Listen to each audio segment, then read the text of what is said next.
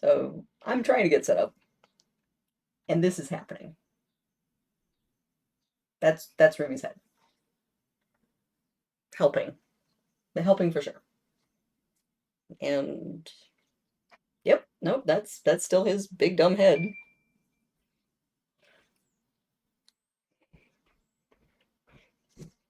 He likes to like nestle on top of things like a brooding hen. He's like, I'm interested in this. I will poof onto it. What are you doing? I was in here all morning. I was cleaning. I was putting a bunch of stuff away. But he knows stream time. He knows that now is the time to stand on top of my stuff in front of the cameras. Yep. Yeah, you. And flop. Roomy.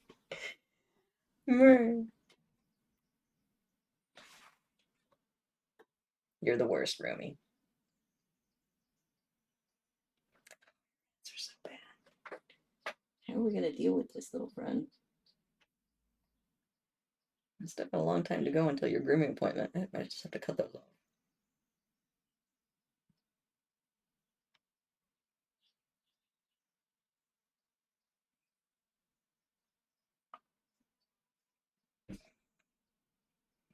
All right, buddy. I'm gonna finish getting this stuff set up over here. You just enjoy looking at yourself. I mean, I guess I can just put it on the big screen. Now you can see yourself well enough. I don't need to. I don't need to pander to that even more.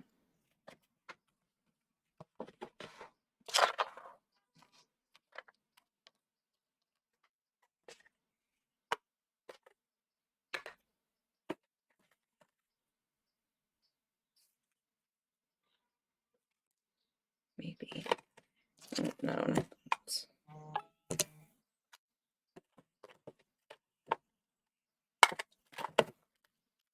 All right. I don't have a plan for those. And don't have a plan for those. I have some beetle elytra in here I keep kind of daydreaming about, but I don't have a good plan.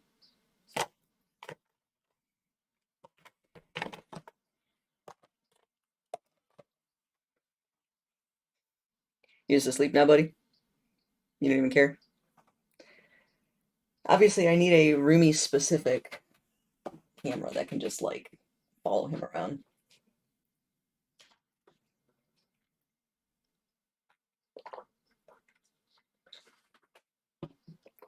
Okay.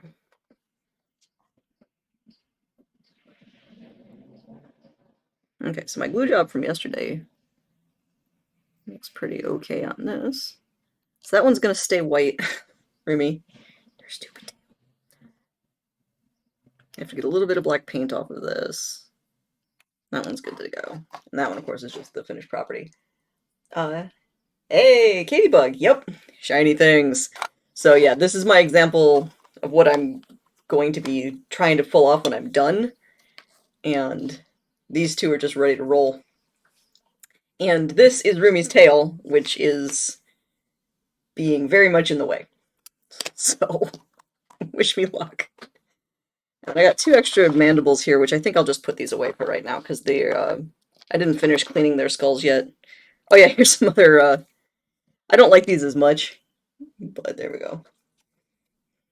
Yeah, got a little bit going on here. Rumi, you're so in the way. You're so in the way. So, normally this is my face camera, but no.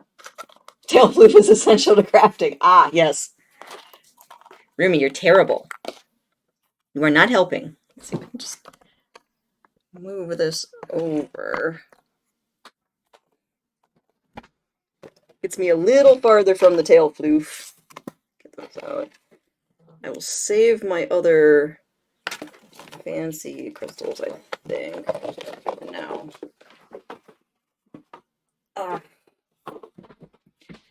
Yeah, so I can.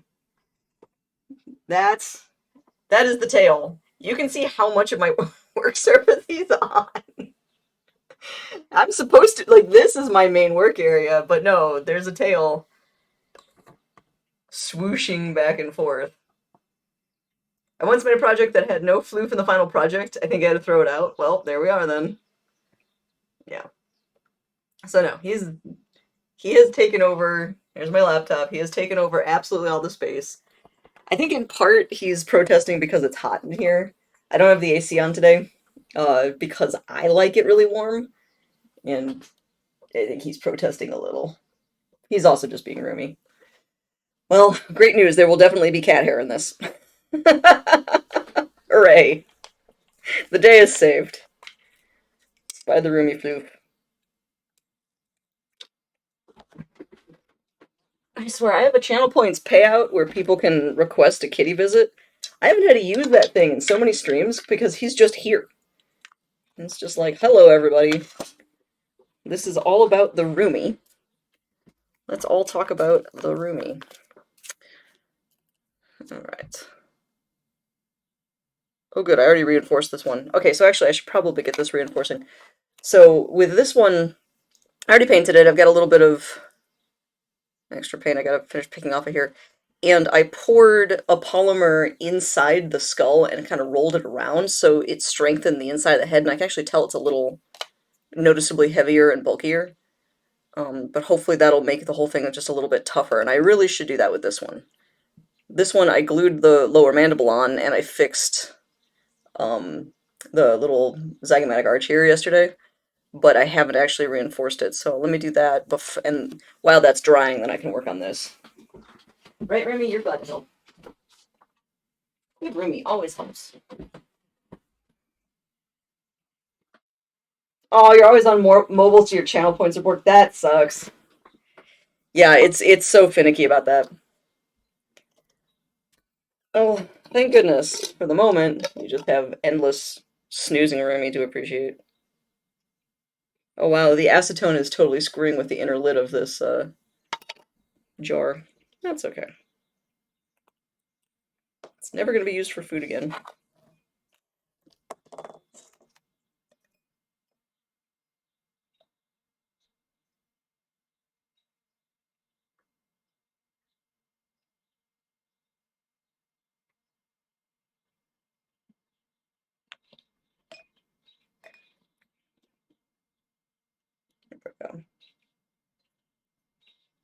This one is a rat skull.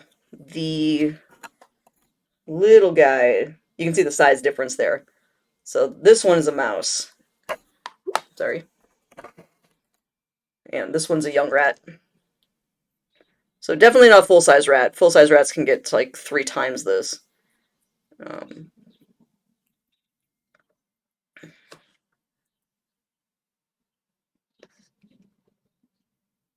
It looks pretty good.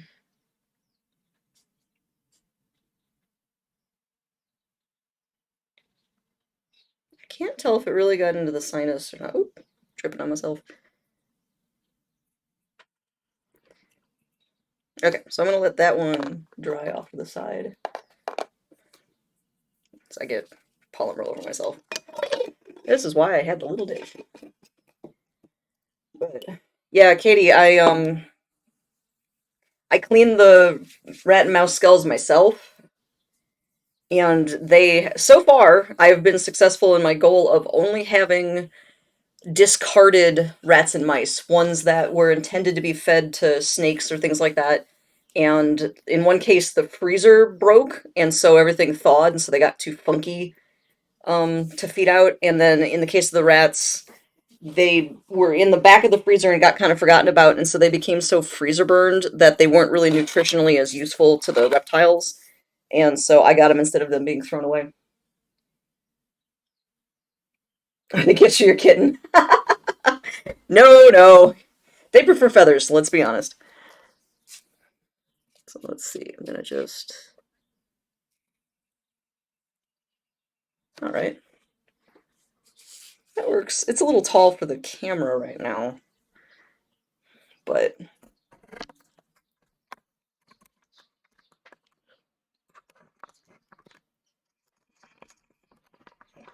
I'm working on a much shorter tripod than I'm used to. There we go. No, actually, this one, I'm going to give to a high school friend of mine who's been very supportive of me trying all this new wacky stuff, and she wants to give it as a gift to a different friend. So once I bling this one out, I'm sending it to her. And then I'm kind of trying to figure out if I can make these into like a money making thing, if there's a market for these, so I can have yet another side hustle. But uh right now it's mostly just fun, and that's okay. Oh, your stepmom likes your stepmom's cat. I'm sorry, likes to play with mice that they find. Yeah, these guys they like bugs and they're super excited by birds. That they even when I've been like actually working on the skulls and skinning the rats and all that, they don't really seem to care. They're very bird motivated and like my other cat Festivus got super excited when a hawk feather blew off of my workstation when I was working on one of my museum pieces and promptly ate the hawk feather. I'm like, okie dokie, buddy. Do you? Enjoy, bon appetit, I guess. So yeah, they get into some stuff. Okay, flip that back. All right, so this guy, I gotta get the rest of the staining off of the teeth where I biffed that. It's just acrylic paint, so I'm not sure if I want to try and like scrape it off or use water. So I'll get a little bit of water so I have that as an option. Need to get back into the craft lab. It's been a few months of block. Wait, like months of you can't go in because of coronavirus restrictions or like mental block? Let me grab some water. Man, I've used up like all my water containers.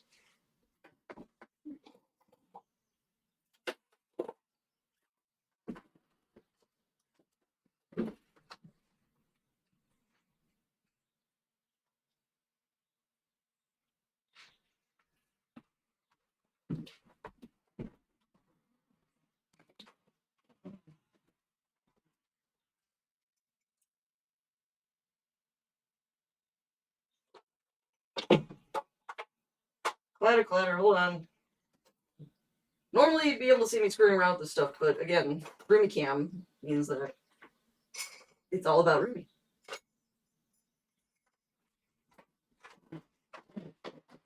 All about the Roomy.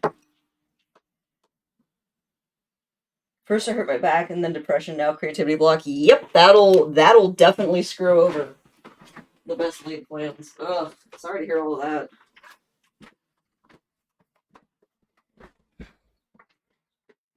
Well, I hope that those are resolving themselves in the way that they do. That sucks. Yeah, I've actually been doing stuff like this to try and fend off depression. Like, that's been a very distinct, specific plan. Rumi's been helping too, of course. Murmur. Right, Rumi?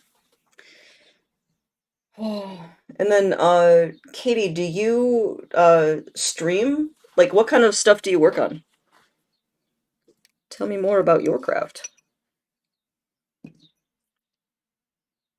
While man, I already feel like I'm not sure where to go with this. I remember I had a plan.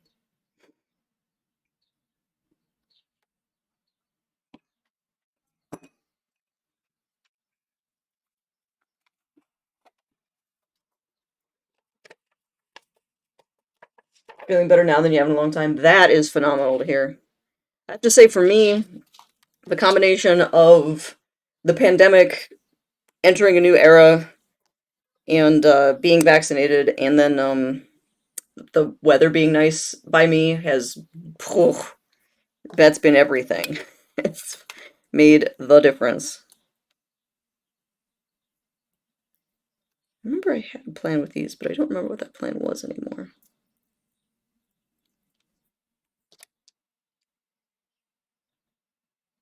Yeah, for me, pretty much the whole span from like November to March, end of March, April was super bad. And then I just had a particularly bad May, but that was just a string of bad luck.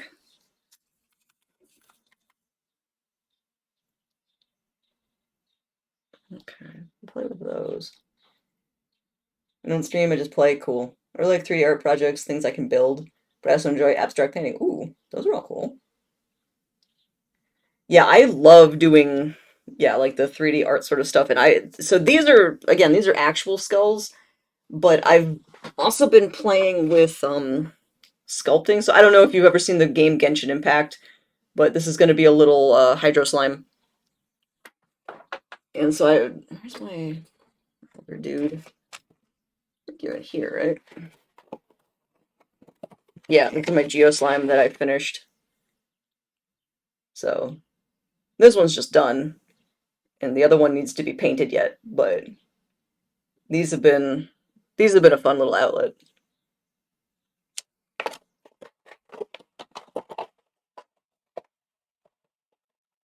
And a big glorious eyes, yeah.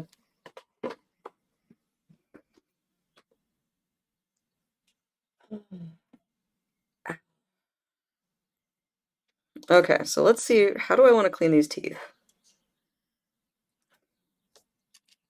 I should just try picking at them. Step one, scrape it with a stick. Oh, glowy eyes, yes. I'm really proud of how those glowy eyes came out because, of course, that's just acrylic paint. There's nothing there that's actually glowing, but I was very happy that it does have that feel to it. Hilariously, I could really go for an actual dental pick right now, which I do not own.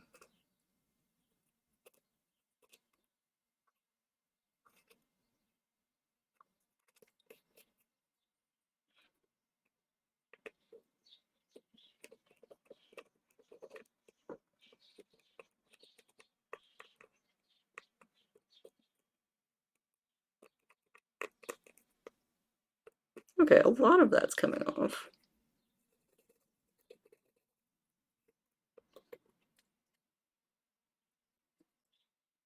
With one of the other skulls I did, I experimented with painting the teeth.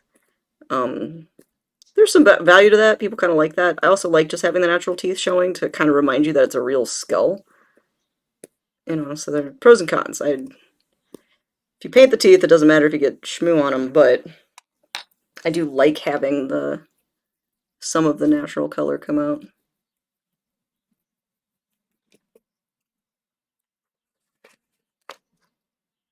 Let's see if I can just tidy that up. Ladybug, if I was worried about being distracted while I was working, I wouldn't be on Twitch. You are fine.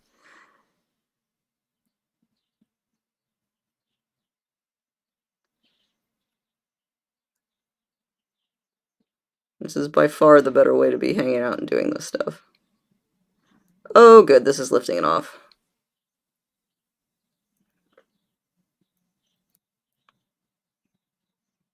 So I want to mess with this stuff now before I'm way into it and then like have rhinestones and stuff that I might break off. Don't want to do that.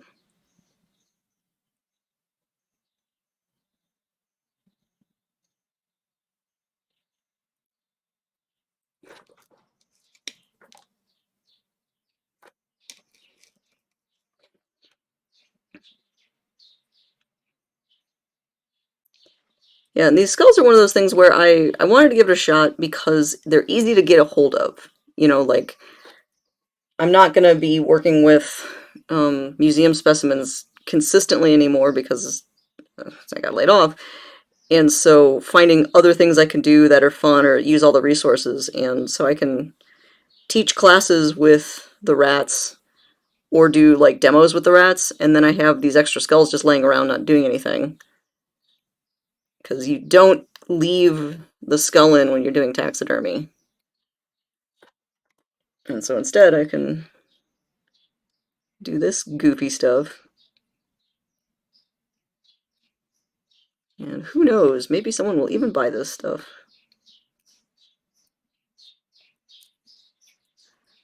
Oh, that looks a million times better. Alright, I have a little bit more to get off the other teeth and I'm good. Oh, Rumi, you just had to roll over, I see.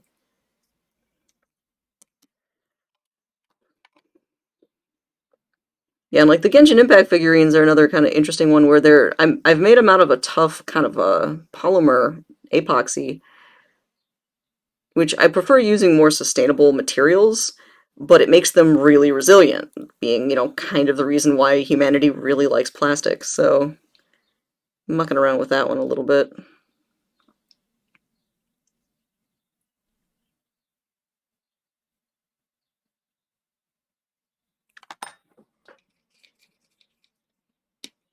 I feel like I heard about some video or streaming platform, I forget who it was, that no longer allows resin work because resin work is just creating more plastic. You know, I'm totally blanking on further context for that, but I feel like that was a thing.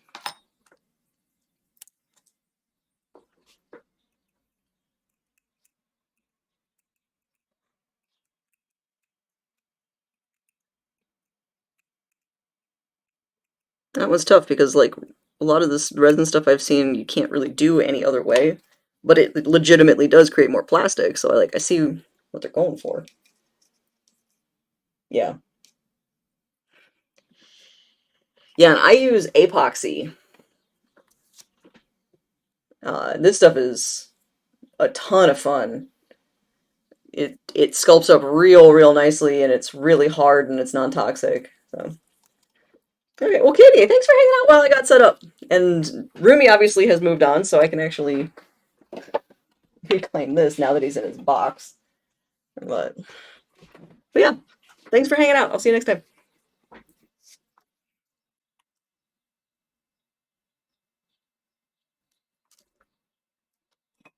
Actually, I can move over a little bit now that I don't have a cat tail constantly swishing across my workspace. It's the little things.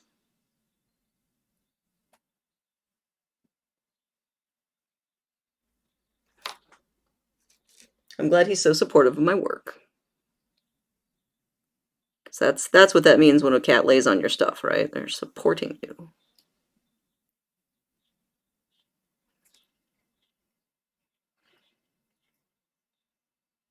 Oh man, there's a ton I missed in there. I hadn't looked exactly tooth on, and there's a bunch on that tooth. Ooh, but that came right off. Yay! Good, good, good.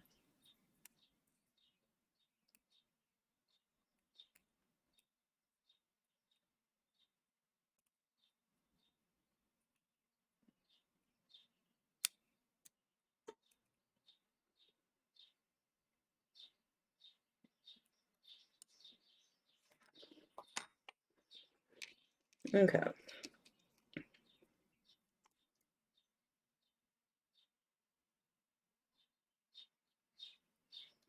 think that's probably as clean as I'm actually gonna manage to get this.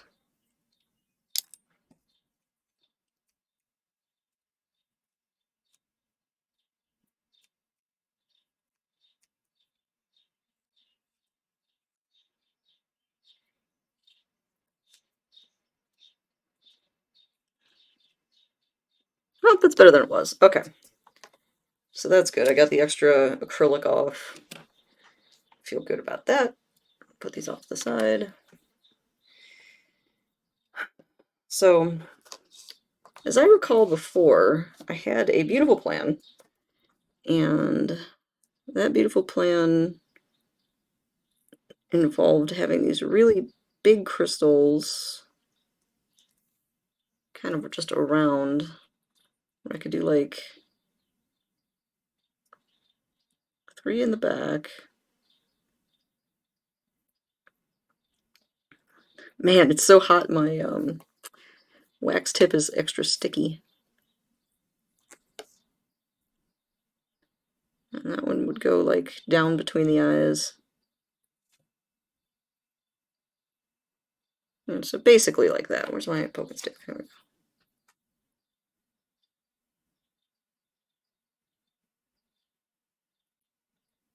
So this would be here.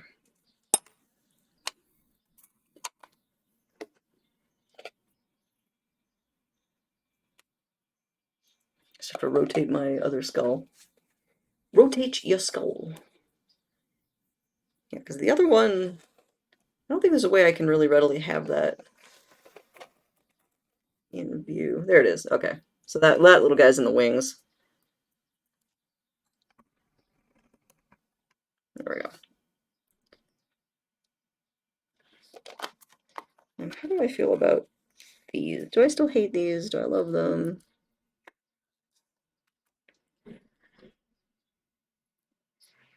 Those are not the nicest.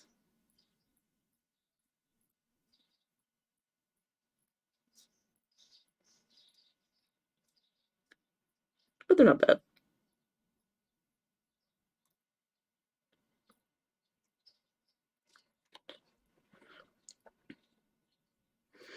Okay, so I think these might be my only ones on top. I might as well just get those on.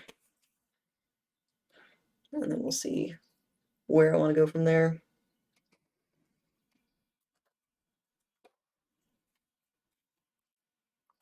No.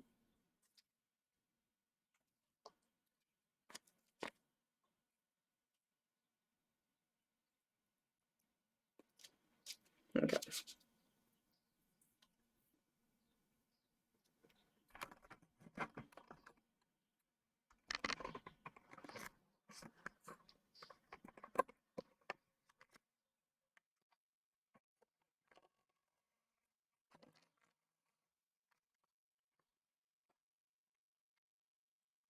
There we go. A little more top down on our friend here. And Rumi's off. Can I use any of this? Is it still wet? Not really. I don't want to attach these. You know what? Let's bust out the acetone.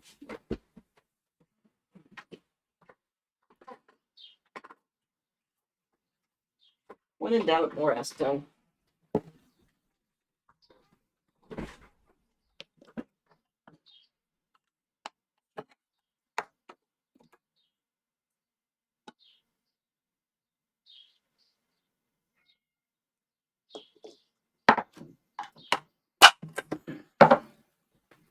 That is probably more than I will need this whole time, but that's okay.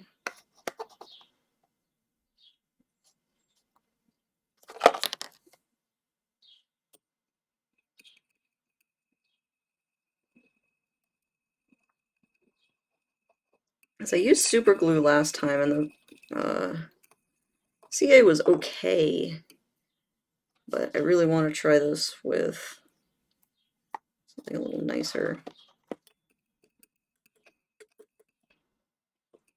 That hopefully won't travel as much. Part of the problem of using the super glue was it kind of wrapped itself around a lot of the gems and obscured how shiny they should be, which I did not love. I want my gems shiny. So.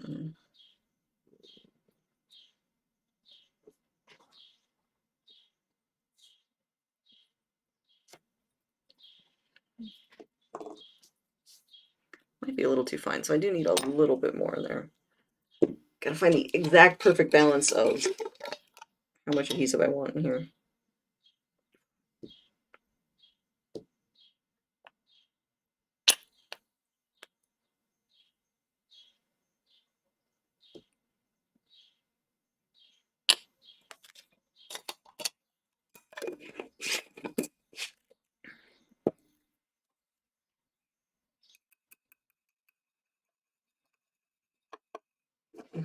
Sorry, you guys can't actually see. Not that there's a lot to see, since it's a clear fluid mixed with a clear fluid in a white container. But, you know, try to be out here a little bit more.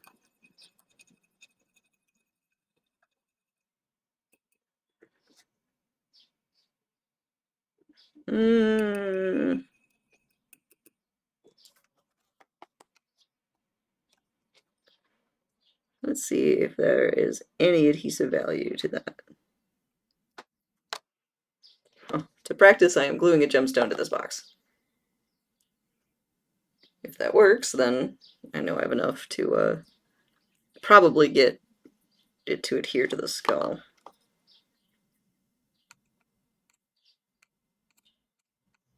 Okay, actually, that seems to be sticking. Okay, so let's try this out. So the skull has the natural sutures kind of along the top, and so I think I'll just copy that to an extent. So I'll put my first gem right along that.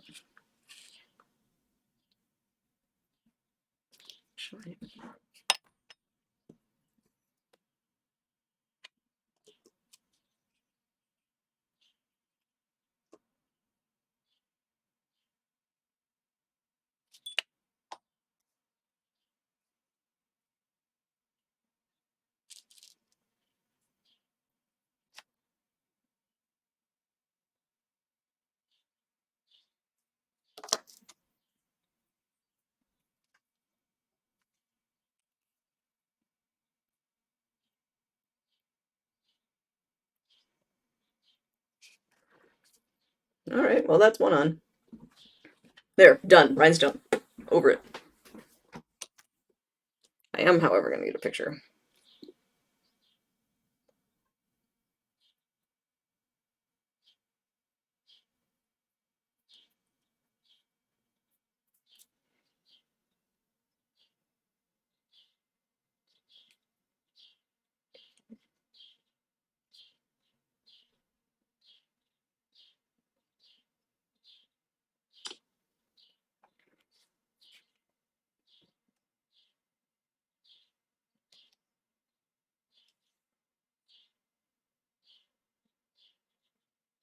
All right.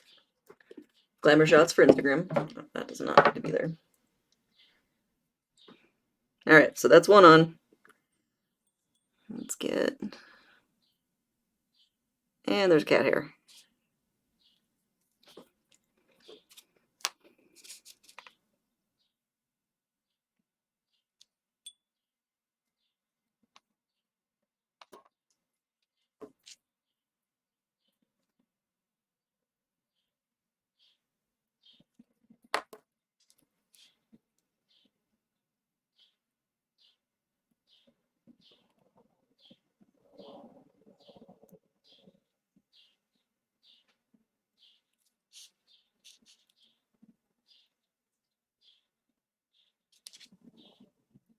Okay, that looks reasonably straight.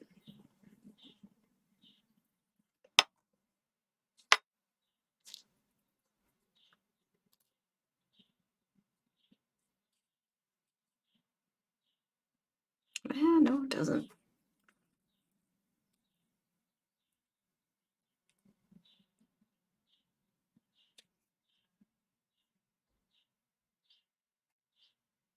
It's the problem with using like the skulls, because bilateral symmetry is absolutely a thing. But I think I've got that to an okay point.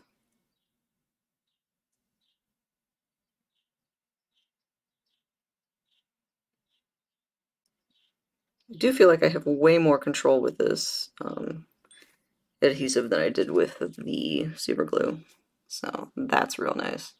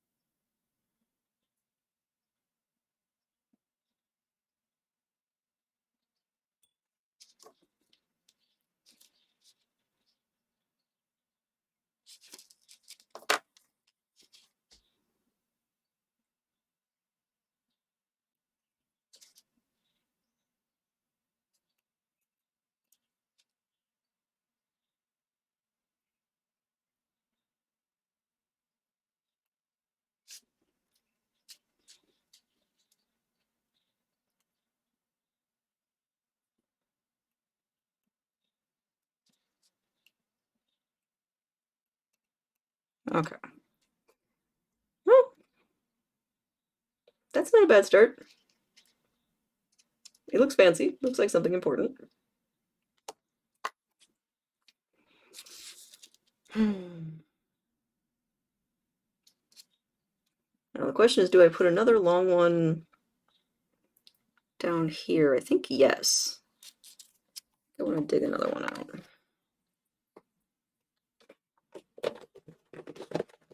And then start adding a few more white crystals for emphasis, and then just start plugging away at the black.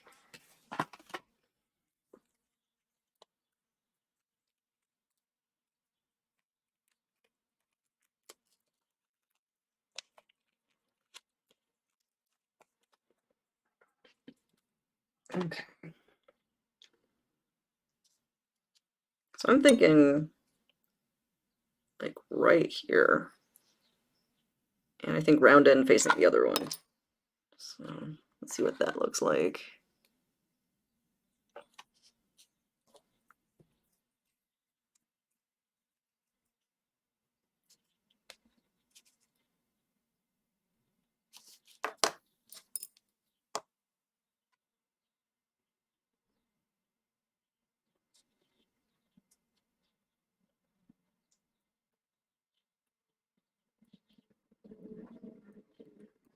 Okay.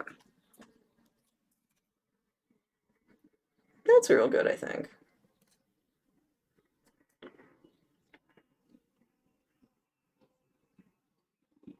Okay, and then something I did with a previous skull,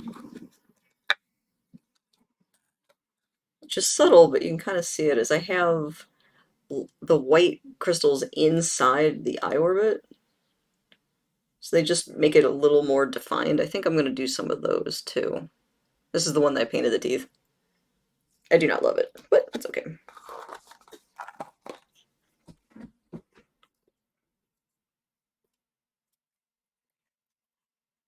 Well, maybe I'll wait and start putting the black ones on.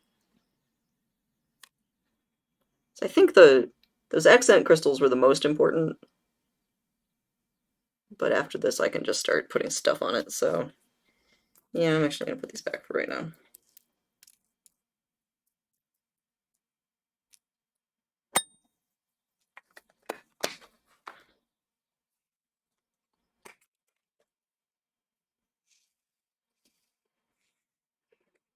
Okay. So these bad boys are real small and real cheap.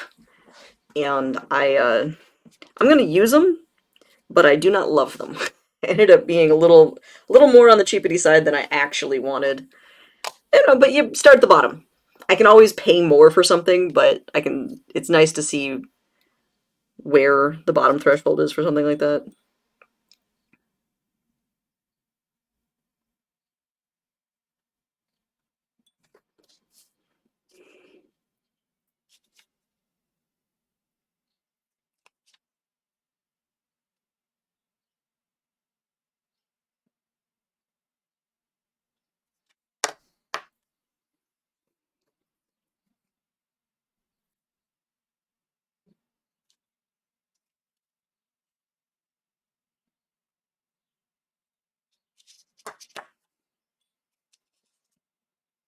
I can't, it's not really focusing very well on that.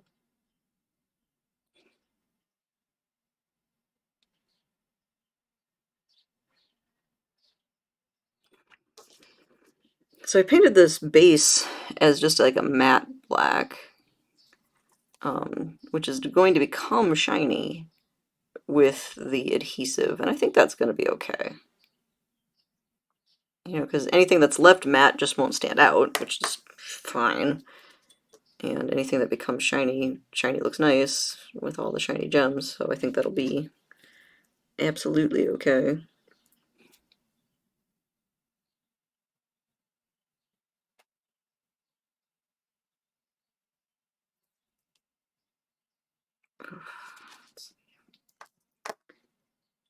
Hey, Faharis, how's it going?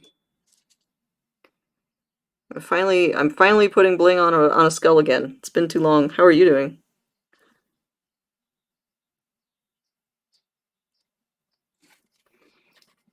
So you can barely see the black, but there are glues that are matte and dry if you prefer. Ooh.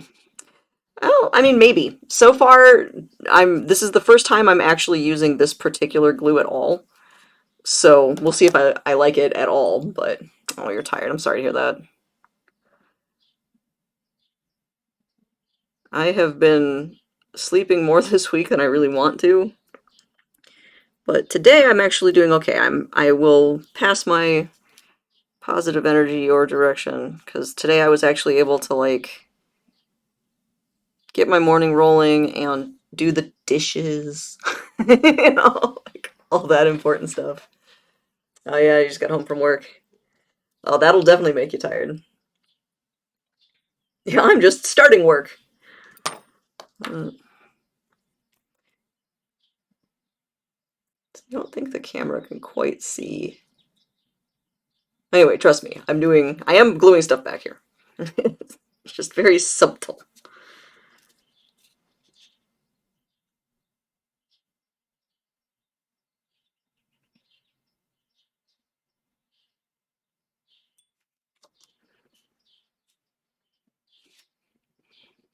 It has been interesting. I have so many more people I know who are leaving their houses again to go to work. Because there was the people who just always had to go out. They had jobs that were service jobs or whatever, so they were always out. But then a lot of other people have had, you know, um, jobs that could be done from home, but a lot of them are going back in now. And so it's weird. They're like, "Oh, I can't talk to you right now. I'm in the office." I'm like, "Oh, weird. Sure. That's normal." Now that all the restrictions are off and the school's out for the summer, the library is pretty busy again. I mean, that's good actually, right? But that'll do it.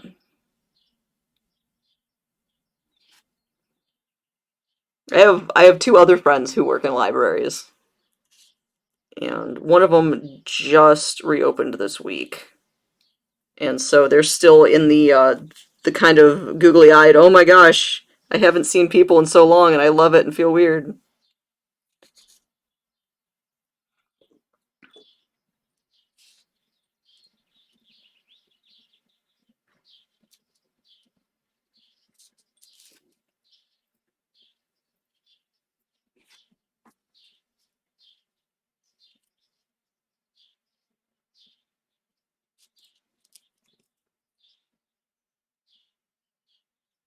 These are so cheap, cheap, cheap, cheap.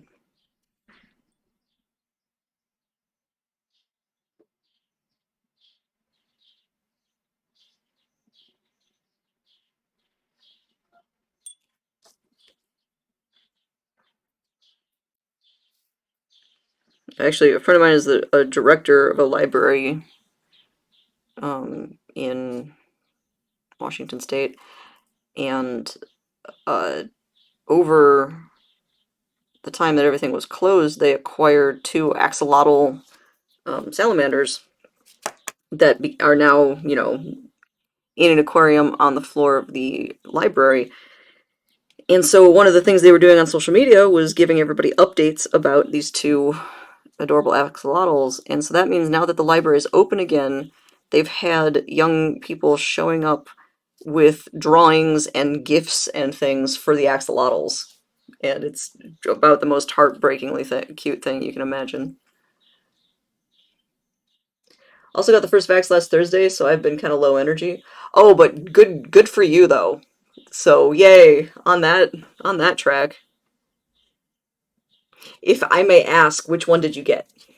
You absolutely do not have to answer that, but I am curious.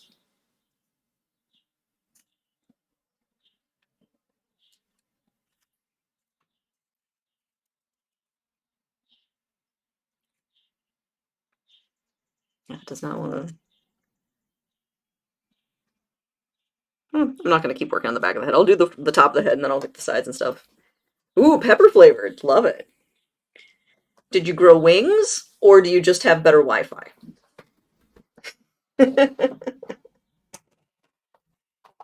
What superpower did you get with your additional vaccination?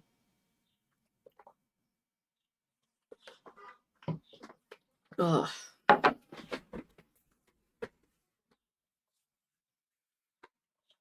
Yeah, I think the things I've heard that my friends have is somebody said they grew wings.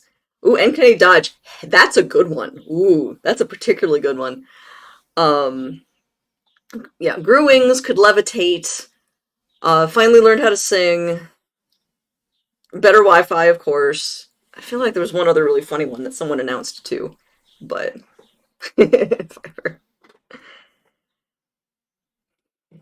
yeah. So those have been fun.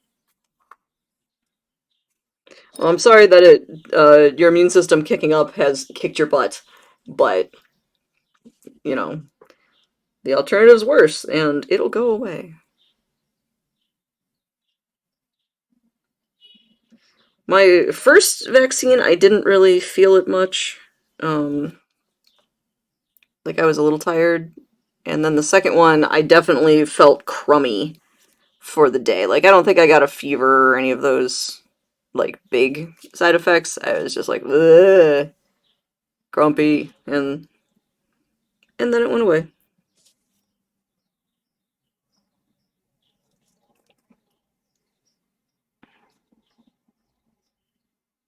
And that means I could drive to Ohio and visit my 2.5-year-old nephew, who basically only knows me from streaming. So that was nice. Yay, being vaccinated.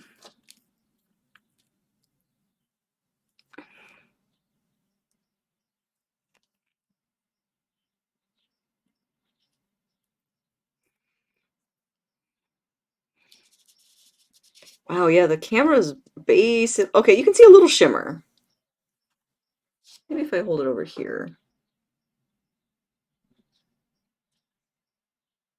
A little bit of the black showing up, not a ton. Just had my body threatening to get a cold. Never actually got sick though. I know that feeling though. Well, that means your immune system's actually pretty rad. So for you,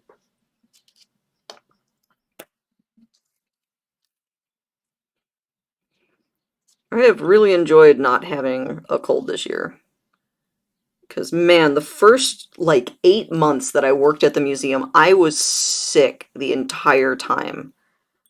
Just nonstop coughing us upper respiratory glory because oh my god, you're surrounded by humans who have buggos.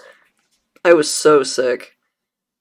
Like I was so sick for so long I developed acute asthma and actually had to get a rescue inhaler because I my lungs were so destroyed by being so sick for so long because ugh, humans. So it has been pretty cool actually to not be sick all the time. I do like where this is going. Ooh, worked with first graders, then at the library, you get exposed to all the flu. Yep. Ugh. Yeah, it's oh my god, so gross. It's so gross.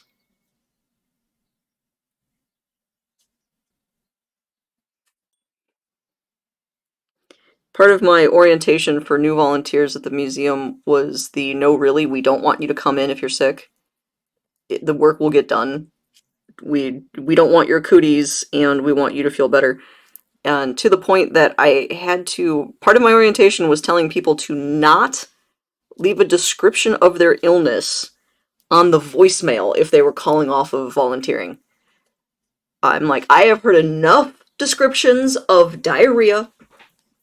I don't need it. If you don't want to come in and volunteer and you don't think it's a good day for you, then don't. You don't have to give me a good excuse. I don't care. Like just stay home. Do you need a mental health day?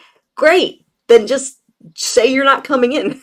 You know, like you don't have to convince me. I believe you that you need the day off. As long as you tell me, I will find somebody to cover your work. And if I can't, I will do it. Like, man, I'm looking forward to hopefully having people not do that as much because that was not healthy. Hey, my compost company is finally en route to pick up my compost bucket.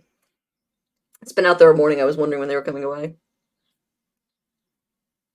I'm not mad. Like this is within their window. It's fine, but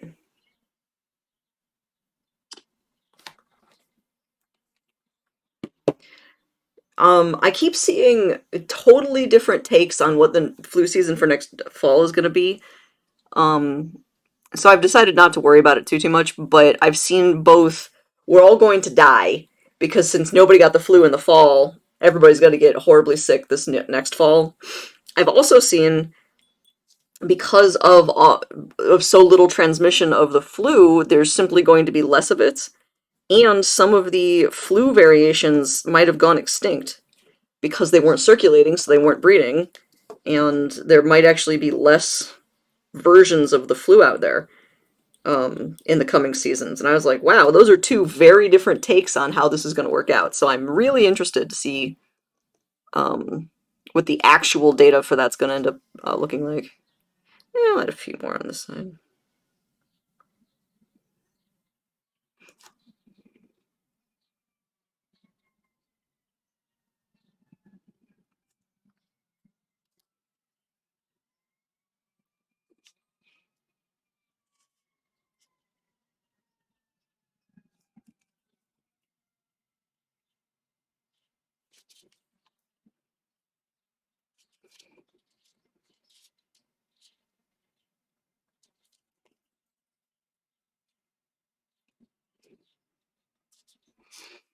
You know, having the black rhinestones not be the only thing on here does make this skull a lot more attractive. I think that was part of the problem with my other mouse skulls when I tried this.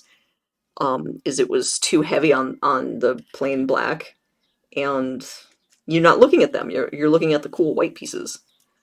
So I'm feeling pretty good about that.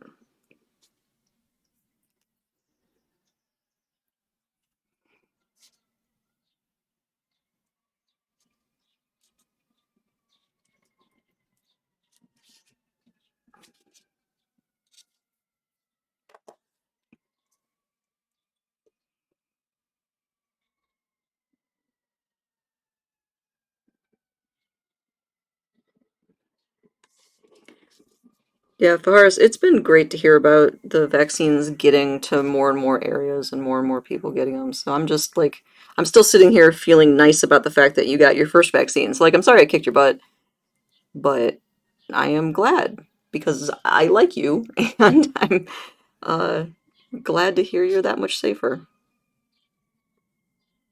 I don't know, little warm fuzzy there.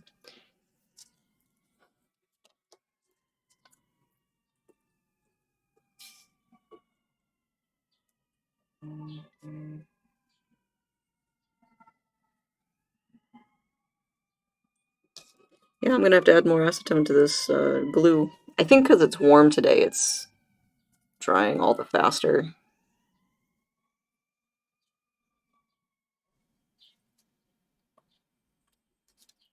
Okay. Okay, and is this my compost saying they've picked up my stuff? Yay! Okay, great. I can go get my compost bucket after my stream. It's pretty safe to begin with, thanks to geology. All right. So your region wasn't a very good one for the spread of the virus, you're saying?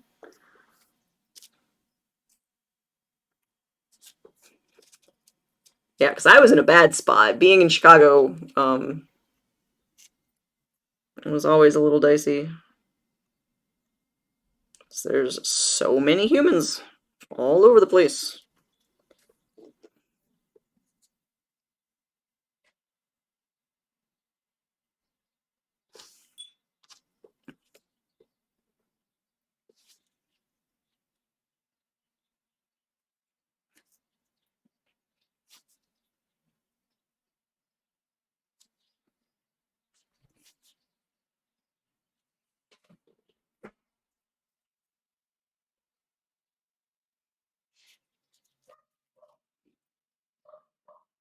I didn't put music on. Hey, Stuffkin. I'm trying to understand what you're doing. I take it you would like me to tell you, although let me put on music first. If anybody has any music requests that I can play off of Pretzel Rocks, let me know. All right, so Snufkin, these are very cheap black rhinestones that I am gluing to this painted rat skull. So they're a little hard to see on my current camera view, but you can see the little bit of the sparkle. So I am blinging out a rat skull. Iceland is pretty isolated with scattered populations, and most companies have quick, if not immediate, very serious responses. That's good. Thanks. Um, Good. Yeah, that's the way to do it. Whereas, like in Chicago, we're all on top of each other. So even though per capita, Chicago didn't have a bad infection rate, there's just so many people and we're all smushed together. It was a little rough. Let's see. Maybe melodic bass. Let's see what that gets me.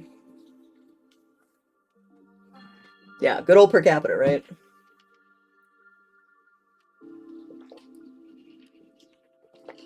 Oh. All right. Fun statistics trick. Yeah. It's an interesting one because it makes certain things look worse than they are, but it also makes other things look better than they are. So statistics, you gotta know what you're actually looking at. So yeah, so Snufkin, it's a rat skull. Here's a unpainted one. Iceland is the best at everything per capita. Nice. Well, good. Turn that down a little bit from my point of view. So this rat skull, I haven't painted, and I probably won't actually. I glued the bottom mandible on, and I poured polymer inside of it and kind of rolled it around to make it a little heavier, a little tougher. Actually, I feel like I should add more.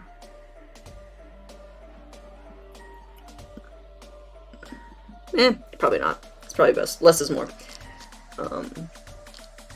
So this one I'll put just white rhinestones on instead of all this stuff.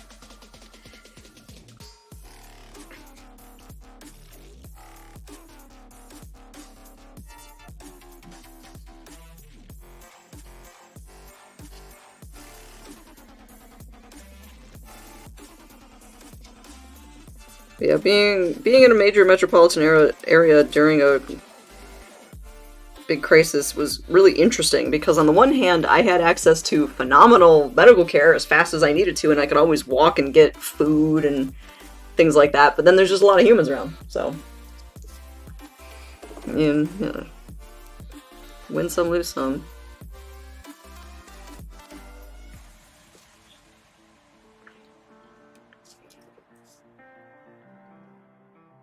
But it was nice to always be able to get to things. Like, my car was destroyed while parked, literally the day that the city started shutting everything down.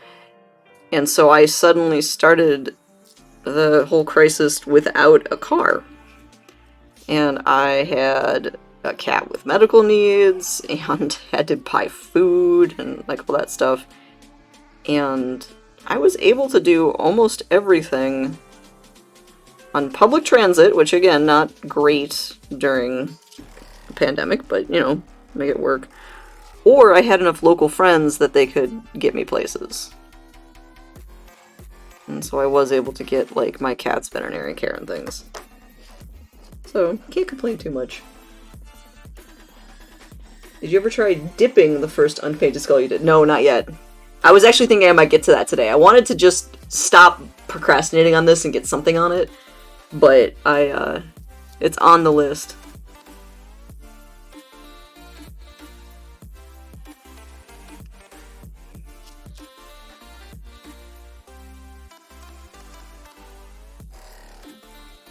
Yeah, having my car just flat out destroyed at the beginning of the pandemic was a real kick in the face.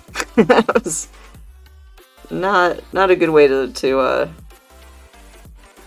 start things off. But luckily, for a car accident that was that severe, I wasn't even in the car, so I didn't experience it firsthand, and nobody else was grievously injured. So if you're gonna be unlucky, that's the better way to be unlucky. And then I can just be mad at the person who hit my car instead of feeling bad about the fact they frickin' died or, you know, have no legs or something.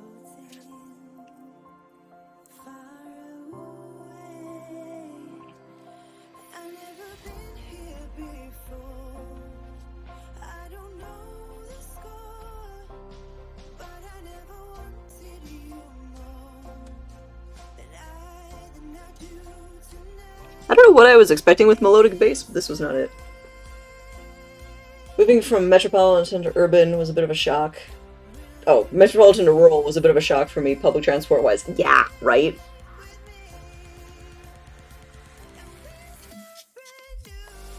Yeah, it was weird to be taking the train so much when everything was shut down at first. But yeah, whereas even in Chicago, like with public transit, so many people still rely on cars. You know, U.S. is famous for being very, very car centric. So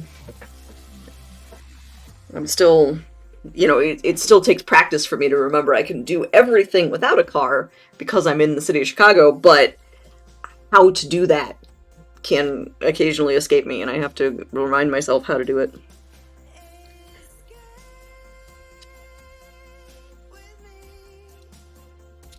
Okay. Yeah, you're starting to be able to see the bling. There we go. Yeah, so you can see I've got the bling all around the top fancy stuff. I'm pretty happy with that, actually. So. I was considering putting like another white crystal of some sort in the middle here, but I think I'm going to keep it minimal. I'll just do mostly black, and it should be pretty good, I think. Oh, Faharis, it's like that where you are too.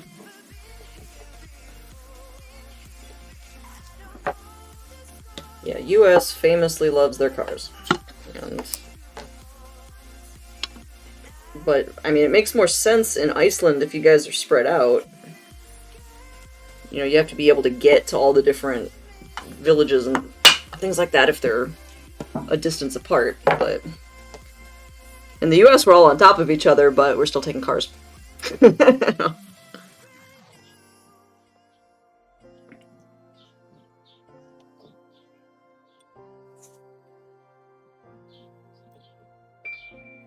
Okay, I'm thinning out my adhesive again. It's really getting goopy. It's a good day to have the window open if I'm using this much acetone. If anything, I'd put maybe one or two under the eyes, only so you get the tiny white ones. Yeah, top of the head is good as it is. Thanks, yeah, no, I appreciate that. Yeah, having something to highlight the eye area because it's so dark, I can see being a good idea. I'm not going to do that until I'm there, I think. I want to see what that looks like, but yeah, this I'll just keep as is, basically. Hey, Snufkin. The US has got very low density in many places compared to Europe. Yeah. Yeah, so if you're in, like, I grew up in rural Ohio. Yeah, like, there was no option except to have your own vehicle. But, like, in some place like Chicago, you know, the major cities, they're still built around the idea of cars, even though they do have the intense population. So, I just feel like we could find a middle ground, something a little bit more middle-y. But yeah, when I was growing up, I was a half an hour at least from everything. Except horses. And interestingly, a small airstrip. But, you know. And of course, trees in a creek, which was the important thing.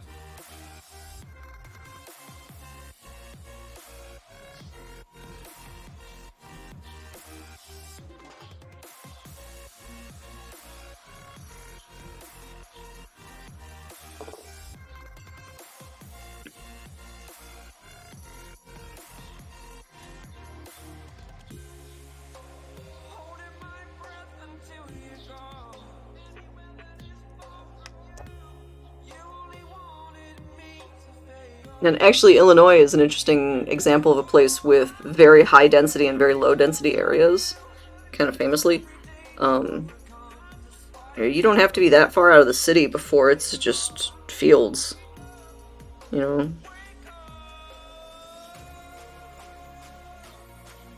But it also has some pretty intensely suburban areas, so Illinois is a big ol' mix of pretty much everything.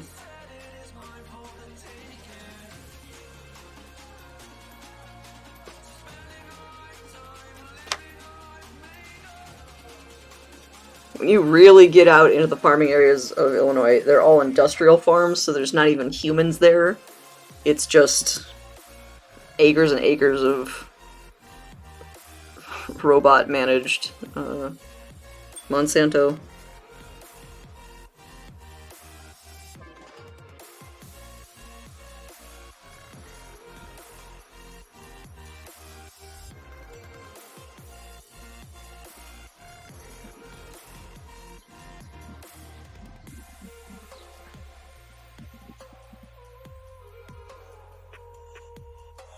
Although something I did discover, speaking of the kind of amazing farming culture that is in Illinois, um, there are peafowl breeders throughout parts of Illinois and Michigan, and I'm gonna, at some point when I get my act together a little bit more, I'm gonna try calling them and being like, "Hi, do you have any dead birds that you want to offload?" You know, because they're basically pet trade. You know, they're selling people decorative living birds, but, you know, it's farming, stuff dies. I wonder if I could get, like, a whole dang peacock to work on. Because the one farm I found, which seemed real cute, like, their whole website was very endearing, they breed, dogs, rabbits of a couple different types, and, peacocks. And so everything that they breed is actually intended to be like a cuddly pet. Well, I mean, not that peacocks are super cuddly, but, you know, a cared for animal is not, as opposed to a, like a food animal. Or maybe they had goats too. I think they might have had goats. Like fancy breed goats. Like, what a fun, like, you know, I'm done with all of this everything. I'm gonna move out to the country and breed cuddly rabbits. Okay.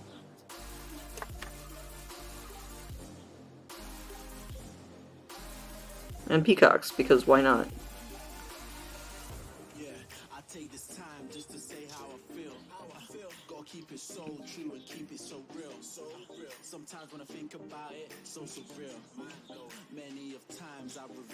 And I found out that Alice Markham, who I continually fangirl about, does that. She actually has some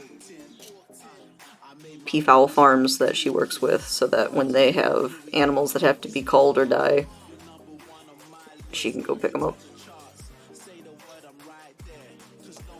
And I would, of course, pay for those, so if anybody was wondering, I'm not going to be like, hey, can I have your dead beloved animal? Ha ha ha. I'm, you know, I don't know what the market price is for a dead peacock, but you want to actually support the farmers. So.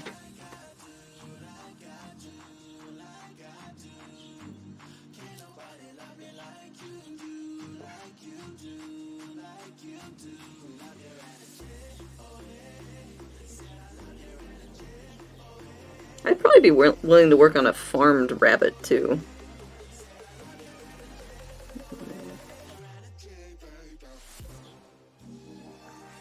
Because I'm sure they test for tularemia and all of that.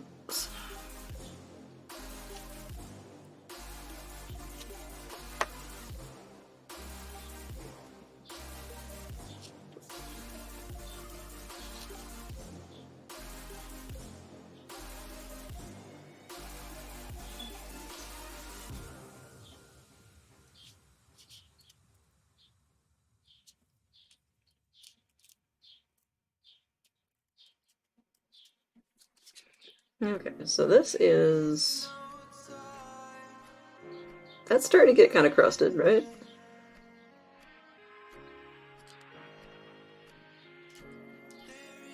Man, the camera cannot figure it out. Oh well, you can sort of see it.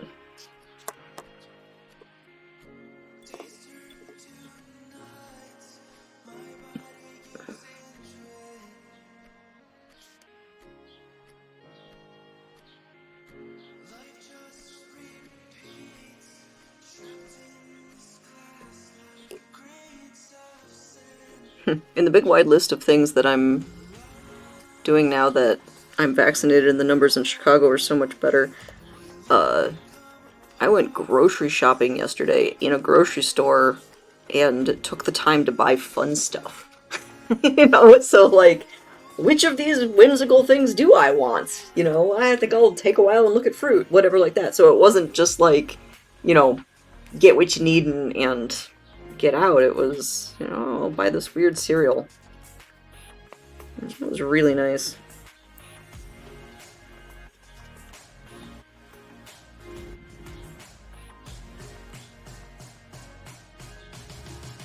And a whole bunch of fruit and all sorts of stuff. I spent like a bajillion dollars, but I will eat that bajillion dollars, so I don't really feel too bad. Die times. Are you gonna make a Kentucky Derby hat with a rat skull on it? Oh, wouldn't that be cool? Oh, I should. Yeah, because I'm happy with where this is going so far. Ah, I'm trying to get it in focus. Yeah, you can see the blings. The bling is happening. I feel like for a Kentucky Derby hat, you'd need like a cluster of skulls with the big plume and the huge brim.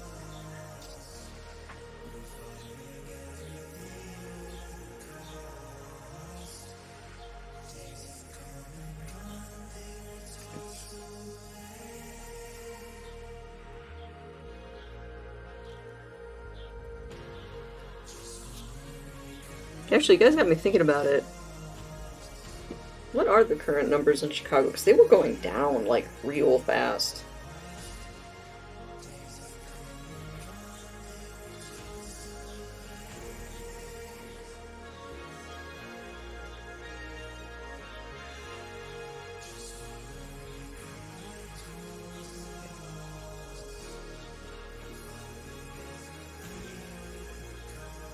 And there's still 400 new cases in Illinois yesterday. So, not the best. But better than it was. Yeah, I'm glad to finally... I've been putting off working on this for a while. For no particularly good reason, just... a lot of other things, and I was afraid to get started because it's kind of... super delicate, but I'm pretty happy with where it's going.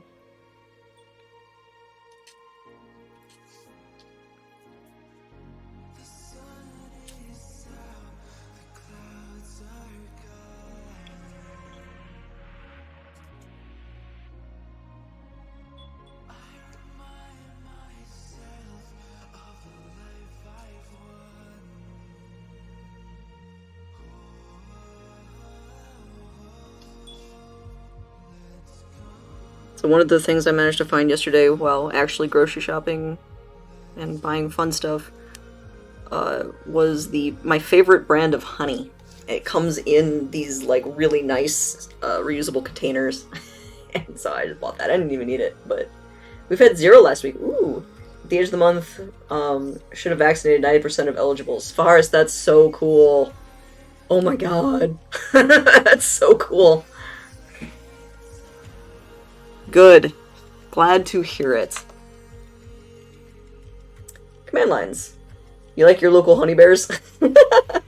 Are they actually local? Because I do appreciate a good honey bear, gotta say. But I use these jars for everything. They're so nice. And the honey is real good. So, it's unfiltered honey, so you can't see through it. But it spreads really nicely on toast.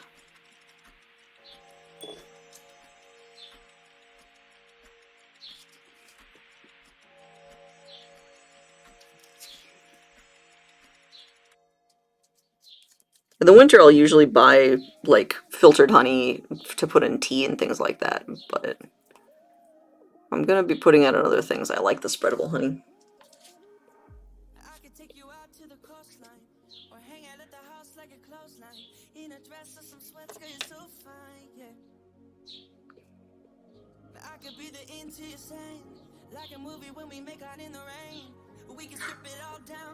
I know this keeps drying out really fast.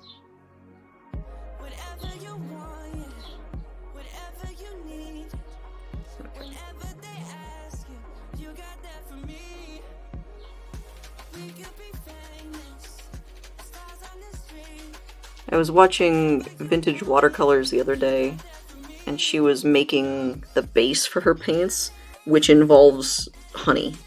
And she had apparently just gotten a partnership with like a local honey producer to be able to make her paints. And I'm like, that's all about that is rad. Everything, every step of that is super neat.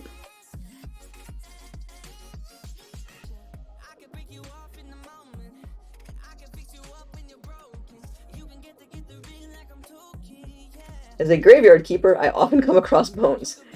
Yikes. Like actual human bones? Or do people do creepy stuff like they leave bones there because they're trying to do weird, creepy, you know, human things?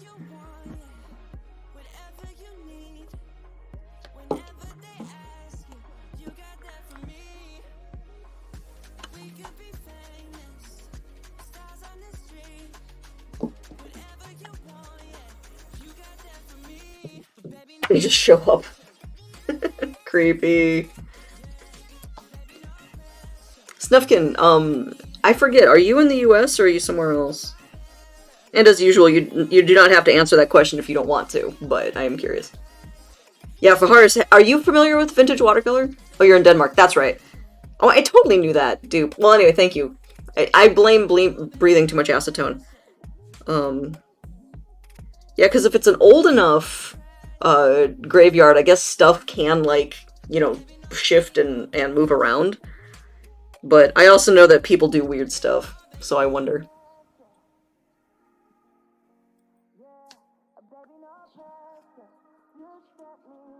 Like, church is more than 1,000 years old. Yeah, so stuff might just, like, percolate up. Snufkin, have you heard my story about, the nightmare tree that we found full of dead animals at the next to the museum?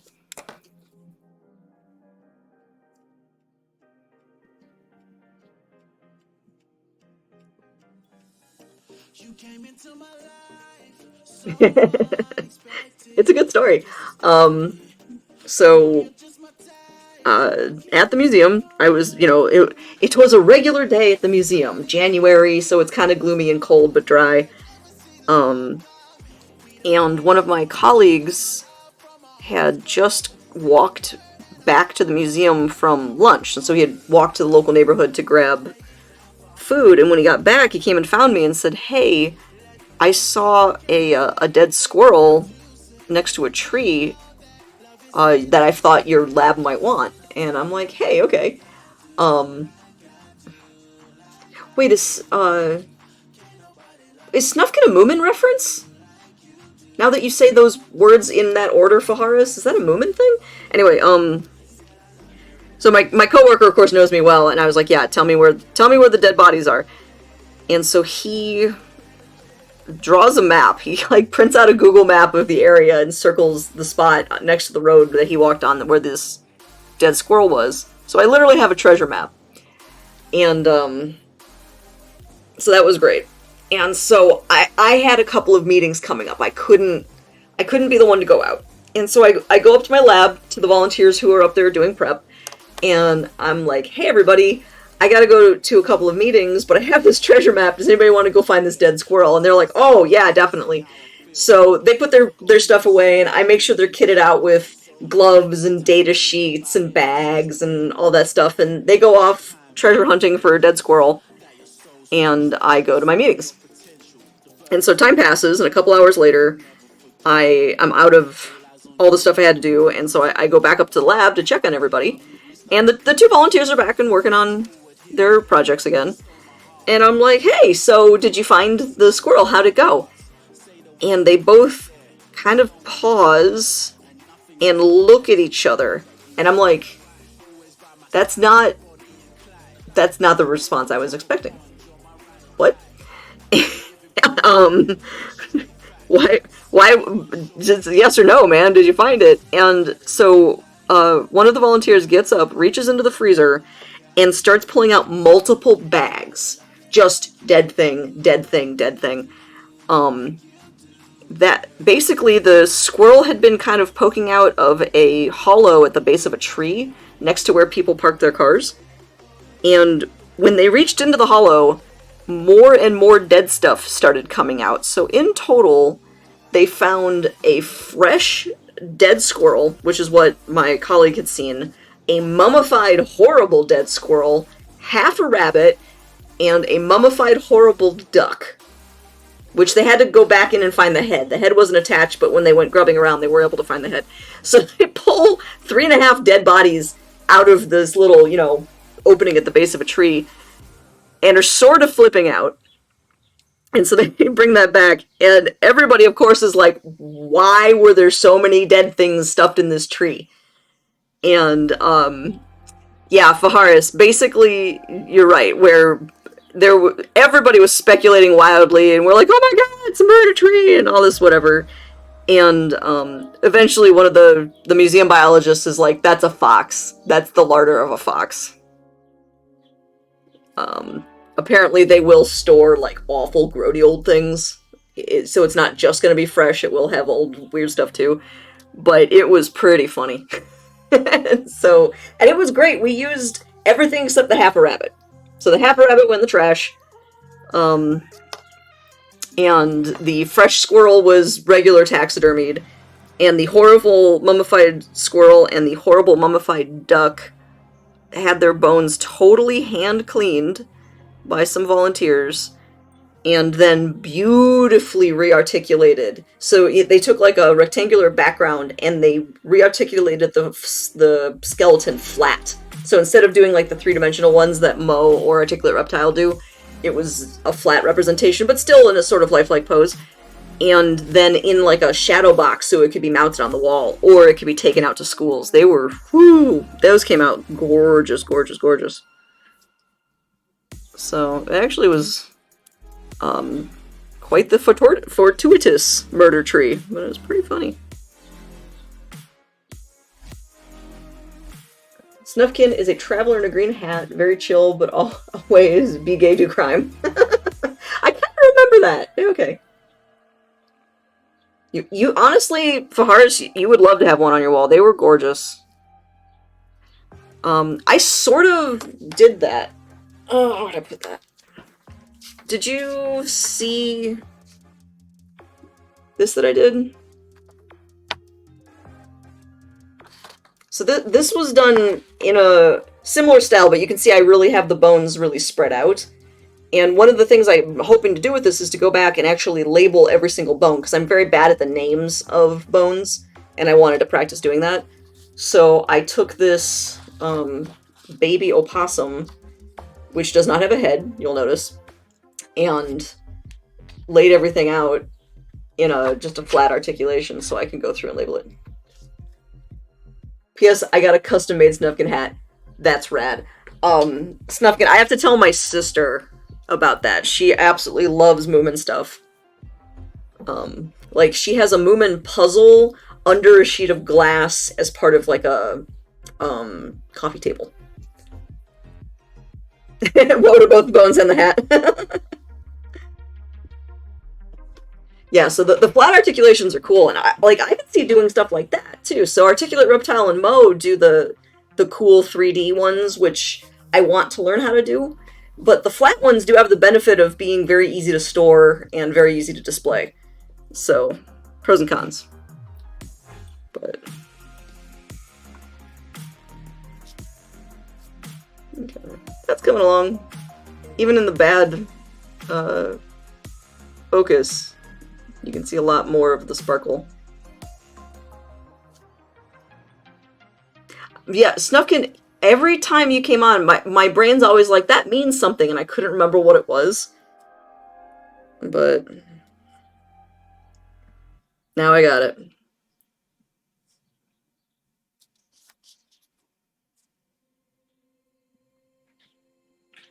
Yeah, I've never been to Iceland.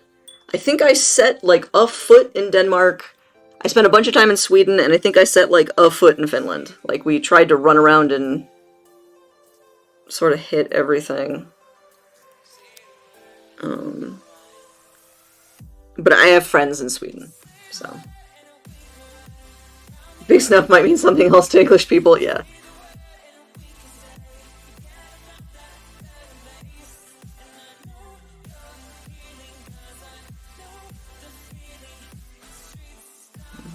I have been to Legoland.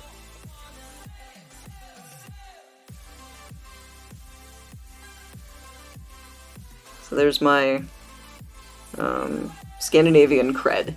I've been to Legoland.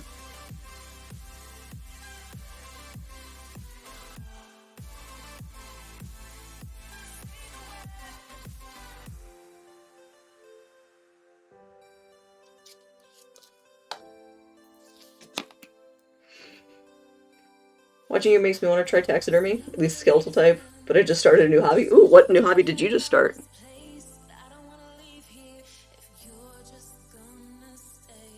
Also, I'll accept that compliment.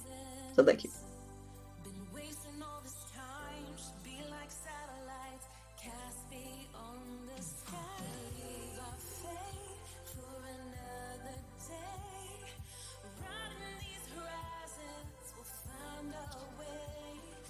Oh, the mini painting. You're doing that with Friendly Pyro? God, I've been so out of touch.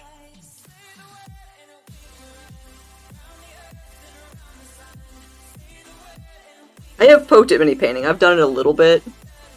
Yeah. And so that's actually why I have like this really tiny paintbrush that I've used occasionally today and things like that. It's kind of a cool thing to try, but it didn't completely grip me. But Gen Con, which is a big game convention that I go to in the summer, they often have just a free mini painting area where the big, miniature production companies will just leave out free ones. Free unpainted, overstock and things like that, and then they have all the paints, and you can just sit your butt down and paint one. And so I have done a little bit of painting at home, but the absolute majority of the mini painting I've ever done is sitting in a crowded convention center, painting a freebie. And being right pleased with the whole situation.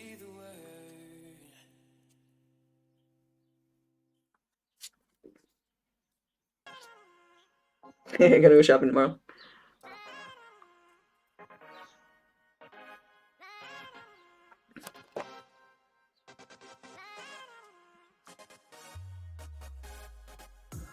Do you get tired of your misery? It's on repeat daily. It ain't gonna change over time. So relax and ease your mind. Have you thought riding with me? I'll take the wheel for you to see. I really keep being surprised with this music. I don't know entirely what I thought melodic bass was gonna be, but I didn't think this was it. This has been kind of cracking me up.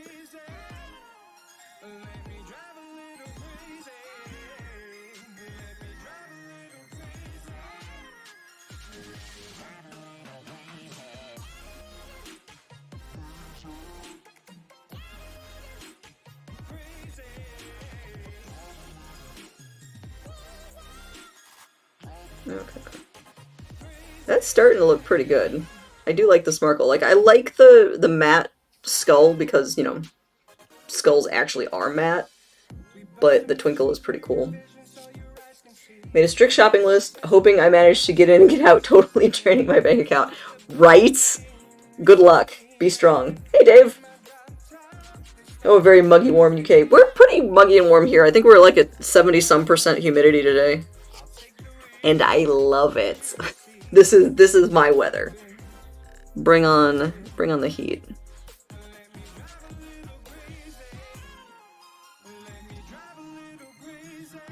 I might be the only person in the whole world who prefers riding my bicycle in humidity.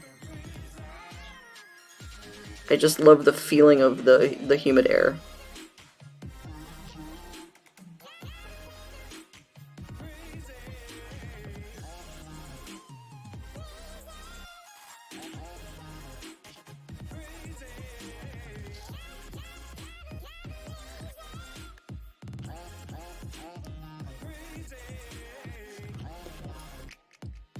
Dave, I respect your opinion.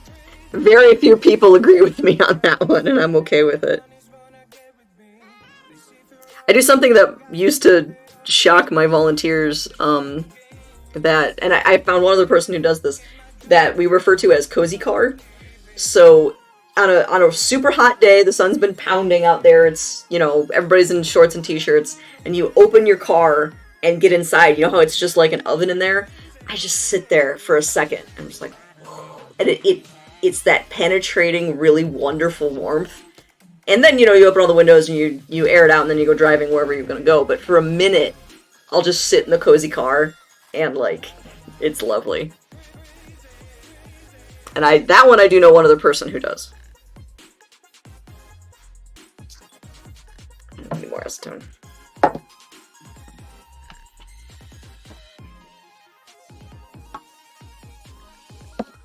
Whereas I definitely am becoming more of a weenie about cold weather. I used to be pretty good for both, but lost in that resilience. Windows open, fans on full. And then the car's moving, windows up and AC. Yeah. And I eventually get to that point. But at first, just whoo. So nice.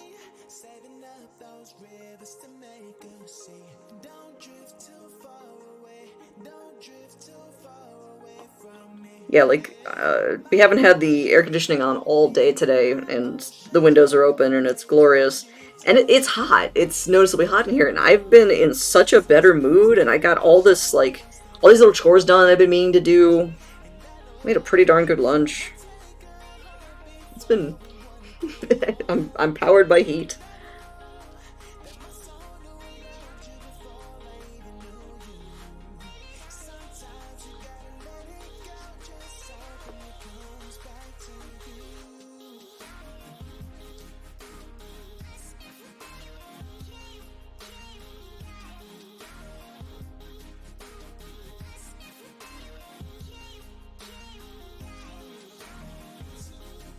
Reminds me, I need a new sun visor for our car windscreen to reflect the heat. Yeah. And I mean, I think part of it is I'm not in the hottest part of the United States. So maybe if I was in Arizona, I would care a lot more.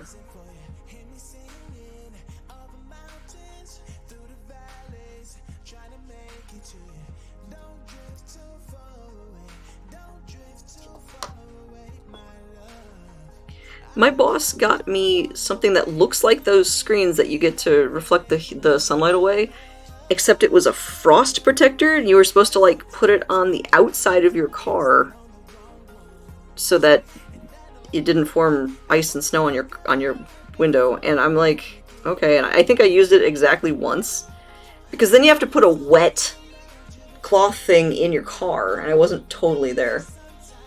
You'd die if you lived in Arizona. Yeah, it's a dry heat, but yeah.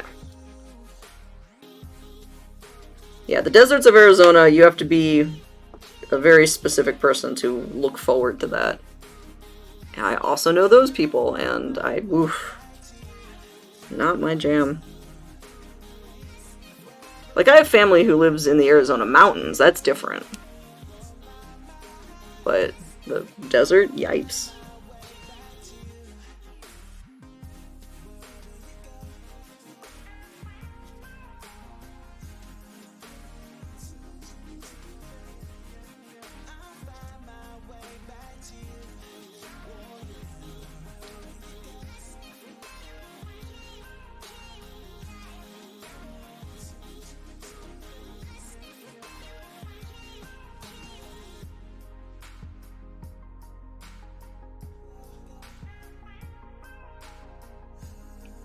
And I have gotten heat exhaustion. It's not like I'm somehow extra resilient to the heat. I think I'm just as likely to freak out from it as anybody else, but up until the moment I do, I'm feeling really good. So. Oh, switch hands. Oh, Dave. Oh. Alright. Oh, man. Oh, man. Oh. Stuff, can you prefer cold and darkness? Well, good. You're in a good area for that.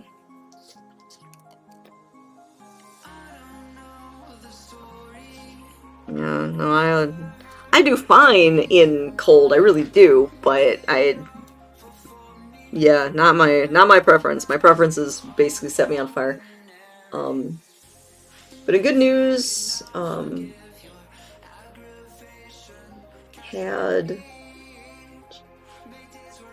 I'm not I'm not sure what you're trying to say, Dave. Can you type that? Sorry. Because I'm ready for good news. I just can't parse that.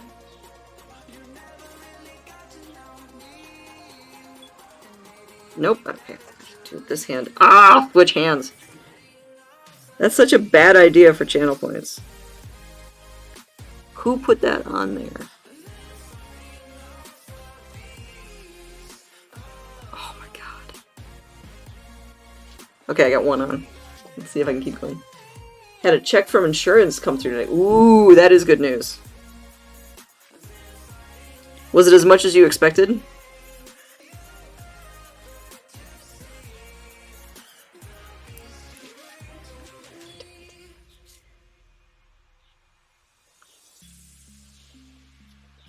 Snufkin, you almost get summer depression. Wow. Oh, it was more. Nice. Dave Gratz, that is in fact really good news.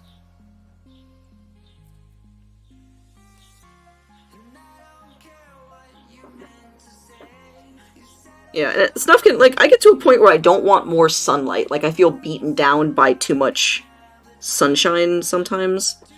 But I love the heat, and so, like, the evening is fantastic when it's really, really hot. So the sun sets and you can just go run around and still be warm. That's my total jam. Ah, I gotta fix this one. Okay, this is one of the tougher switch hands I've tried to do. Tommy, hey. How'd the presentation sculpture go last week? It was okay. I have the unfinished sculpture here. Nobody signed up for my class, but I had a lot of good conversations with people, and it was the first time I'd really done that, so I'm glad to have gotten some of the practice. So thank you for asking. It worked out pretty well. Yeah, no, Dave, you'd accept that with a grateful heart, right?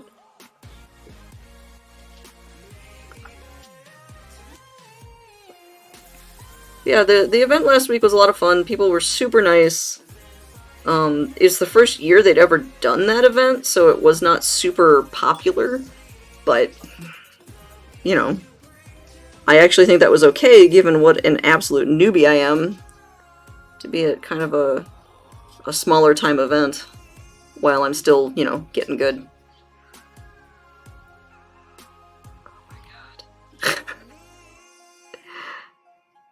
Oh my god, okay.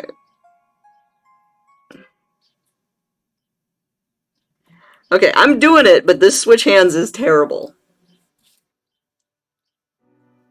With my thumbs? It's fun. No story there. You nailed it in one. They're just pretty.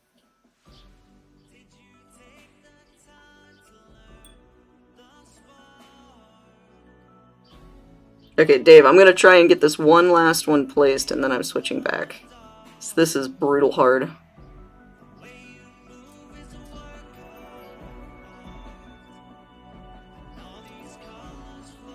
Okay. I don't think I ruined anything. Hey, Arxard. Alright. Just work out. So it is. Well, then this can just sit and dry for a second. Now that the left is done. Yeah, ugh. That was... Some things I can switch back and forth pretty well. Apparently that one, no. Not particularly. Okay, let's get a window up.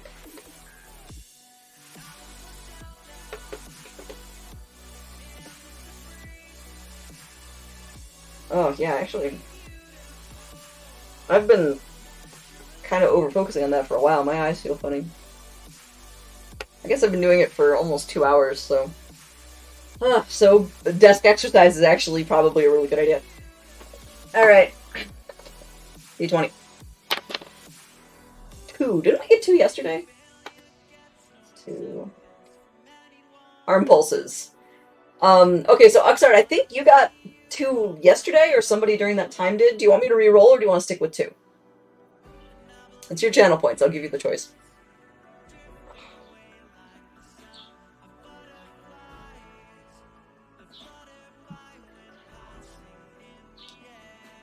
Oh. Oh, yeah, no, Ugh. Okay, I'll take sure to mean sure we'll do arm pulses. Ugh.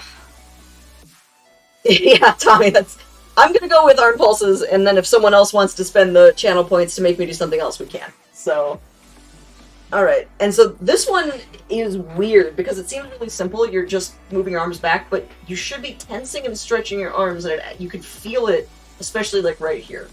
So this is working your triceps and your shoulders. Stand up at your desk with your arms by your side and palms facing back, and pulse your arms backwards for 20 seconds. So...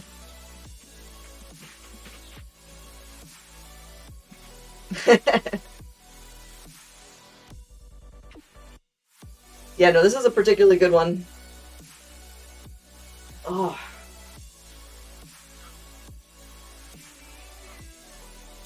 Oh. Oh. Alright. Call that 20 seconds. But yeah, that's a NASA kitten in a spacesuit riding a rocket. Because... Sure. Because why not? Oh. Yeah, no, I'm sorry, actually, your timing is wonderful, and I'm glad that you cashed that in, because apparently I needed to get up. So, I lovingly accept. Oh, man. I'll have some more water. Okay, what is the state of your old car?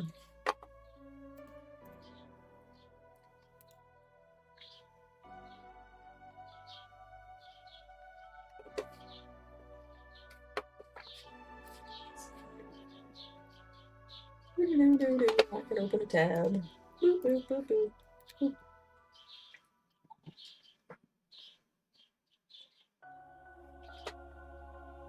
Oh. That doesn't look so bad. It's raining. It's England.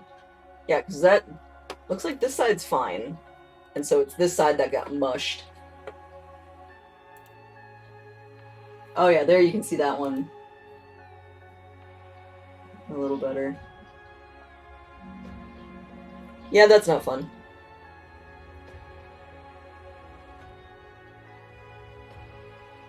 Oh, of course! So this is not your driver's side, of course. Lol, England. But yeah, that looks good and crunched.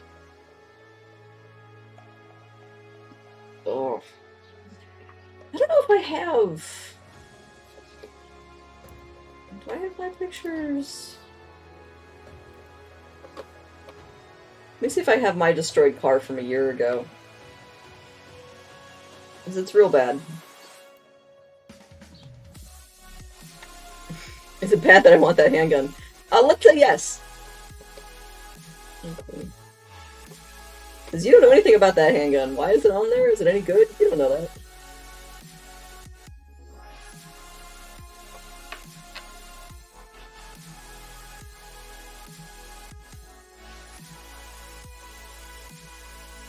Alright.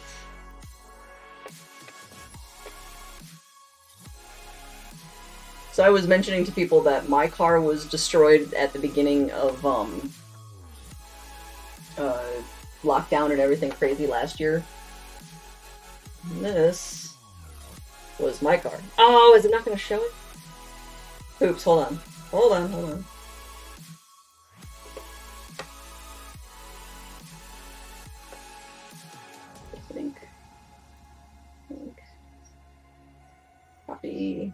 over here, over here, over here, over here. Go. So.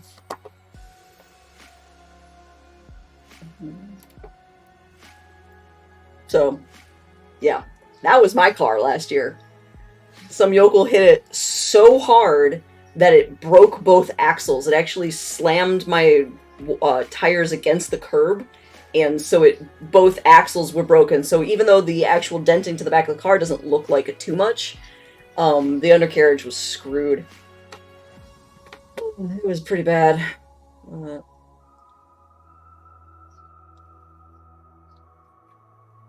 Whoever takes it as some repair work to do is the fuel tank cables have been cut. Ooh, in the hole in the top side of the tank. And under the seats. That sucks. My ad is telling me custom reg, slightly worried that yours is firearms. Oh. Yeah, this was bad time.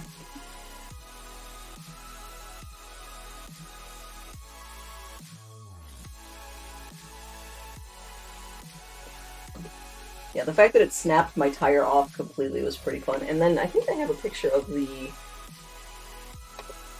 offending Caro. Yeah, here they are.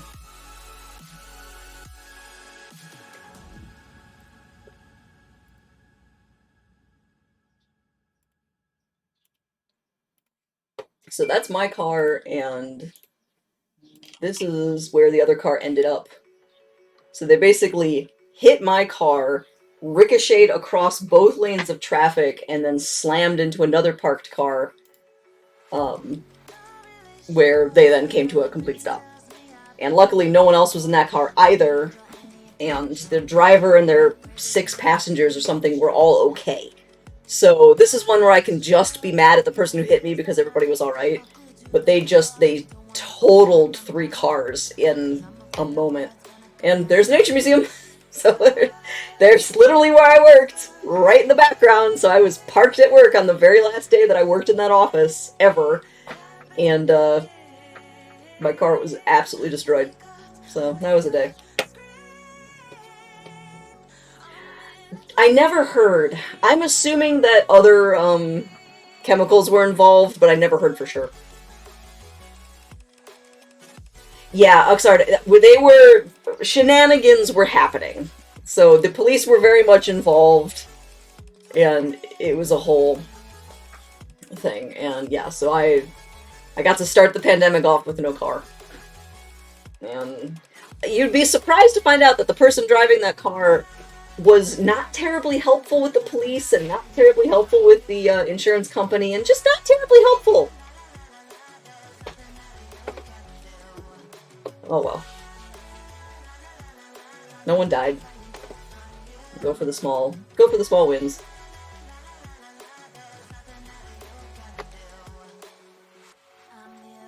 Ugh.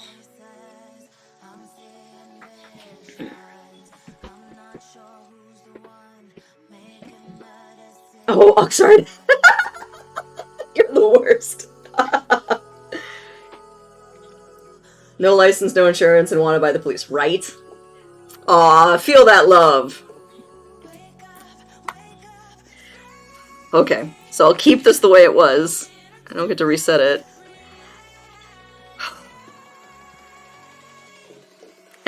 Yeah. That channel points redemption is a bad idea, and I should take that off.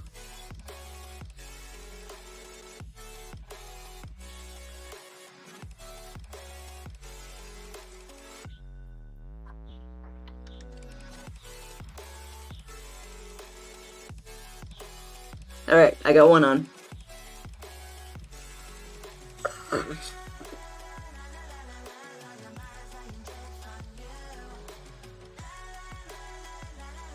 gonna try and get at least 3.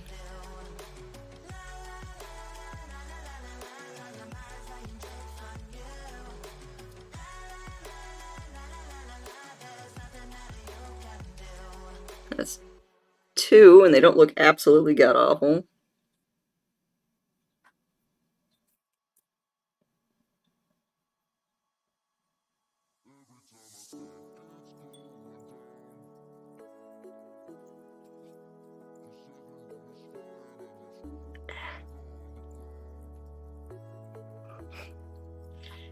This is hard.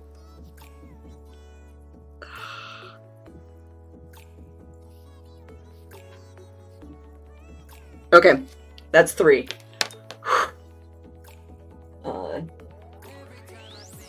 Keeps you ambidextrous. I mean, it is interesting to be able to do those things. I can't believe some of the things I do left-handed, I'm like, oh, this is really working. Hey, Shard Mom, I'm glad you made it. Don't worry about running late. Glad you're here. Yeah, it's high enough that people can't claim it too often. The adhesive is B72. And then, yeah, this is... The camera wants to be able to actually... Come on, camera.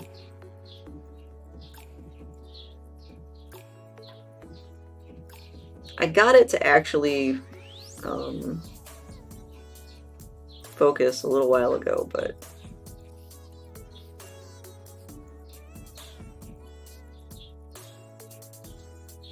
I can kind of see it.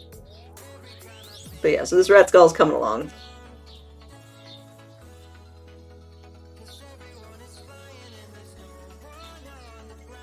Ugh. I'm pretty happy with it, overall. There's an area where I've got a little too much adhesive in the middle. My adhesive started to get kind of gooey, and so there's little streamers. I'm going to have to figure out how I want to tidy those up. But most of it looks like how I want it to look. So, oh, thank you. Could just a cute cave feel like it's being hit too much? Yeah, honestly, something that I appreciate is people use the switch hands things at times when it's interesting. And so I don't see it that often. It's there when I'm doing something that you can tell is super fiddly and really requires a dominant hand. And then people spend it and then it's funny. So I have it because it is legitimately funny. It is a funny payout. It's also really difficult.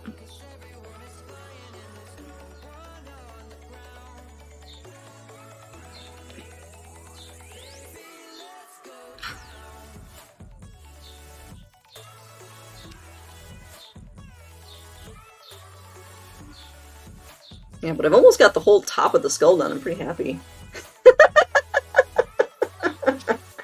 Dave, you're a troll. Yeah, but Dave, you have, like, roughly infinite points, right? Dang it.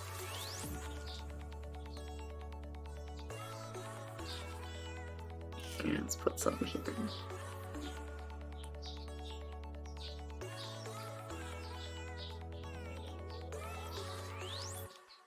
I'm just glad I have this wax applicator, because picking these up wrong-handed would be absolutely impossible if I had to do it like tweezer style.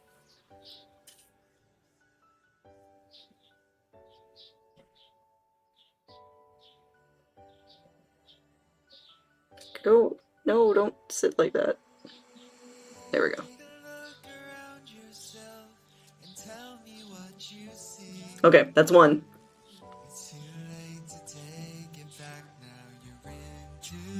You're down to 1.4k.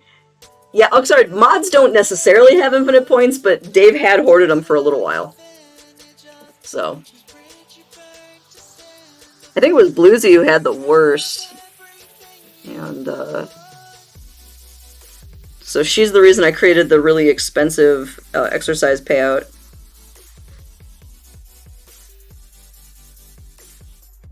Because it was something she obviously wanted, and I just made it absurdly expensive.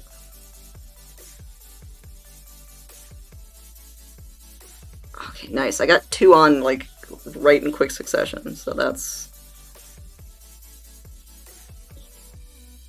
That could have been worse, is what I'm thinking here. That could have been worse.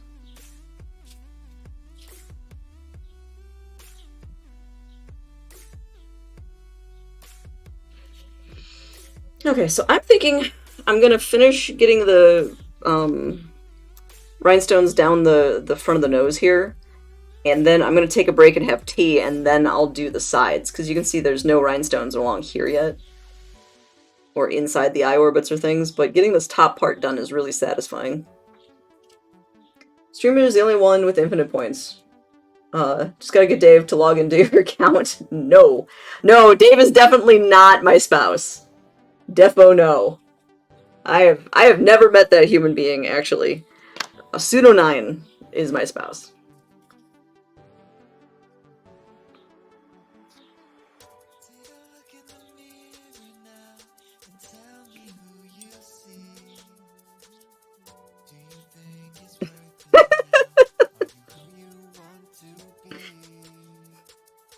Oh, sorry, I think you broke Dave.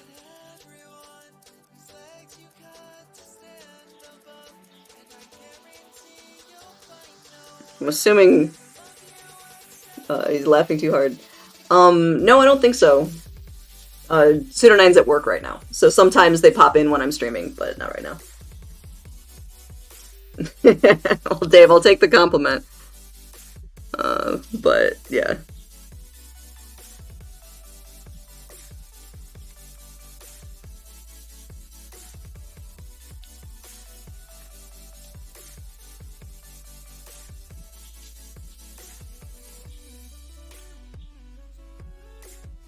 Oop, that's way more than I wanted on there. Darn it, can I fix this left-handed? Sort of. Okay. I'm gonna try to fix this left-handed.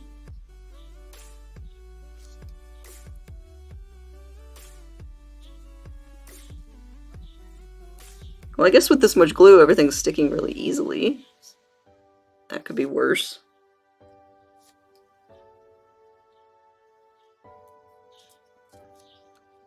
Okay, I actually am getting better at this now that I've been doing this with my left hand for a minute. So that's kind of cool.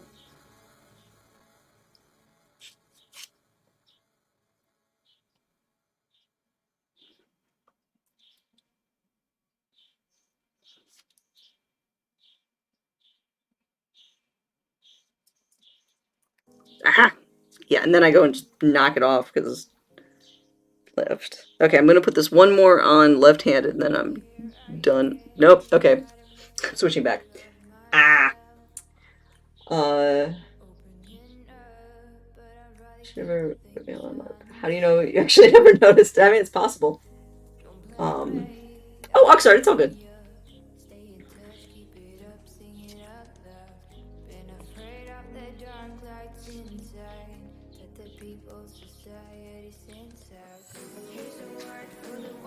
Yeah, okay, that's just dry. That's why that's not sticking now.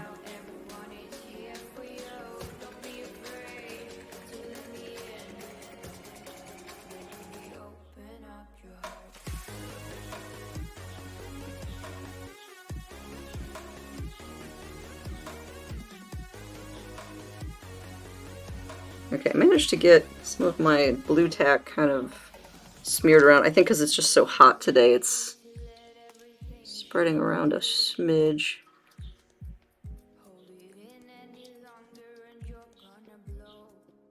Okay, that looks better.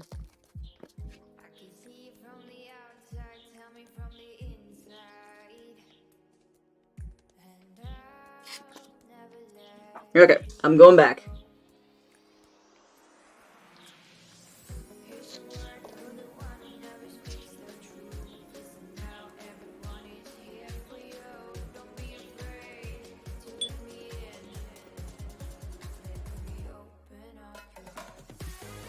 Man, I've been looking at this from the other side. That this looks a little funny now. It's pretty great.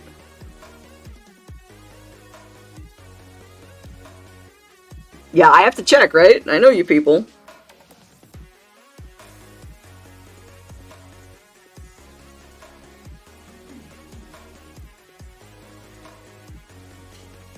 Honestly, I think the channel points are a brilliant mechanism on Twitch's part, because they allow you to add whimsical fun things that aren't monetary, so people are still playing around, interacting, having fun, and it's not all just paying for the privilege of being a goof on someone's channel. I'm really glad for that. I think it's nice.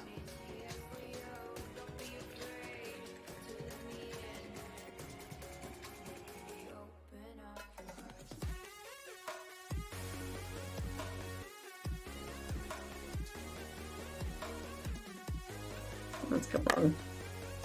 You people. Yep.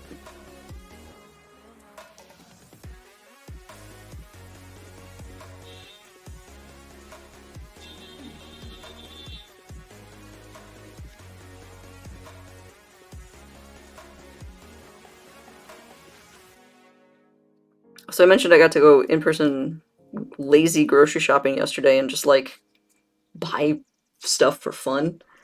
Um, yeah, they're loyalty points. I think that's fun. They had fresh lychees at the grocery store, and so I have a whole bag of fresh lychees. Well, I no longer have a whole bag of fresh lychees, but those have been a joy.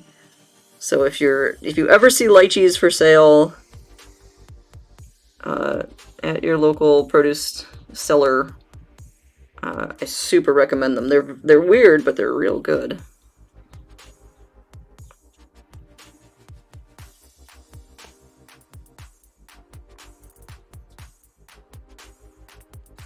Nuggets.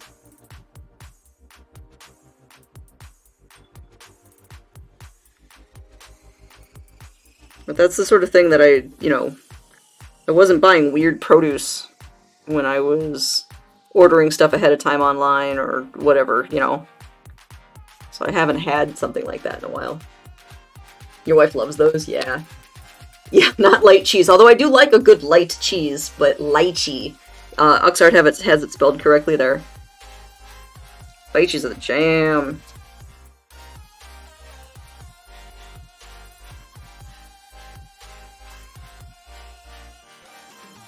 They're these absolute delicious, I don't know, berries, I guess? They're like, like that big.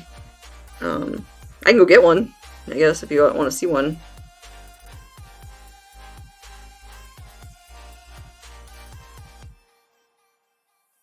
Yeah, here, tell you what, I'll go grab one after I get the last of these nose beads on.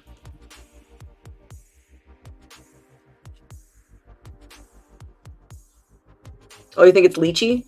I would be absolutely willing to believe that.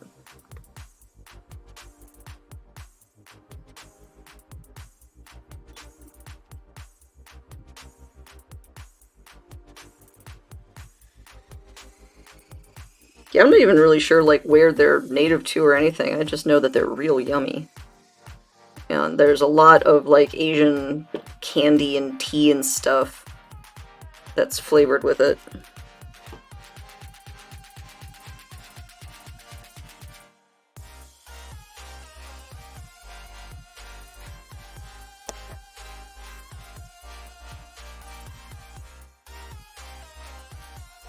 Yeah.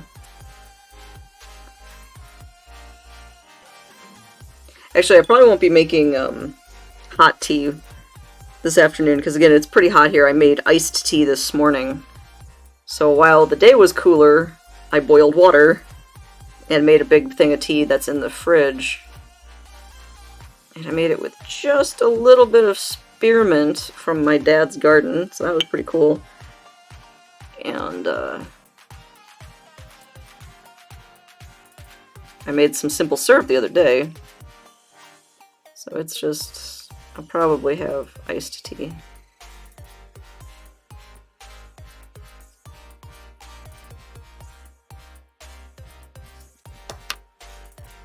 Okay, I'm almost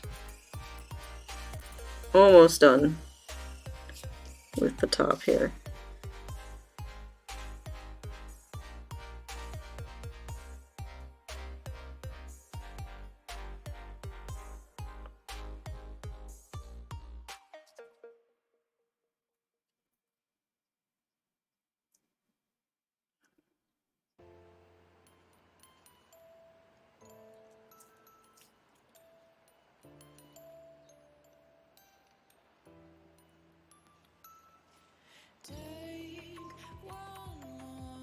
Okay.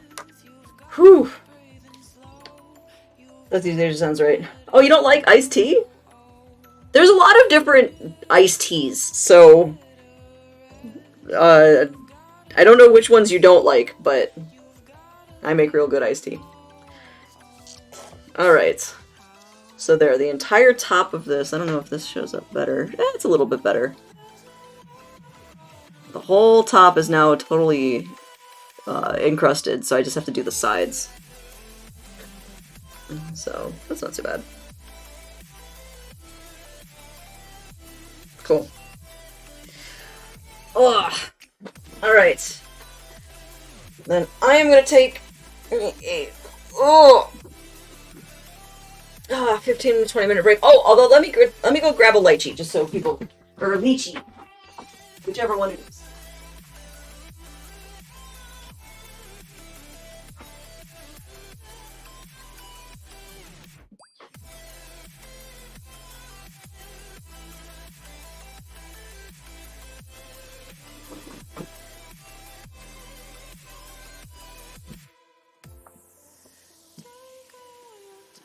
So these are lychees. They're kind of spiky.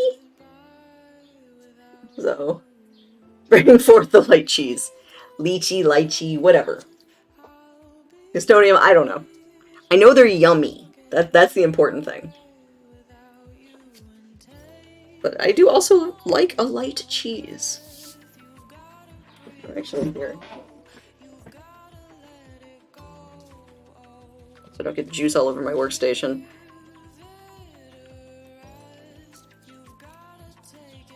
Suddenly it's a cooking stream.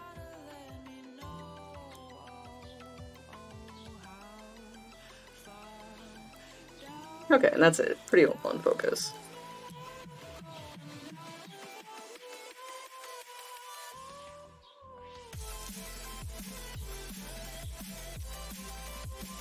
Alright. So, yeah, cheese is just good. So that's what the inside looks like. So it has this really pink, kind of spiky, thin rind. And then it's got one humongous seed on the inside.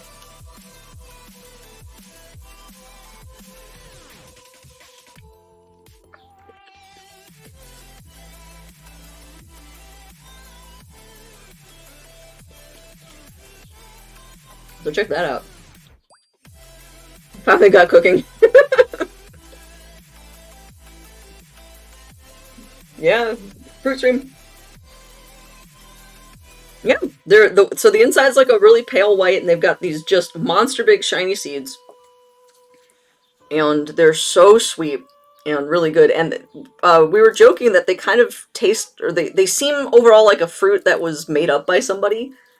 You know, like it's cute and pink, but very easy to peel. And the inside tastes a little bit like it's artificially flavored, though it is not, of course. And then it's got the easiest pit to remove that is shiny like plastic. So, yeah, so that's a lychee, or lychee. I bet it's lychee. The more I say it, the more that sounds right. But yeah, it's super good. Actually, hear me.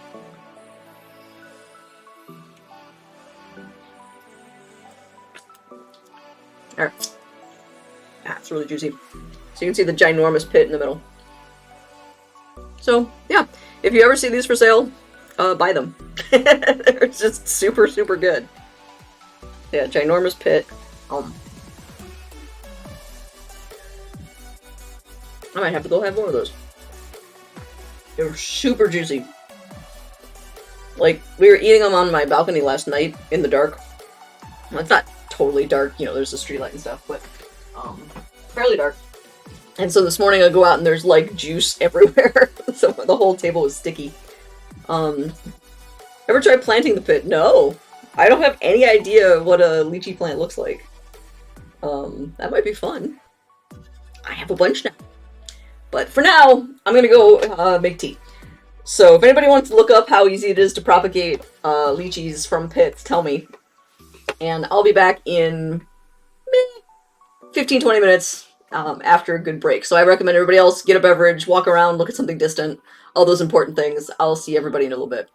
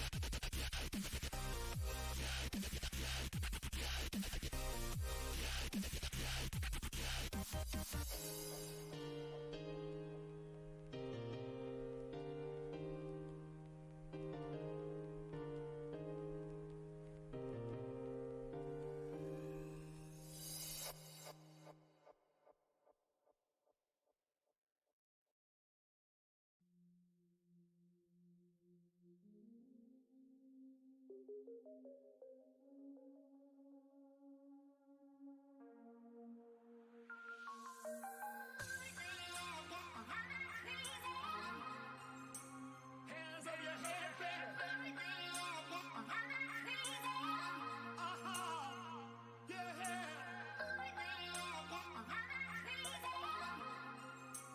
Hands over your head, baby. Yeah.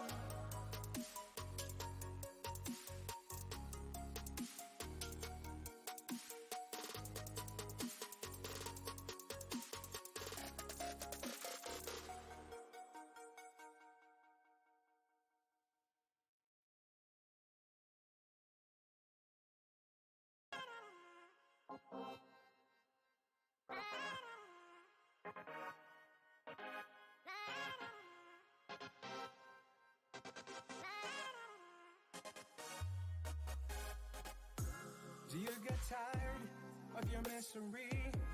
It's on repeat daily. It ain't gonna change over time. So relax and ease your mind. Have you thought riding with me?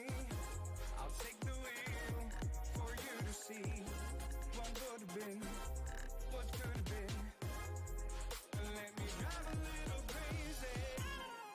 Let me drive a little crazy. Let me drive a little crazy. Let me drive a little crazy. Let me drive a little crazy.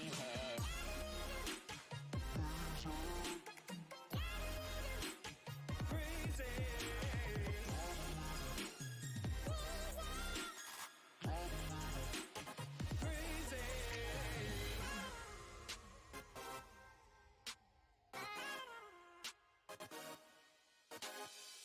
We bust a mission, clear your vision so your eyes can see. Be successful is a hustle, take its destiny. Stop the blame game, we stay scheming. In my drop top, they start believing. Have you thought riding with me? I'll take the wheel for you to see what would have been, what could have been. Let me drive a little crazy. Let me drive a little crazy. Let me drive a little crazy. Let me drive a little crazy. Let me drive a little crazy.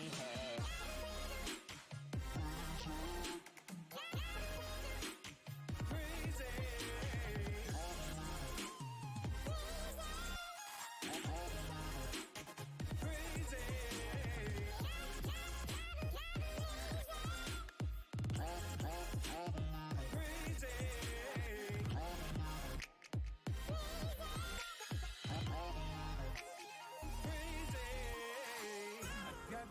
Now the honeys wanna get with me. They see Ferraris and Bugattis, now they're on their knees. Stop the blame game, we stay scheming. In my drop top, they start believing. Let me drive a little crazy. Let me drive a little crazy. Let me drive a little crazy. Let me drive a little crazy.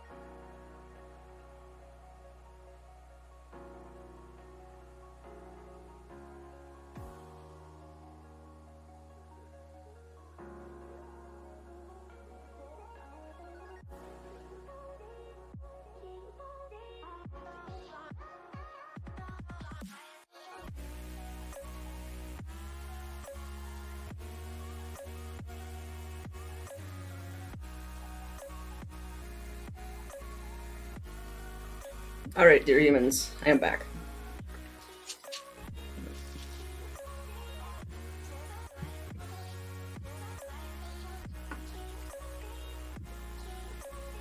You can see the gems a little bit with the closer lighting.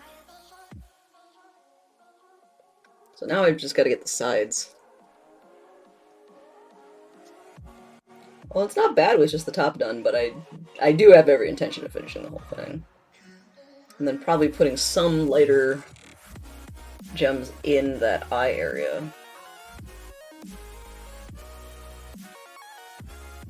It's looking not too bad, though. Alright. Actually, something I wanted to do was clean up my rewards queue.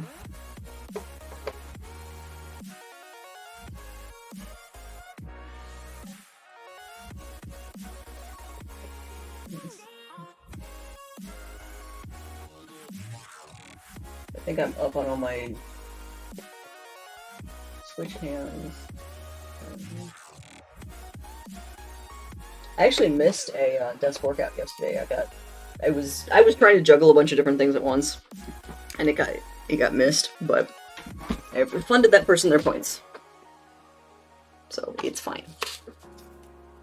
Okay.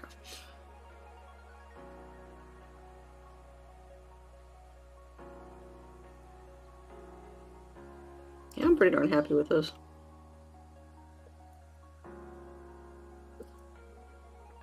I guess I could just finish the nose and then start my way back.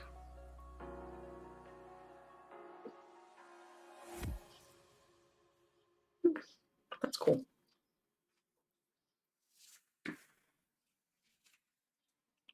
That's cool. Probably have to thin this out. Might be able to get away with that for a minute. Alright. I shall carry on.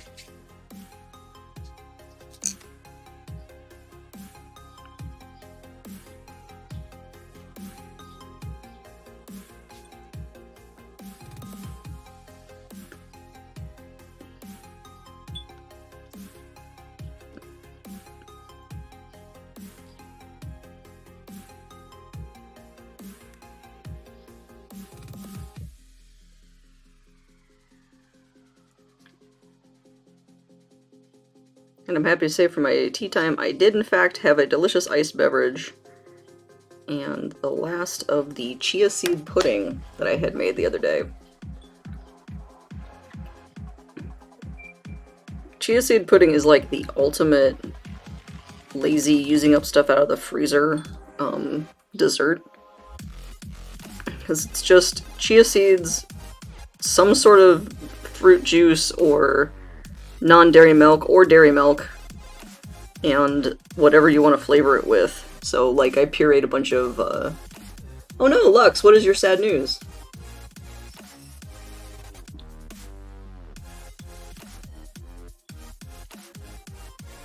Oh, that super duper sucks. I'm sorry. What type of turtle did you have? And do you know what got him? Wow, I'm really sorry, that sucks.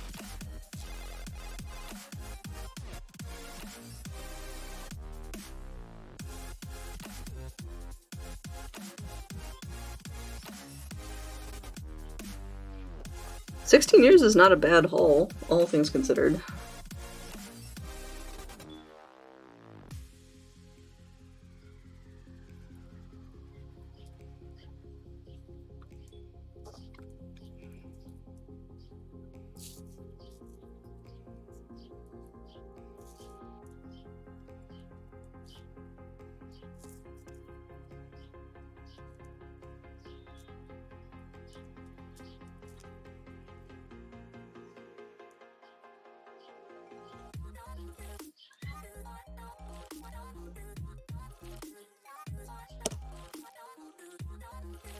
Yeah, I've taken care of a bunch of turtles.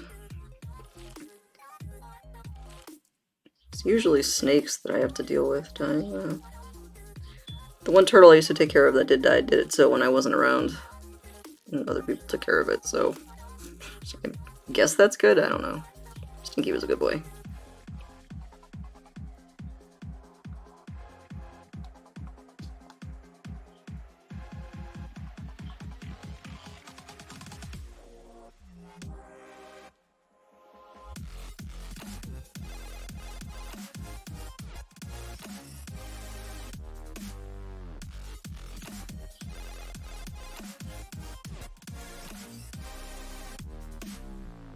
Oh, Radiator Slider. Don't know the cause, my sister woke up and just flipped and dead in the water. Jeez. That sucks. Well, sliders do have one of the shorter age ranges as far as turtles go. Have you had it since it was a baby? That sucks. Man, I wonder what would have just nailed it like that.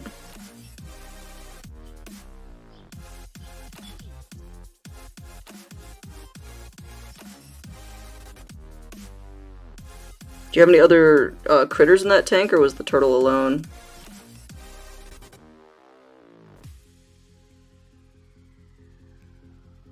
Yeah. Yeah, so he was alone. He had him since he was 3 months. Yeah, so that's within the realm, so it still seems kind of weird and sudden, but you know, you can still feel good about that's a pretty decent turtley life. Oh, I'm sorry. That sucks.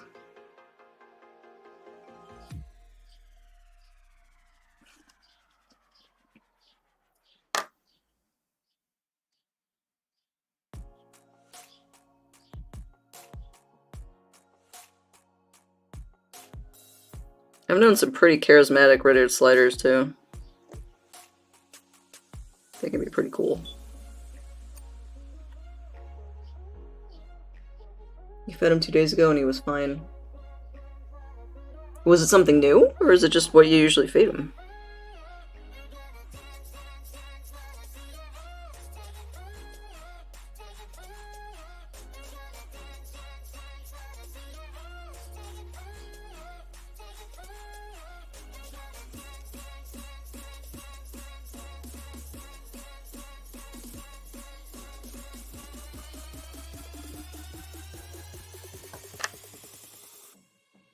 My pet cockatiel died very, very suddenly. As in, I was talking to her and walking by her cage, and she made a very odd noise and fell over. So I rushed her to the vet, but, you know, she was long gone. And my vet was so upset because we had just pulled her out of a tummy ache. And so she'd had all these, you know, she'd been on medication, and we had given her all this stuff, and he actually asked my permission to do a necropsy on her because it bothered him that here he thought this bird was perfect, and then she literally drops dead, and it turns out that she had like a stroke or an aneurysm, which, you know, you just can't see that coming. That's you know, kind of the whole point of those is they take people a bit by surprise. And so she was just suddenly gone after all this stuff. Little dry shrimps. Yeah.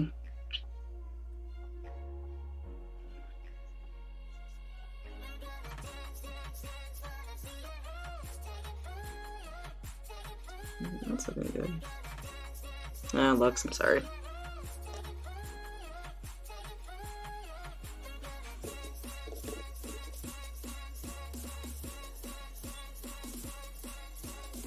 The red-haired slider that I've known the best is named Gryla.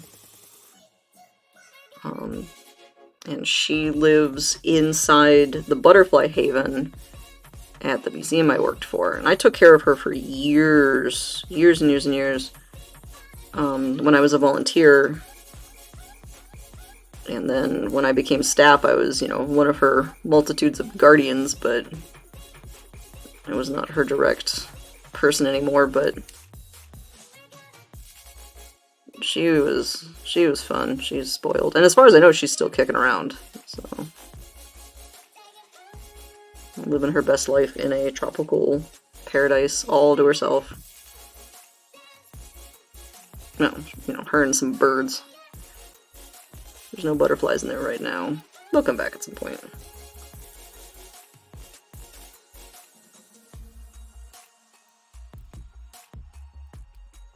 Yeah, life is life, nature is nature. I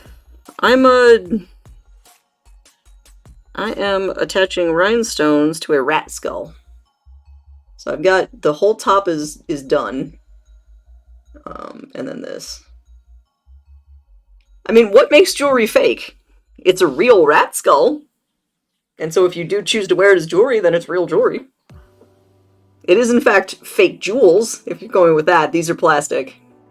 Although the pretty shiny ones are Swarovski crystal, so they're actually glass.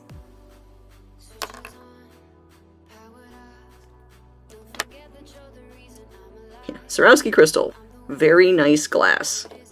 Arguably the nicest glass. Still glass.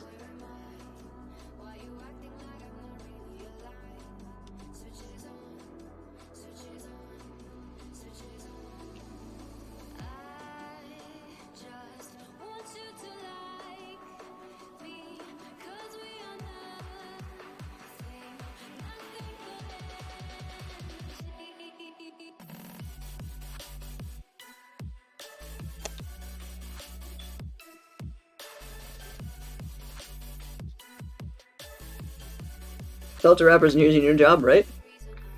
Gustonium, sort of. So I started playing around with making these just because I fancied the idea and it was sort of fun.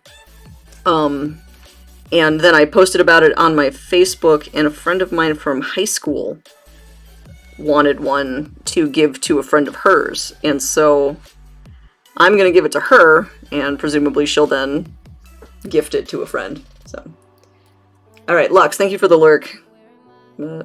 I'm sorry for your loss, that blows.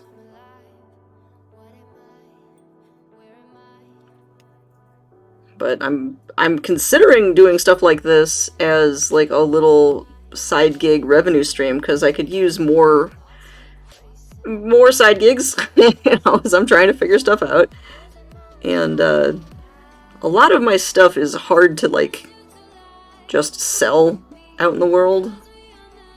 You know, because I don't think that my mounted taxidermy is up to snuff enough that I would want to charge people money for it. Like, I'm still practicing doing that. And the research specimens would just be a job or not. That's a whole different world.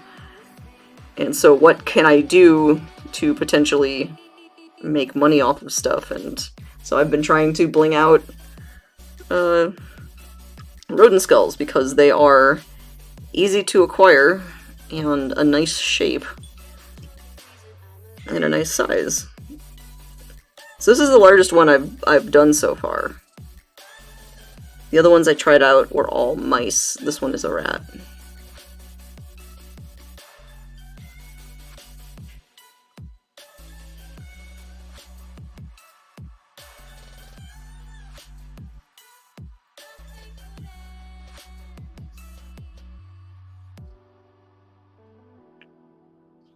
And so far I've been able to just source all my rats and mice from things that would have been thrown away. So it's nice to be able to give them a little more purpose than just having been chucked in the trash. So yeah, it could have a good market. I mean, I have no idea. And like, I'm not attaching this to anything, so I'm not planning on putting this on a necklace or something like that to start off with. Like, the nicest one that I've done, I just have in a cute little box, like it's its own little jewel. You know, and it's pretty cool. This one has a crushed arch, but other than that, it's in really good shape. So, yeah, for right now, I'm just making them pretty. Partially because they're so fragile, because they are real skulls. I don't know how usable they would be, but Tom's Attack was on here earlier talking about making like a big Kentucky Derby hat that had skulls on it, and I could see that being pretty cool. So I might try to upgrade, but at the beginning I'm just trying to bling out the skulls, and then I can always stick them to other things later. Okay, so I've got the whole way around the nose here totally done. So now I'll get under here and across the arch. Yeah, I might throw a few. There's this opening up here for the large, like, chewing muscles, which I don't really need to leave it really obvious, so I think I'll actually put some in there.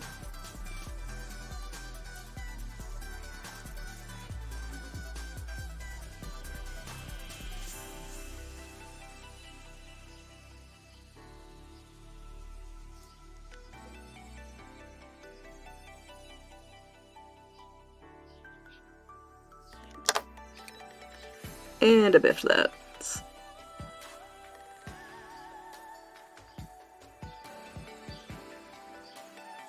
The gem flipped upside down. Let me see if I can... I think I fixed it. Alright.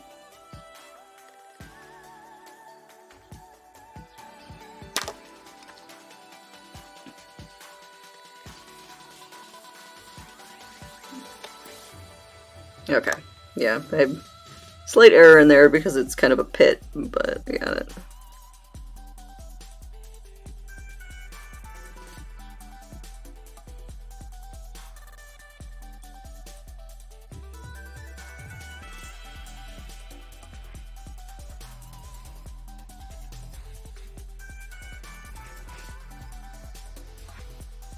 Okay.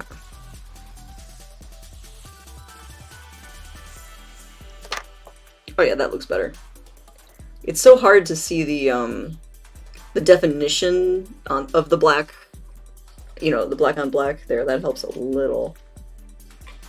So there, I've got it all the way around the what's it called? I'm still trying to learn these bone names.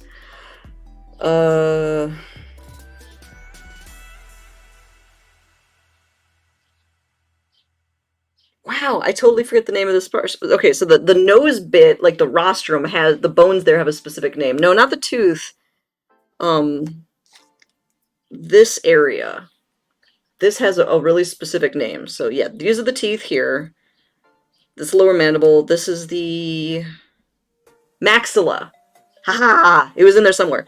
So this is the maxilla, and up here is the premaxilla. Okay. So maxilla, premaxilla, zygomatic arch, occipital condyle, auditory meatus, mandible. I forget what this part's called. So yeah, I'm trying to get better at these names. I really want to call the stuff what it is, you know? Actually, I guess I can kind of leave that light there. Yeah, I'll leave that there. I think you guys can see a little bit better. This tool, I bought this. This is an item. It came in its own little cute holder. So this end is made of wax. This is a cone of wax. This is just pretty. And then this end is like a little tube. And it's specifically, this is for placing beads or rhinestones. And so you pick them up and they stick very gently to the end of the wax. And then when you place it on whatever adhesive, you know, it sticks very gently to the adhesive, and then you can use the slightly concave end to push it down. And so it's a very specific tool. And when I bought it, I thought I was going to get all these little sparkles to be able to do stuff with, and no, that does not open. I was a little bummed. But yeah, it's a weirdly specific tool that does exactly what it's supposed to do, which is real cool. I originally bought it to put rhinestones on nails, and then I determined that I don't actually like having rhinestones on my nails. But it was fun to try, because I really like having the interesting nail polish, but the bits were bothering me. But yeah, for putting these all over the skull, it's the most perfect tool.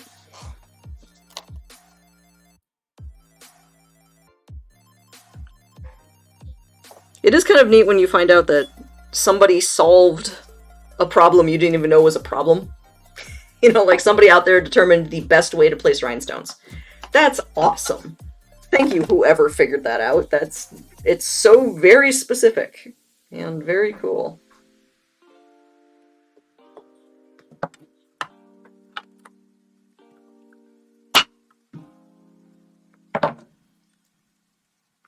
My adhesive keeps thickening up on me here. It's very warm in here, and I have a decent amount of actual airflow, so things are drying a little faster than they normally would. Which is, I think, on the whole, a good thing, actually. But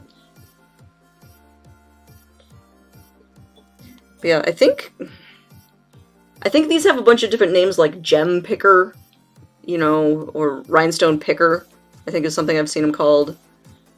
or rhinestone tool. But yeah, what a weirdly specific but delightful thing to find.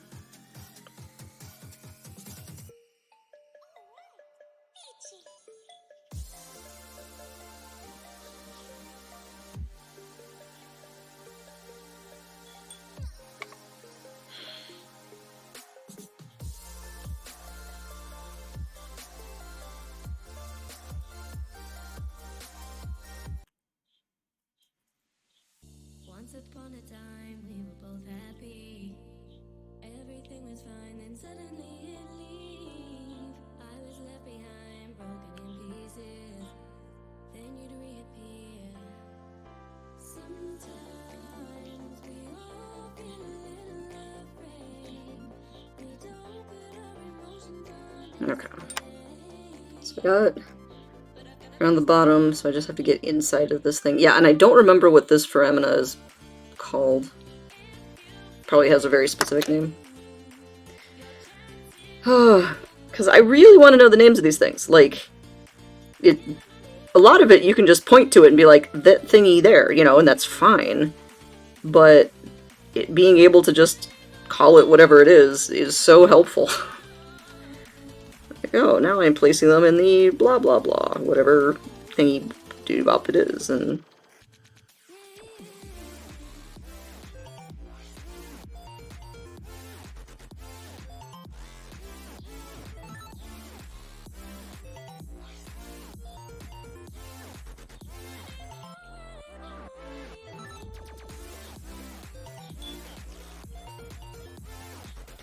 this station is all over the place.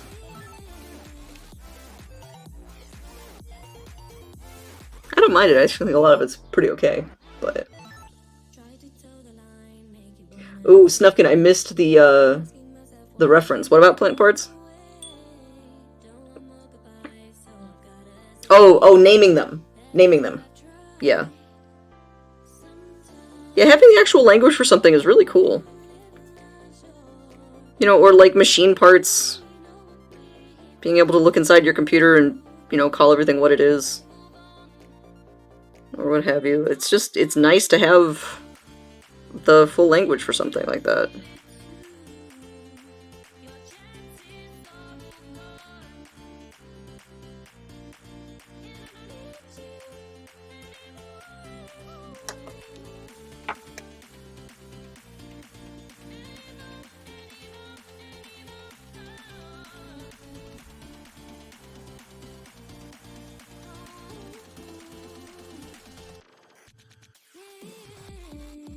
Okay, that looks fine, I think.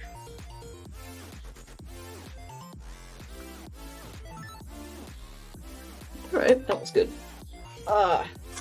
Yeah. The adjacent prelateral face bone area. When in doubt, just make it sound good.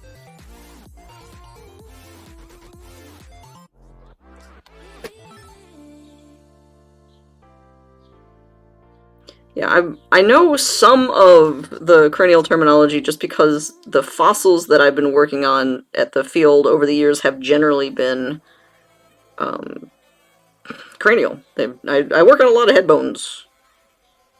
Kind of known for it.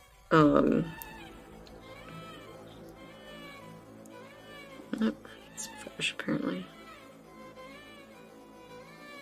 And so just from talking to the paleontologists and stuff, I picked up a lot of the names of the bones and stuff like that, but I can do better. So.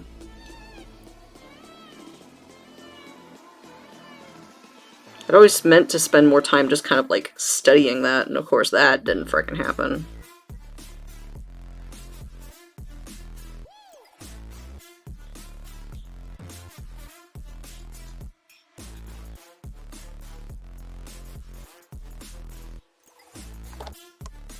Oh, this looks really good. I'm really happy with this. I can't believe how much better these skulls look when you pre-paint the black on to go with the black rhinestones. Because when I did this with just a plain skull, it looked like it was dirty or it had bugs all over it or something. It just was not a good one. This looks really cool. hope my friend likes it.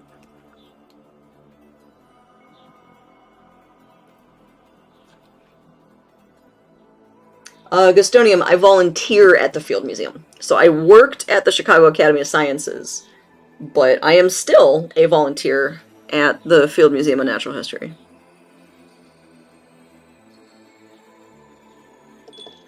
So, yeah.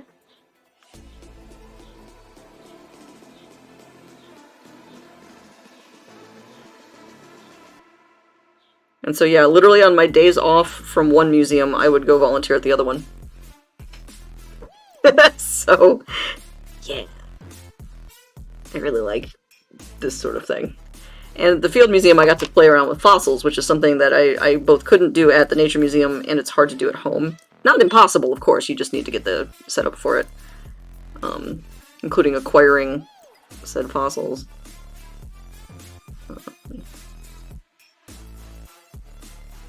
But yeah, I've been a volunteer at the Field Museum for 7 years and a bit. And I love it. Oh, that looks really good under there. Okay.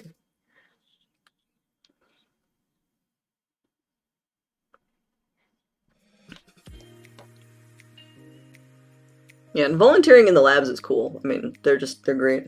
Stills is the best one on that campus. The fish zoo is nice too. Planetarium is so boring when space is so awesome.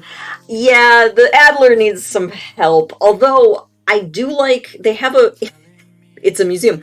In like the lower floors, they have a whole museum area of like antique telescopes and stuff, and that part's real good. But yeah, unfortunately, the Adler could use a lot of love. It needs some help. Which is too bad. I've known some really cool people who have worked at the Adler, and I've known some real butts who worked at the Adler. So you win some, you lose some. But yeah, for a long time I was biking down to the Field Museum twice a week to volunteer, where I was doing one day in the bird lab doing prep for them, and then one day in the fossil lab. And then I tried doing both things in one day and got really tired, and I, trying a bunch of stuff.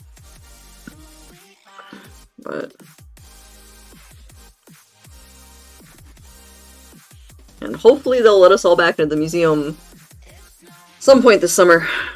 The Field Museum's been very methodical and thoughtful about how it wants to handle its volunteers during the COVID crisis, which I think is really good and speaks very highly of them. And I also super want to go back. So it's that weird spot of like, I actually do want to do everything as safely as possible, and I think they're making a lot of good decisions, but I really miss it. But we'll all get back at some point.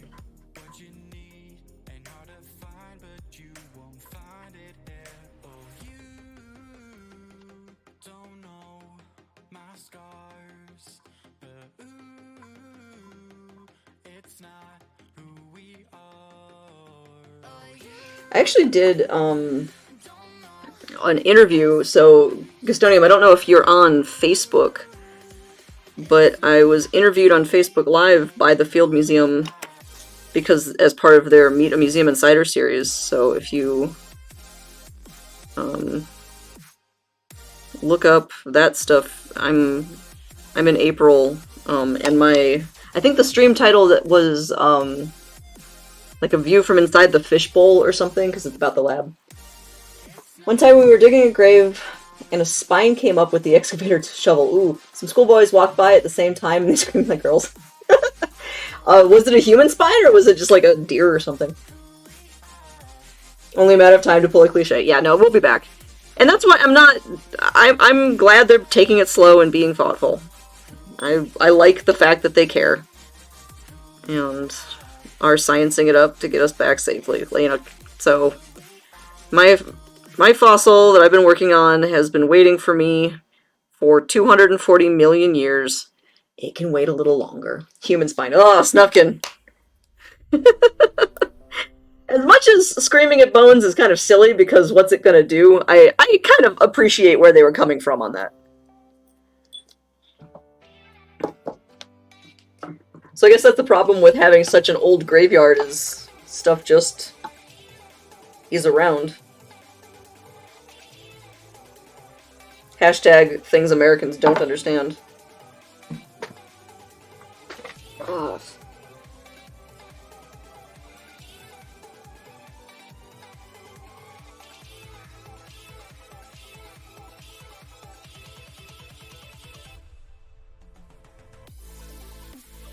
Hey, Lily.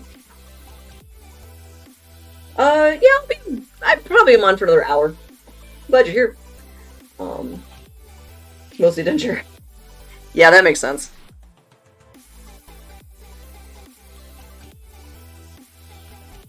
I get a lot of people who come to me with bone fragments and they're like, is this a human? And I'm like, without looking at it, probably no. But, you know, let's double check.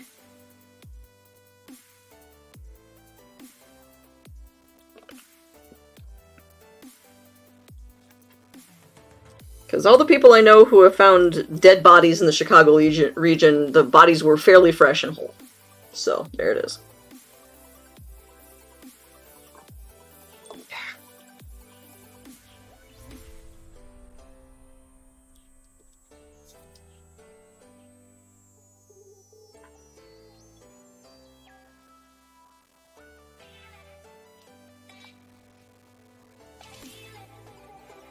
You've been busy on the farm. I mean, Bluesy, it makes sense. It seems like now would be a fairly busy season.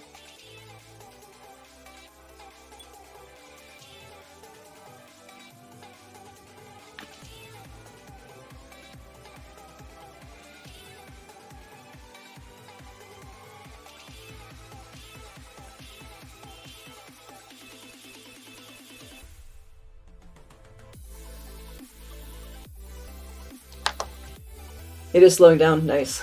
Hey, Drop Bear! Yeah, I'm finally getting around to this. I am bedazzling a skull. So.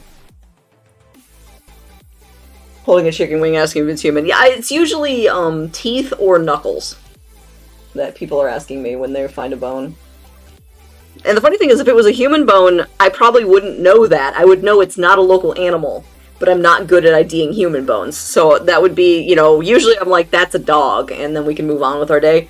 But if I'm like, I actually don't know what that is, maybe you should talk to a doctor or a police officer. You know, so I'm waiting for that. But ask me about my tool. Bluesy, you're both not wrong, and that's a funny sentence.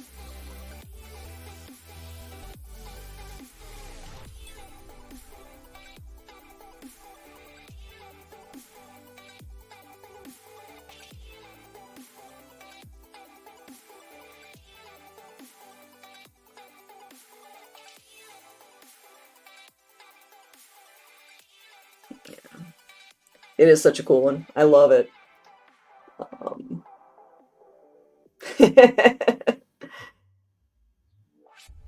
Put your hands together for a bedazzled skull. Yeah, no, I would attend that. Um, but yeah, Drop Bear, have you ever seen a gem applicator like this? These are fun. The tip is made of wax.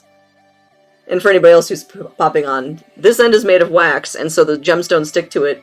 And then you put them on the adhesive, and this end is just a little metal tube, so you can just tap them down. It's a delightfully specific, very effective way to pick through rhinestones.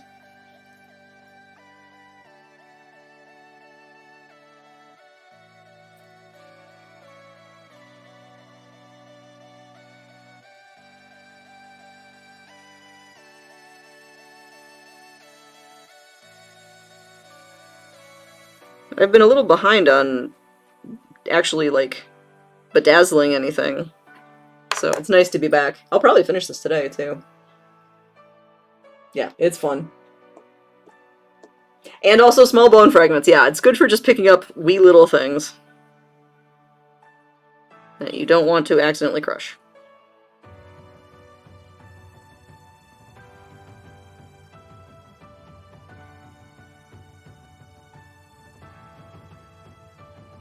Yeah, so I just got that whole zygomatic arch done. Drop Bear. You say your work is more artistic than scientific. This is artistic. Um, so generally speaking, no, my stuff is more scientific. At least professionally, it was. But doing stuff like this is actually, I'm trying to figure out if I can do another side hustle. You know, so while I'm looking for more prep work and while I'm trying to get back into the museum world, um, is there a way I can have a side gig on Etsy? You know, or what else can I do that's going to bring in revenue while I look for other things?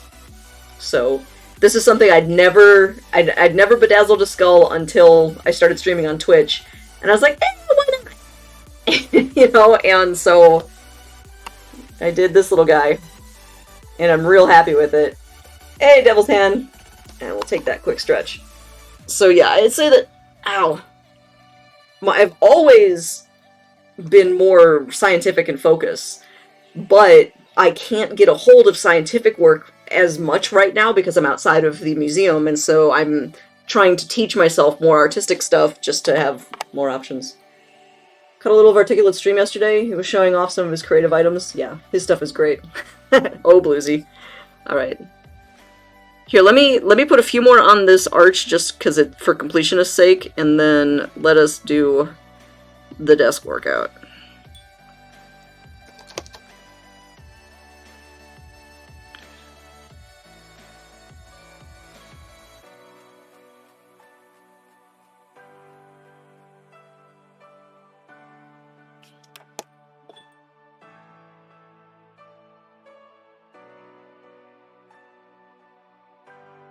Yeah, even trying to do taxidermy that's more of like the full life mount, I didn't do that at the museum with any regularity. I did a couple, but there's not a huge demand for that. What they needed was the research specimen, so I didn't really get a lot of practice.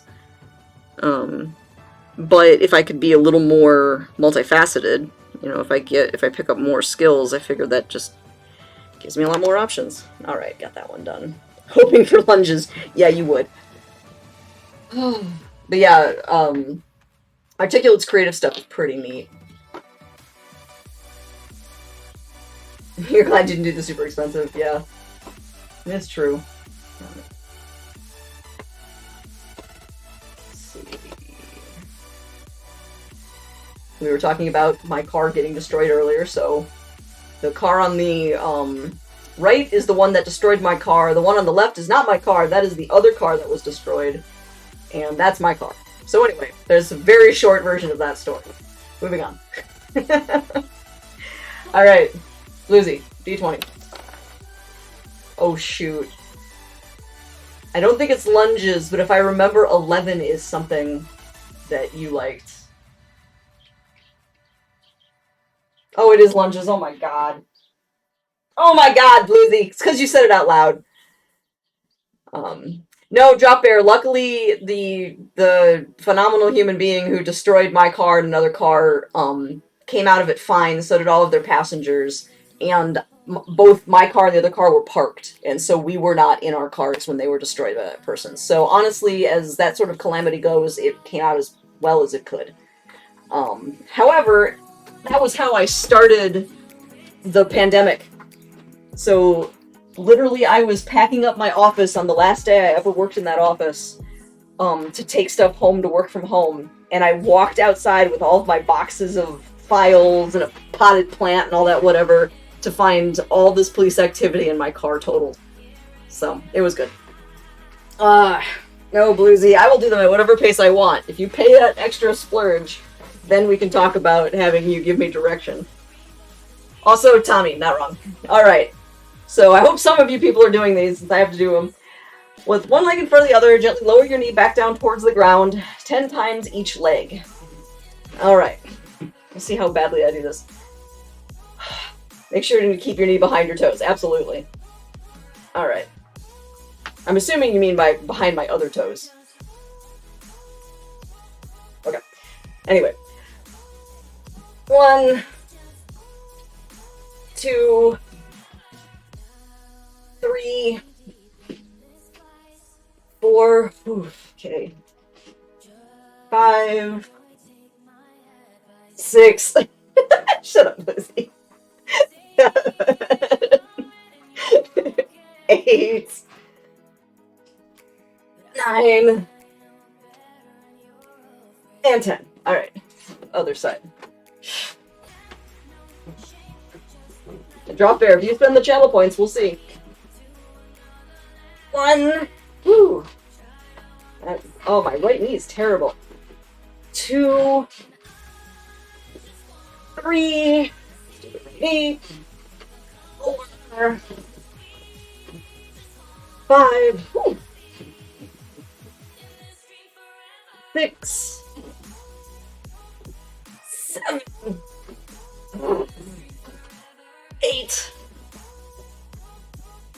9. And 10. Oh. Yeah, my right knee is funko for reasons. I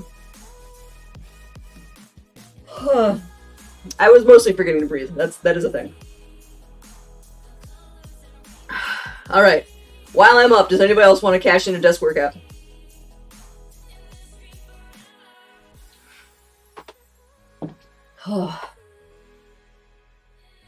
Right knee is zippy too. That's why I don't do lunges. I actually have a list of exercises I got from a doctor like 2 years ago now, that are supposed to like help strengthen around your knee, and they're on the fridge. I forgot about them. Probably crack that out at some point.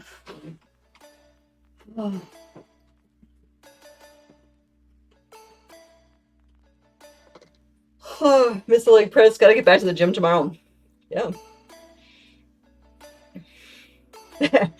Tommy, I basically, if it's something that you're interested in doing, I like having them cashed out in groups because it's a little bit less disruptive, and I've got all the stuff set up. And I might as well get all sweaty and cool down as opposed to really, really breaking it up. But you may use your channel points in whatever way you see fit. They are there to be funny. So, D20. Oh, I see. I see how it is. Alright, first one is 4. Let's go back up. Desk push-ups. Alright. Alright. So if you guys have a desk that's sturdy enough, you can do desk push-ups, or you can just get on the floor. Take a few steps back, place your hands flat on your desk, a little wider than shoulder width. Lower yourself back towards your desk, keep your core tight, and push back straight but not locked. I'm obviously not breathing enough. It would destroy your desk if you tried that. Yeah, my desk is a work table, so I'm good. But, alright, so 20. Alright. So 1, 2, I'll do handstand and push-ups that way. Sure, 3, 4, 5, 6, 7, 8, 9, 10, 20, 11, 12, 13, 14, 15, 16, 17,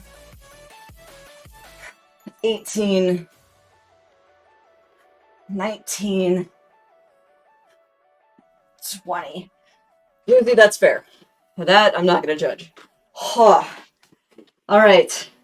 And Tommy, for your second one. 13. Lucky 13. I do not remember what bunch these are. Oh, oblique twists. These are fun. Alright. Alright, anybody with a swivel chair? These are your fun excuse to use your swivel chair. For everybody else, you can just turn your torso. Okay.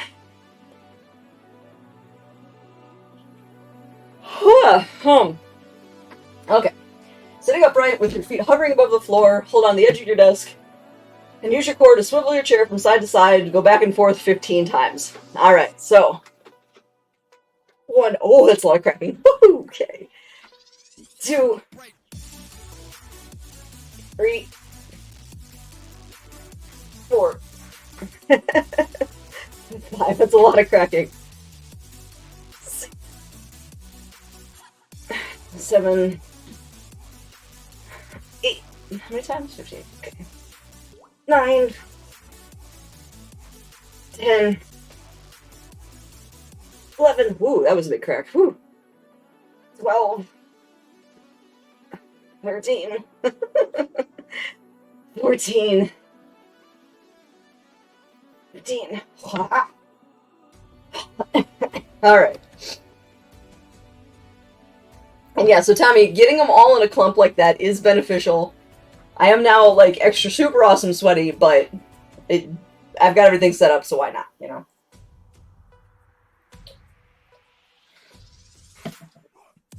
Alright, anyone else jumping on this boat, or should I go back to bedazzling?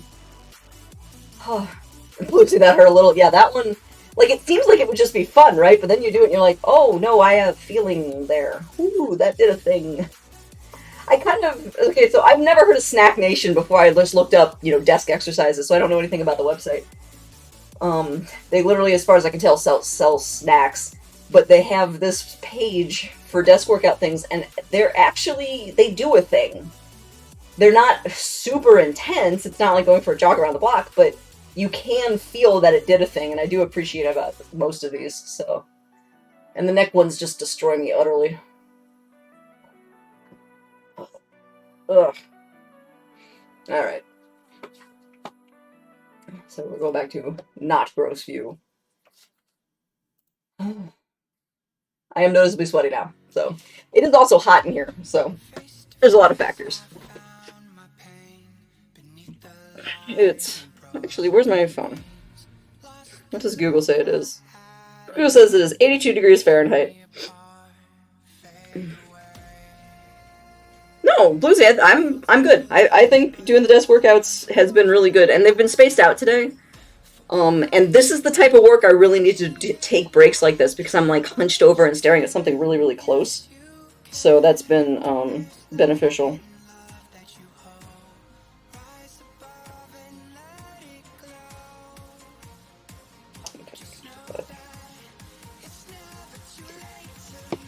Oh.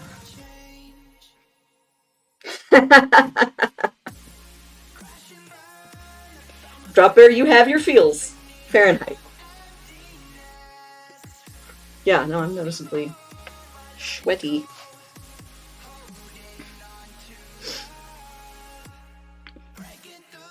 Oh, but this looks so good. I'm so happy with how this is coming along.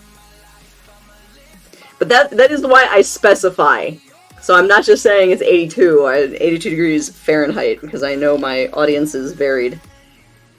More acetone, so that's been the thing today. Oh, you got Kelvin. What would it be? Like 4 degrees Kelvin? I don't know.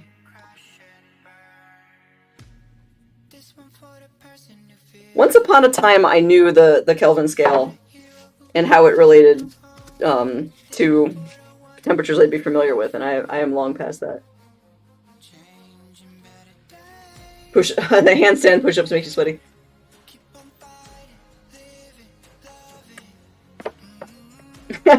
Fairly tight.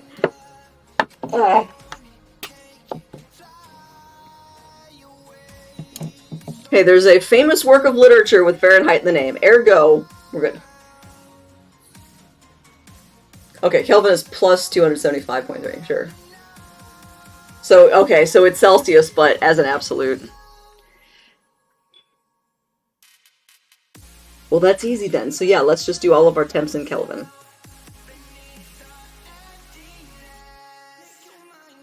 I mean, come on guys, I'm an American. Aren't you all supposed to just give in to my culture?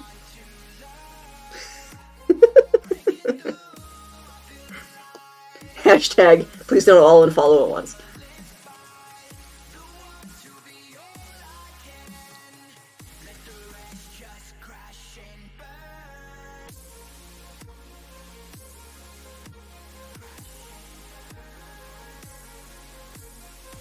Yeah, so Bluesy was pretty close. No, we are civilized. Well, Bluesy, you straddled the line. What do you identify as? Do you identify as European or American? So if I recall, you're an expat. Though I may be recalling incorrectly.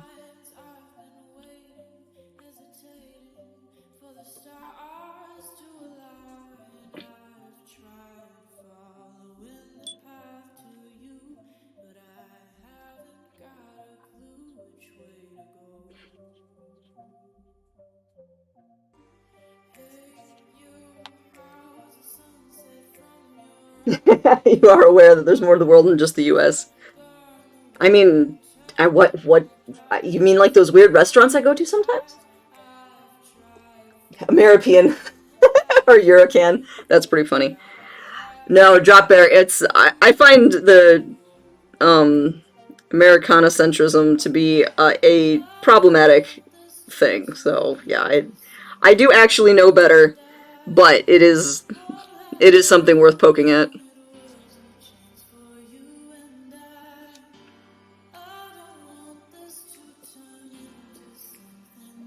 Which is again why I will give you the temperature in the number that I'm immediately familiar with, while also at least acknowledging that I'm giving it in a certain scale that might not be what everybody uses.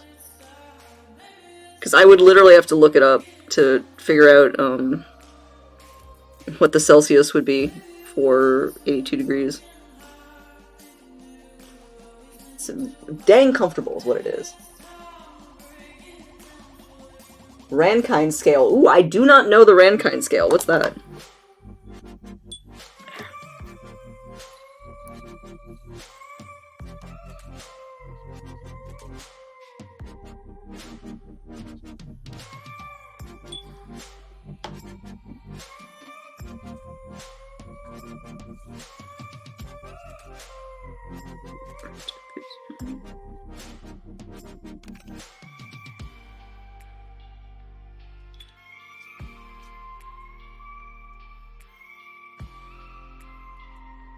Oh, that didn't work at all. We'll get there. It's fine. Jumper. There's a YouTube channel called My World is Getting Dumber, where short videos of asking people general knowledge questions, mainly US, and it's hilarious how they get basic stuff wrong, right? The Rankine scale.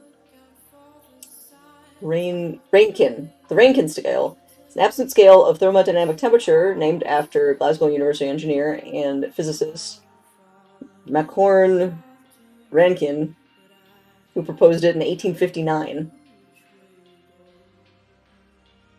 Wow. Why would he place 0 that far down? Okay, what's the thought behind that scale?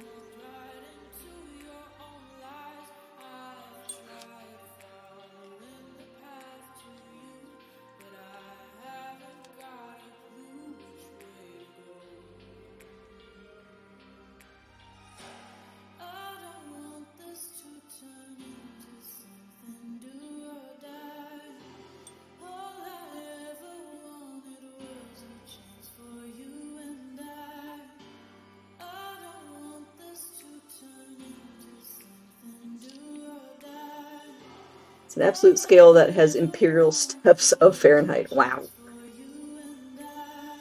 Oh, and that... Okay, so that leads to absolute 0. Gotcha. So that's a different one that leads to absolute 0, but it's based on Fahrenheit. Okay, gotcha.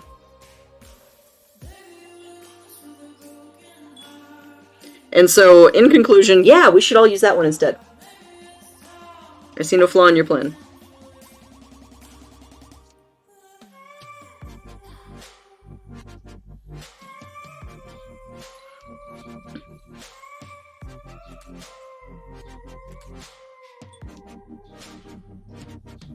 I forget who was talking about this. I think it might have been my British friend who's a teacher in Chicago.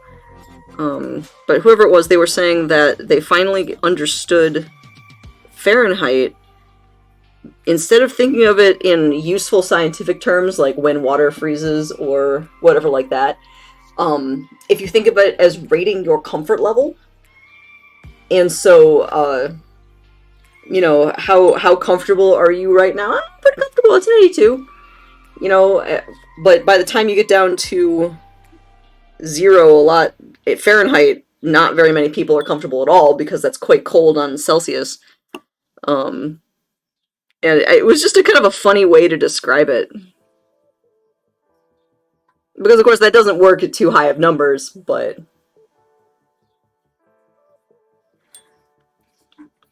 I thought it was a nice try.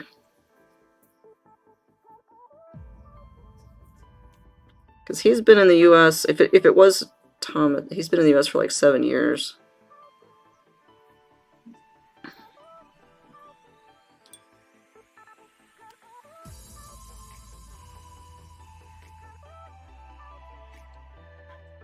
I actually got to be a guest speaker in his classroom once to talk about fossils. That was a lot of fun. Yeah, so basically Fahrenheit's subjective. I thought that was kind of on the nose. Right?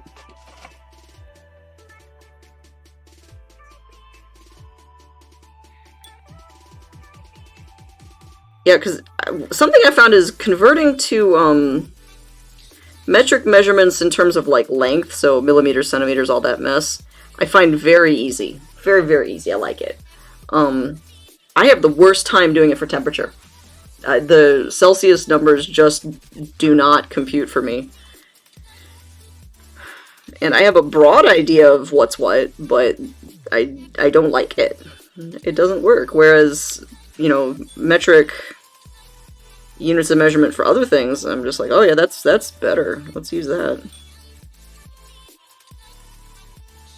Although I'm absolutely middling when it comes to trying to remember metric weight units.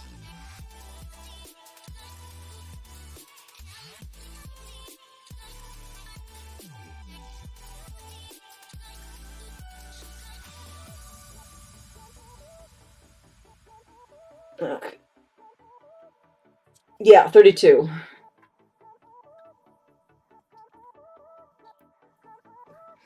28C is 82F. Oh, that's a good one. Yeah, okay. Yeah, okay, yeah, you guys got the numbers right. So yeah, water freezes at 32 degrees, positive 32 degrees, and boils at 212. Right, yeah, Jumper, having everything be based on tens is glorious and easy and straightforward, and rather than doing quarter inches and things like that. So absolutely. Bluesy points off for the spelling error. Your cold, your harsh burn there didn't land because of the spelling error. But yeah, no, it's bad. And of course, everybody knows what 451 is. It's the combustion point of paper. Hence the book. Ooh, nothing good is ever easy. Oh, bringing it. Represent. Oh, this is looking good. So this has been a lot more satisfying to bling out than the tiny, tiny little mouse skulls that I was experimenting with, because with the tiny, tiny mouse skulls, the rhinestones were huge on them, because proportionally it was less satisfying, whereas these are much smaller, and so I'm getting a really nice texturing effect, which I'm super happy about. I still have to decide what I want to do inside the eyes, but I'm not there yet. I think US will move over metric eventually. Costs quite a lot to have your own system. Yeah. Yeah, it's a pain. And more things like scientific institutions are basically entirely metric. You know, everything I ever entered into a database was in millimeters and grams. You know, so because you want that all to be... Oh, everybody talks about that satellite. Yes, Drop Bear, we're aware. Blah, blah, blah. Well, and I just can't believe that the US would stick with something that's literally called Imperial. That's either, like, you want to get away from that because you think you're not British, or you're admitting to how imperial the US actually is. Like, yeah. Yeah, I hope we do move to metric, and I think it's things like having different facets of society already doing it, such as the sciences, will just start to bring up everything else. And, you know, so because a lot of those things is application. You know, why should I bother learning this strange Ferner thing, and it's, well, it's because how this works. Oh, okay. You know, like my motorcycle's engine is in cubic centimeters, you know, so we still have stuff like that. People know it.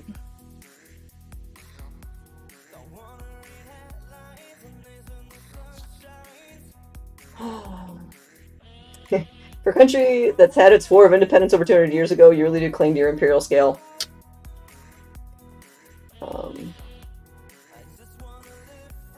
I don't know what a DM is.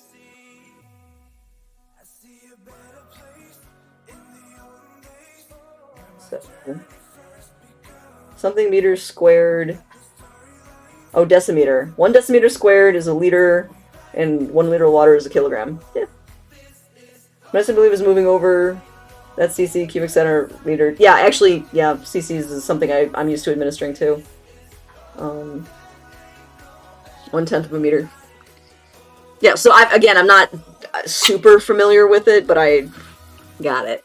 You know, and if it came up more, if I had more applicable moments, I would be better at it. But the most I've done in metric has been measurements for fairly small animals. Most consistent, I should say. I've done lots of stuff in metric, but that's the most consistent use case I've had for it.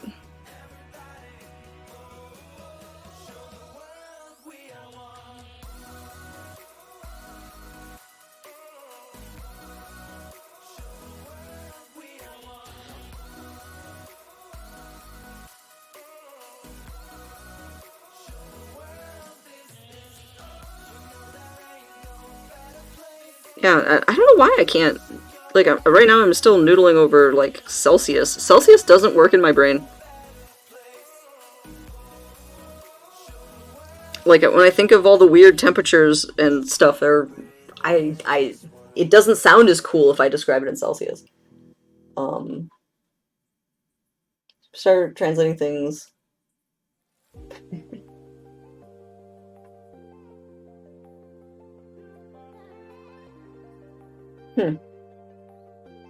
Yeah. But, you know, if things start to move for the US, I can see them keeping it, you know, more things consistent.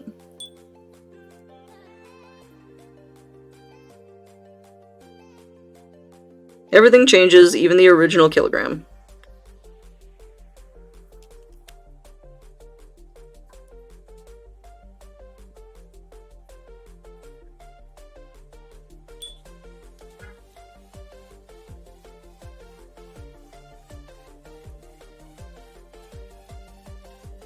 Yeah, like, you know, if it's 100 degrees here, that sure sounds more impressive than 35 or whatever that is.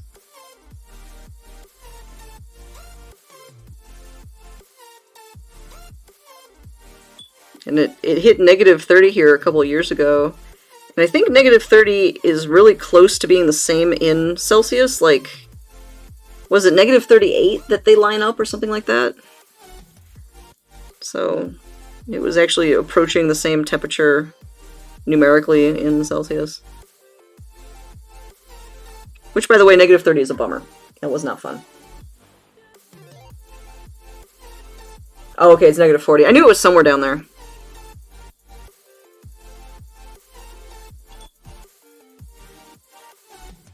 It was unpleasantly cold. One could say.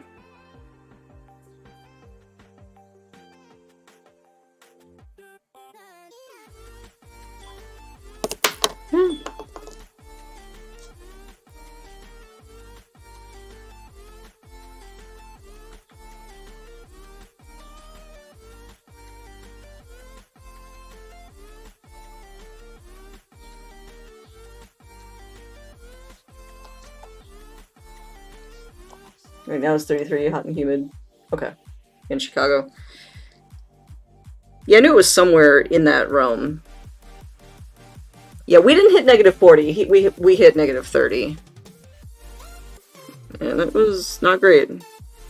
I believe on the days that we were in the negative 30s, it was colder in Chicago than it was on Mars. Yeah, stricken up, good timing. I appreciate the very quick hello. How's it going? Yes, Tommy Turner. It was definitely potentially life-threatening.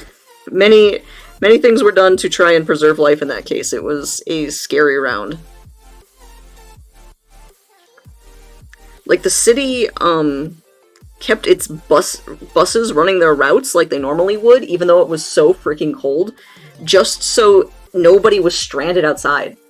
And so they just picked up like homeless people, and they're like, "Get on the bus, don't die," you know. And if you had to be out, they were like, "Nope, get on the bus." I think they also didn't charge bus fees during that time because they're just like, "Oh, don't walk it, man, you'll die." It's pretty scary. Oh. Do cars still turn over at 30? Not all of them. So I will tell you that one from personal experience. Many of them do. Not all of them. Uh, I literally, my old, God, was that the Lumina? I think it was our Lumina, which was an absolutely terrible car. We were in, I kid you not, Sheboygan, Wisconsin. And it was somewhere around like negative 20s, maybe. I don't think it was negative 30. I think it was in the negative 20s. And the car was just like, no, I know. And it just would not start. Because we'd, of course, left it outside, parked in a friend's driveway all night, and it's like, screw you, this is a bad idea. I don't think I'll car today.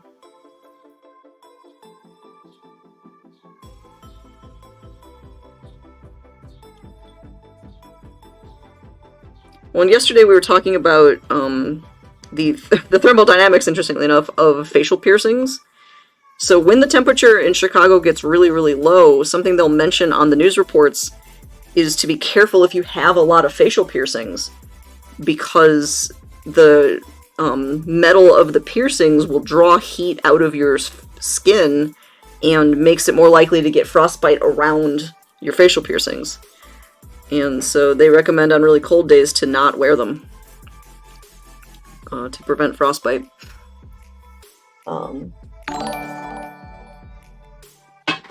Oh, Esther Canuck, thank you. Is that what you came on? Thank you for the resub. That's really, really sweet of you. 1/3 of the way around the sun, so awesome. Yeah, right? I really appreciate it, man. Thanks. Aren't you moving or something? Aren't you in the middle of, like, a lot of awkward stuff?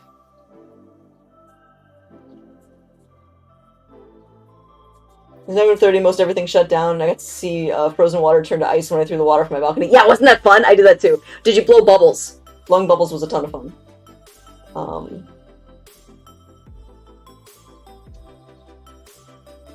Movers come in 11 hours. Dang. Are you ready? Do you actually have your stuff mostly packed? Oh man, because that's a cross-Atlantic move. Which, by the way, I'm gonna take the moment. Yeah. So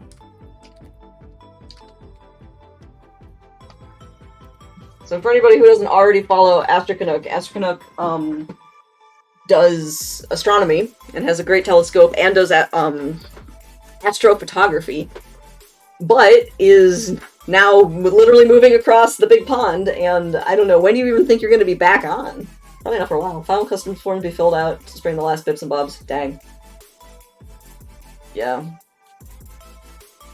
No, I mean, obviously you won't be on for a while, but we'll be waiting for you when you get back.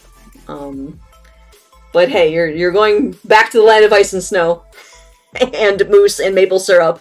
I'm sure you're very happy about that.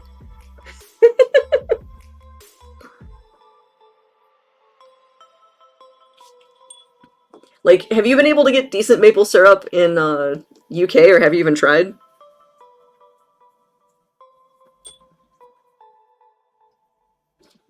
So I'm originally from Ohio, which is one of the states that is a major maple producer, and so I have no tolerance for bad maple syrup. Have to try the frozen bubbles next time. Yeah. The frozen bubbles is quite fun. And you can do that at lower temperatures. It doesn't need to be -30. Oh, real maple syrup costs triple or more. Yipes. Guess it's not surprising they probably don't have the right trees. Yeah, like trying to explain to people that they'd never had maple syrup, they'd only had pancake syrup, and that's garbage. It was always kind of a fun one. Although I do like the English golden syrup.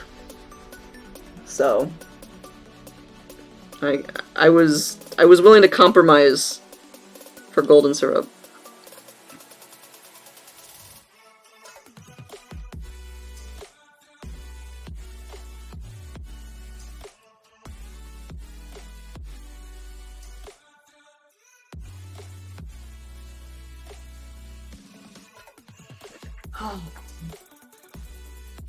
Yeah. Has anybody here ever had birch syrup? There are other trees you can make syrup out of. Golden syrup's nice, but I'm pretty sure it's... Yeah, it is just processed sugar. That's absolutely what it is. Yeah, it's just thickened, cooked down regular sugar. Bluesy, you've had birch syrup? Yeah. It's not bad. It's different.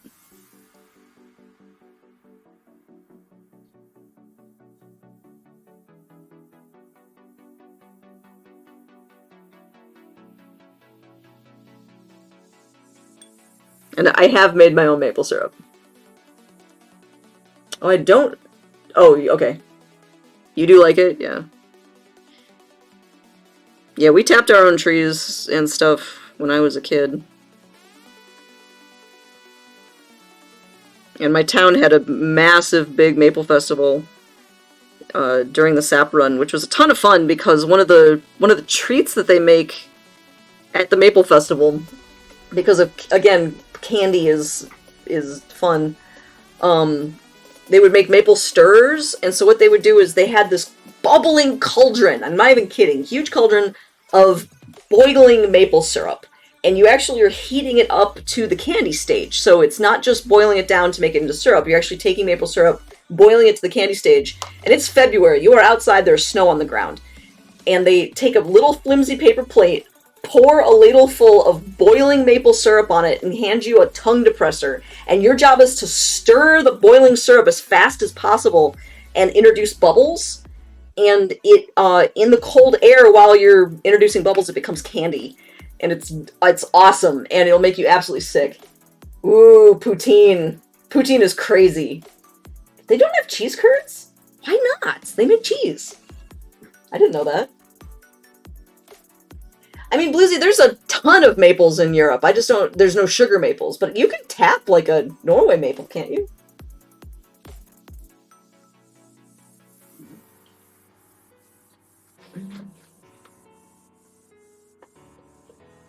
Love poutine. It was really made by high-fat boys from Quebec. I should hope so. That makes too much sense. You can buy it, it's not the same. Yeah.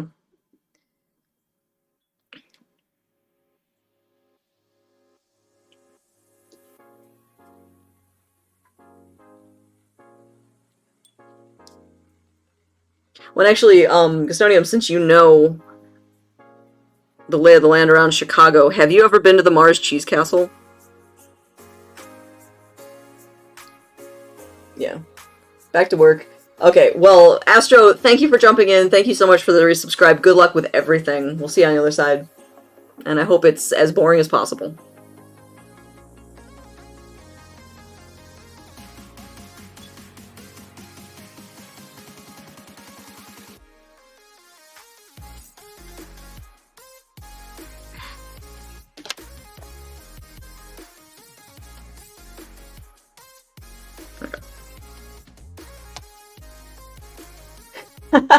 There is a cheese castle.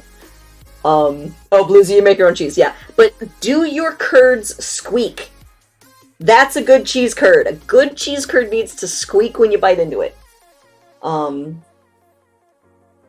syrup. Oh, wait.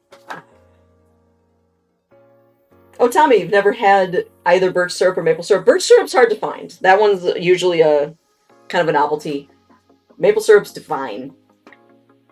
And real maple candy will make you sick. It's so sweet. I love it. Okay, so Gustonium, Mars Cheese Castle. If you drive to Wisconsin on like 30 or whatever, one of the main routes. It's or maybe it's on 90. I don't know anyway, but it looks like a castle. It is shaped, it's got turrets, it's all that ridiculous garbage. And it's just mountains of cheese. And so it's a lot of Wisconsin cheese, of course. But also some imported stuff and whatever. So you can get like whimsically shaped cheeses that look like football helmets and garbage like that, and bags of every flavor of cheese curd you can imagine, and they all squeak. And it's yeah, no, Gustonium. Summer trip. This is what you need. Oh, homemade burst syrup. Okay, yeah. Well, the same thing is, look, if you're tapping your own trees, you can syrupify pretty much anything. Yeah, Gustonium. There's your hot tip for the day. Mars Cheese Castle.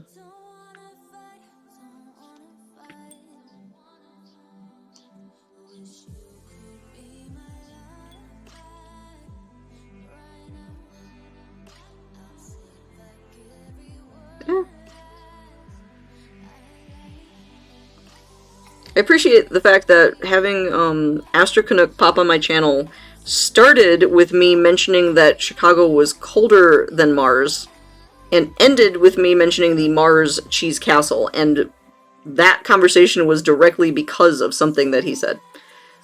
Everything about that is quite satisfying.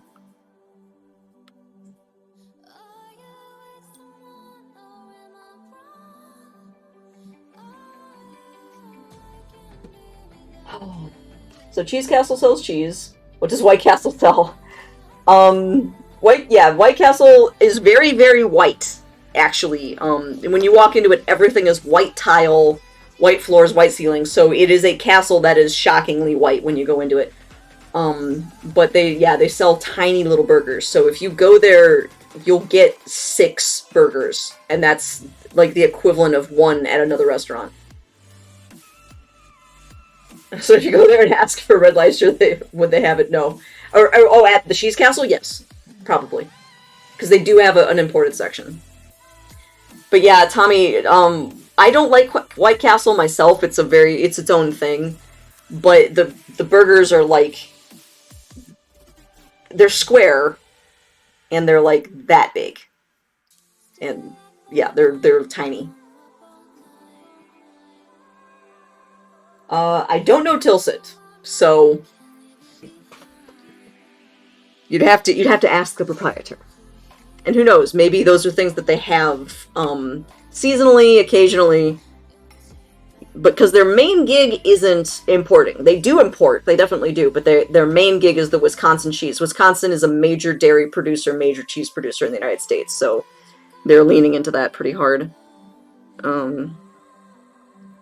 But you go there for the cheese curds. You go there for the cheese curds. And you eat them until you're vaguely ill and you feel nothing but happiness at it.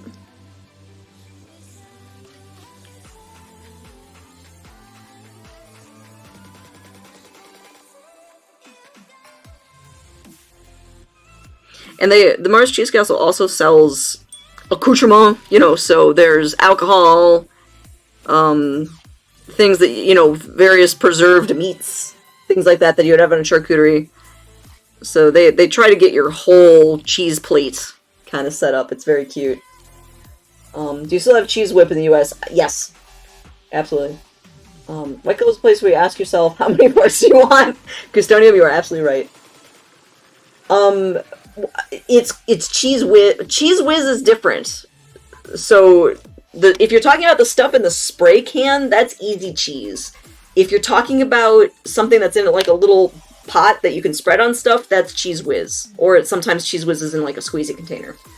So yeah, there's a whole bunch of artificial cheese products that the United States is very proud of, and those are 2 different ones. But easy cheese is the one that you spray out almost like whipped cream.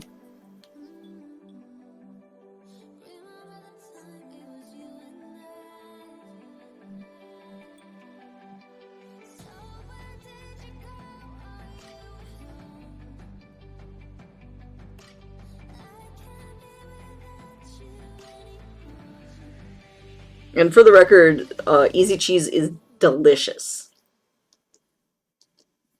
I have no regrets at all about the easy cheese. Like you get your processed cheese products, you just got to know how to use them correctly.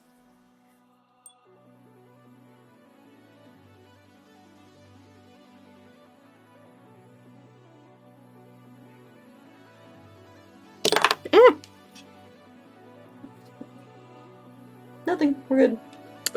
Oh, nuts. I think I actually got glue on my glasses. That's probably gonna not be great.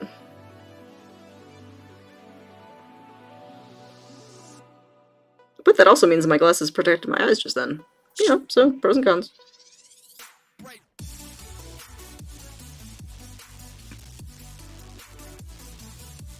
The question is, where did that... Probably glued to the floor. One moment. Yeah, how bad is this? Oh, wow. Okay, so check this out. Okay, so here's the dot of glue. You can see that there.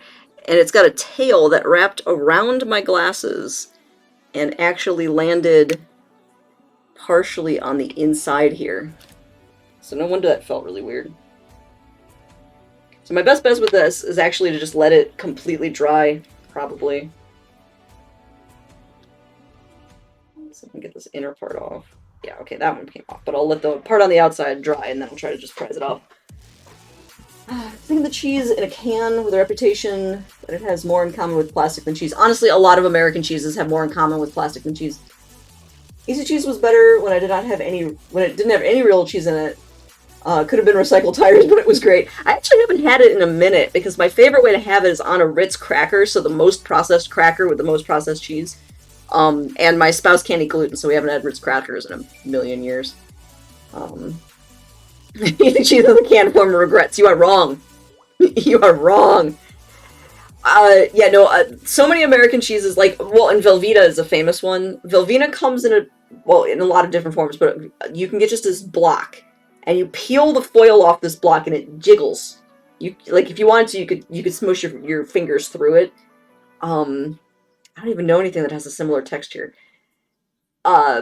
But it melts gorgeously, and so you can make really good, like, cheese dips. You can make mac and cheese out of it, things like that. And so it's kind of great, but you shouldn't just eat a piece. You know, don't just eat a piece. You know, and I grew up eating Kraft Singles, which are American cheese slices that are not that different from Velveeta. So, yeah, it's an acquired taste. Obviously. I don't believe they sell any of that stuff at Mars Cheese Castle. But if I'm there anytime in the near future, I will report back. I'm not really planning on going to Wisconsin in the immediate future.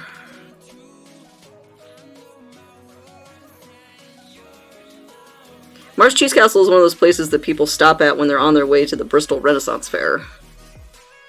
So I know a lot of people, it's like part of the pilgrimage down to the Ren Fair.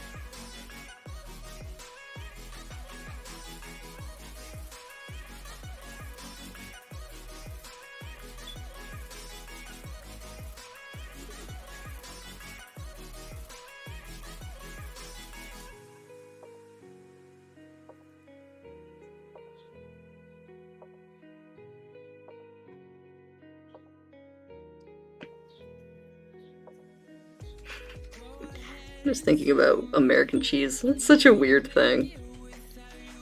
There are absolutely delicious real cheeses made in the United States, but American cheese is its own goddamn thing.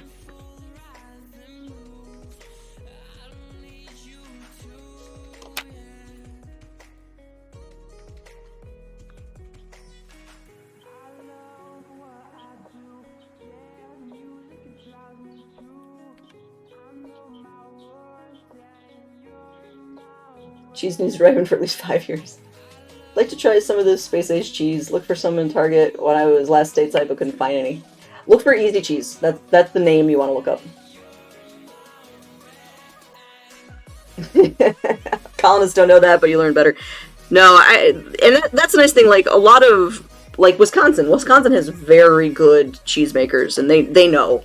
They'll give you a like a 15-year-old cheddar and things like that, and they're quite good. So there's plenty of good cheese in the world, and in the United States. But then there's also the American famous government cheese, which is absolutely shockingly horrible. And I've known people who grew up on government cheese.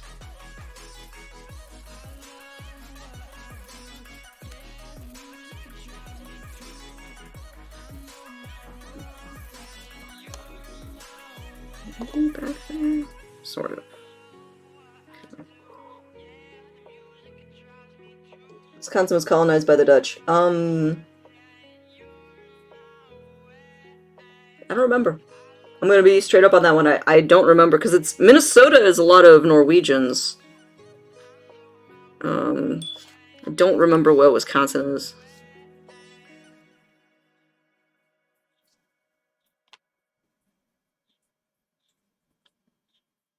And of course, there's different waves, so that's its own thing. Is there might have been a Dutch wave, but then there would have been other later ones, so it's hard to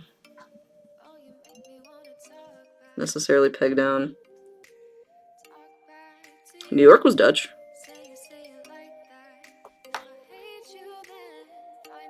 A couple of Flemish waves. Yeah, like, populations in the US just are changing all the time. There's always new immigrants from somewhere. You know, so, like, my family in Ohio was part of the big Slavic community in Ohio. And so, there's a lot of Slavic people in Ohio. And they worked in the coal mines and they worked in, farms. So, and so to the point that, like, when I was a kid, they started serving pierogies at the big baseball park in Cleveland, and that was kind of a big deal.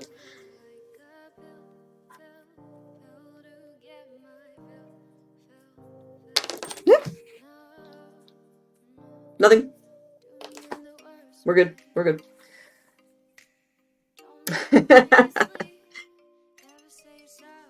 Oh, New Amsterdam. And yet, where did New Amsterdam go? Where is it now? And now I have the They Might Be Giants song going through my head. So thank you, Bluesy, for that.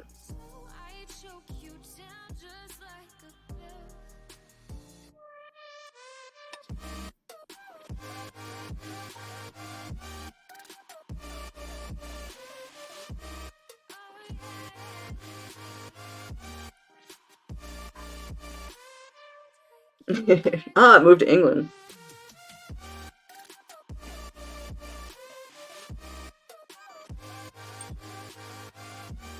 Now this is looking real good.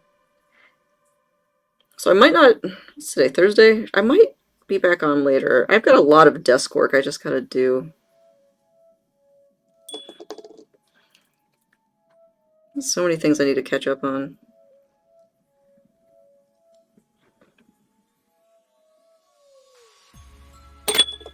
Man, yep, and I'm getting dropsy. Alright, yeah. Let's do everything except the lower mandible, and then I think I gotta wrap it up, because I'm getting a little weird. A little tired.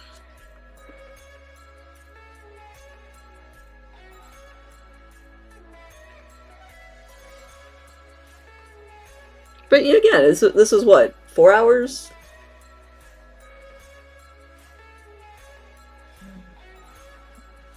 Yeah, Gustonium knows what I'm talking about.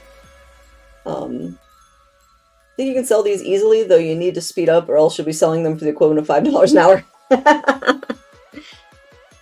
Well, that's the thing. I would be selling them for quite a bit, I think, because it's the full thing. I'm cleaning the skulls and I'm decorating the skulls. So you're looking at my labor, you know, throughout the whole thing. So I could probably price them pretty high.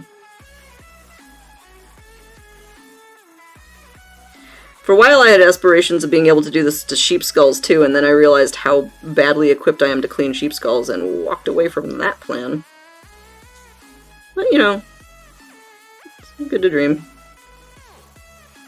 I will finish my one sheep skull someday.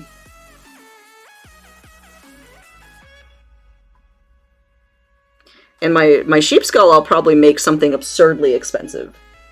You know, so I'll do like, oh hey, thanks coffee tables. You know, I'll make my, if I bedazzle a sheep skull, I'm gonna sell it for like $5,000 or something like that.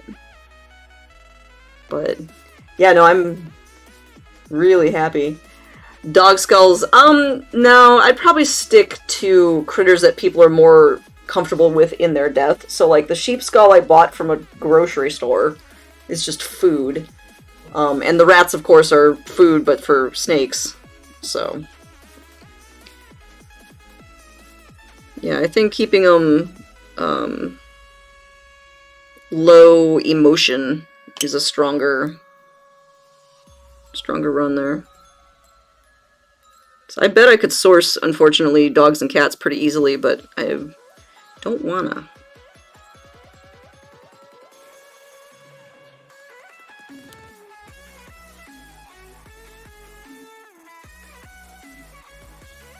Yeah, I wouldn't do pets. Bison's Call 15-year project. Oh my god. I would buy bigger rhinestones. Thank you very much.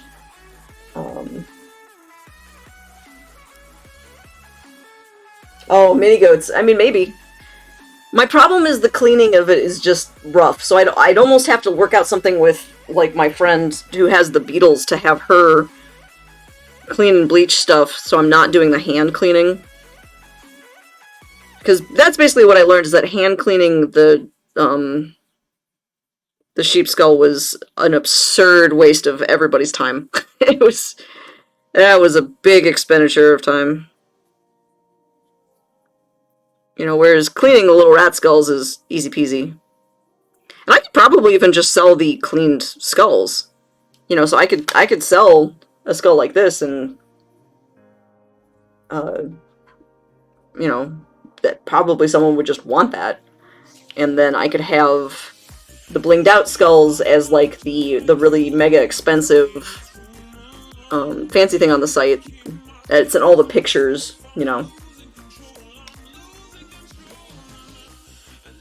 My father-in-law used to be a jeweler, and he, like, the photography that he had all over his booth and that he would submit to shows to be allowed into the shows was generally not the stuff that he sold. No one wanted that stuff. It was all kind of ridiculous, huge pieces and very expensive, but it basically proved he was a kick-ass jeweler.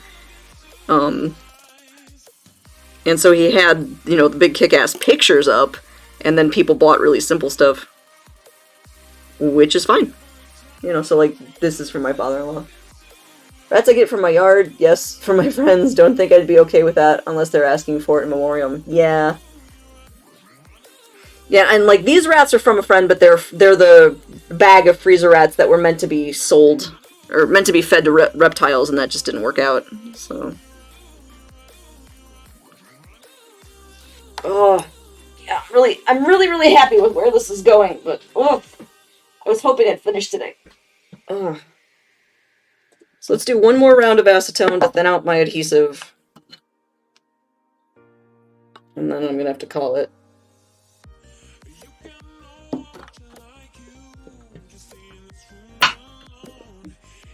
But yeah, my rats so far are basically recycled rats or repurposed rats. Gustonium, literally, I have picked up bags of rats as gifts from friends. They're like, hey, guess what? Can you swing by? I'm like, yeah, I can. You know your audience.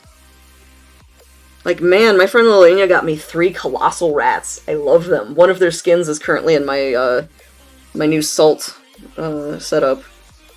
Which actually, I posted this on Instagram. But for anybody who doesn't follow me on Instagram, so this is a colossal-sized rat pelt that's currently salting. So I got this in here yesterday. Oh man, it's really absorbing the salt too. I probably need to top this off. So, yeah.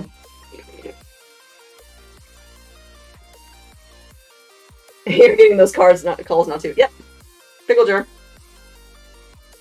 It's a nice jar.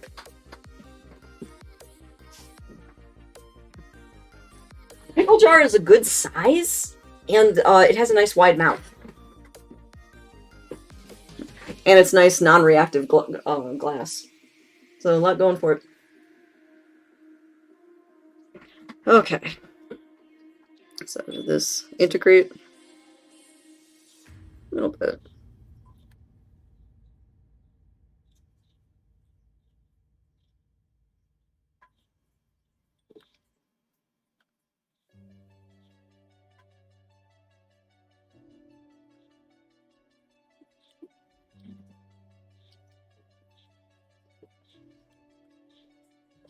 All right. Yeah, yesterday I was watching other people's streams and I finished up setting those things up in salt. And I hope it works because, man, it decided to go and get real hot. So hopefully I don't have things fermenting in there. Lacto-fermented rat.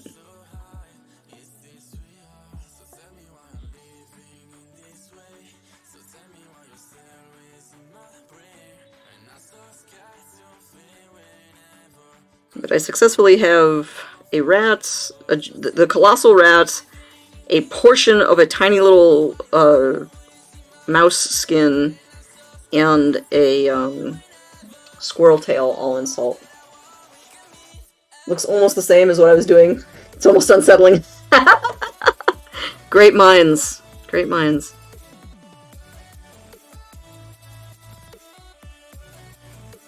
I mean, sometimes there's just a right answer, and that right answer is a pickle jar. Like, if I need a plastic jar, it's a peanut butter jar. And if I need a glass jar, it's either going to be a pickle jar or a jam jar from this one particular French brand of jam that I really like.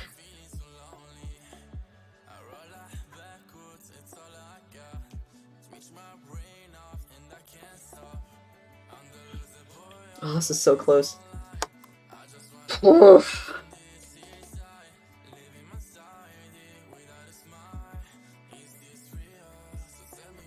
Luckily, I already know what I'm having for dinner. Just gonna make a caprese salad with basil off of the balcony. Should be pretty great. And tomatoes that we just got from our farm share. And, you know, mozzarella I bought at the store yesterday. But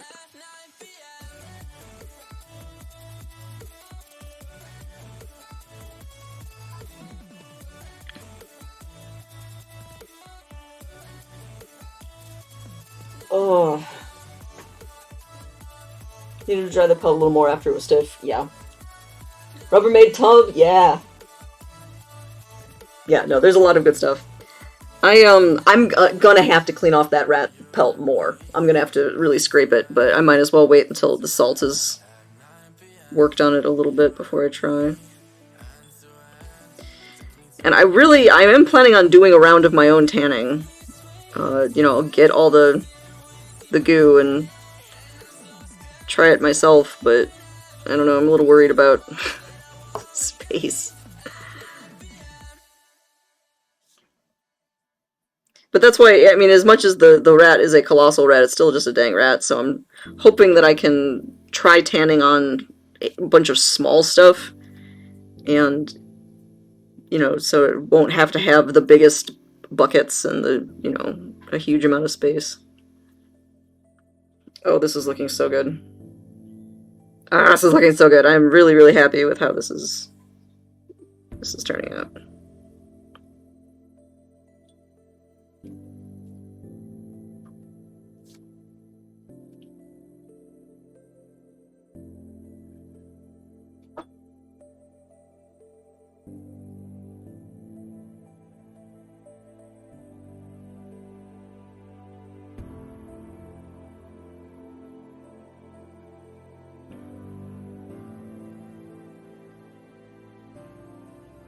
This music just picked up a real 80s vibe.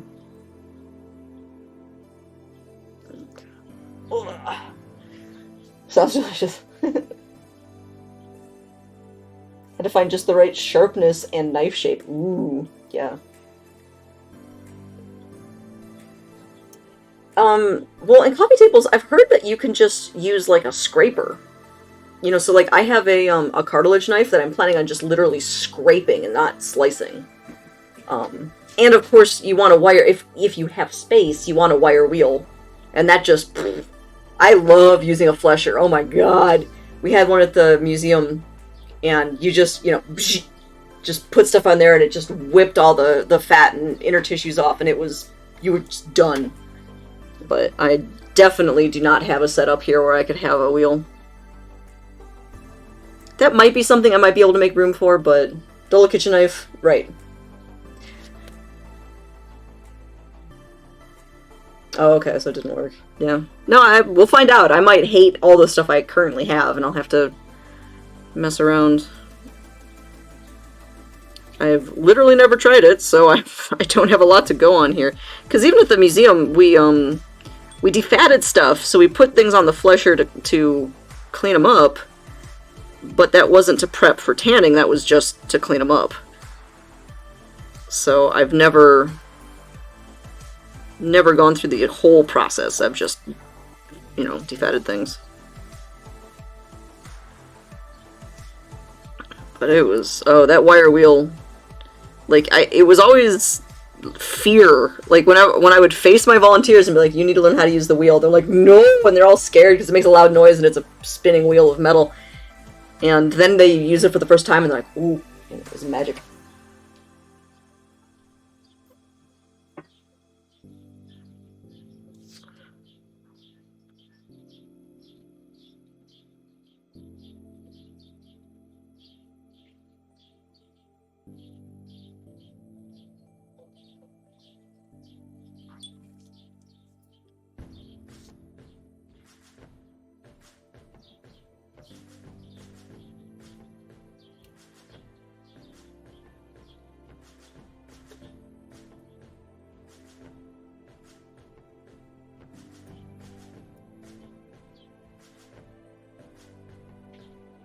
I'm sure there's lots of professions where you have to get used to people that you're training not believing you until they believe you. But I have to say, with working in that lab, there was whole categories of things that I just knew people wouldn't believe me until they believed me. It was a weird continuity. It's fine, they would always eventually believe me. But like the wire wheel, people wouldn't touch until I stuck my hand in it. Mention the Bristol Renaissance Fair. When you go, do you or your friends cosplay or go in regular clothes? Oh, you dress up. Yeah, no, absolutely. Wheel that rips off flesh and fat. Yeah, but that's the thing. You can put your hand on the wheel and it doesn't deglove your hand. Now, there are wire wheels that will deglove your hand, so know what you're doing, but that one was gentle enough that you could do bird skin on it, so. It's gotta be close to 20 years since I was last there. You gotta go. It's they've done a good job with that Ren Fair. It's nice. It's real nice. A cheap folding blade that was dull enough it couldn't easily cut my skin, but sharp enough to scrape. Nice. Yeah, I have a cartilage blade that I think is gonna be what I'm looking for that, but we have yet to test it out.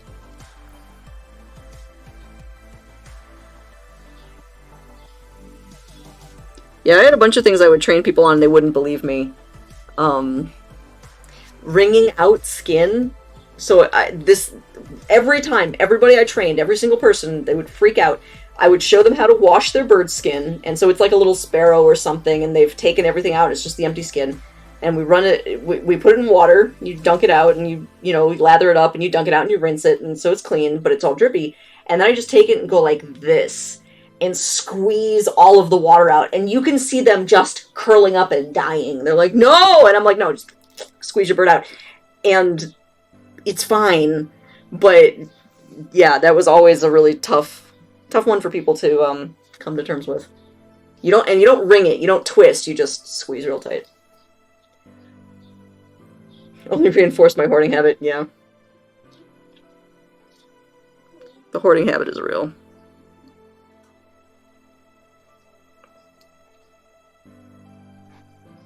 The hoarding thing has been a little bit of an issue for me with doing the plushie taxidermy, because I usually make the body forms out of old plastic bags, and so now I'm like, oh look, I have an old plastic bag, I'll hold on to this. Oh, I'll have more, I'll keep more, I'll keep more, and suddenly I'm absolutely freaking drowning in old plastic bags. But luckily when I do actually make something, I usually use up a lot at one go, so it's a bit of a payoff on that one.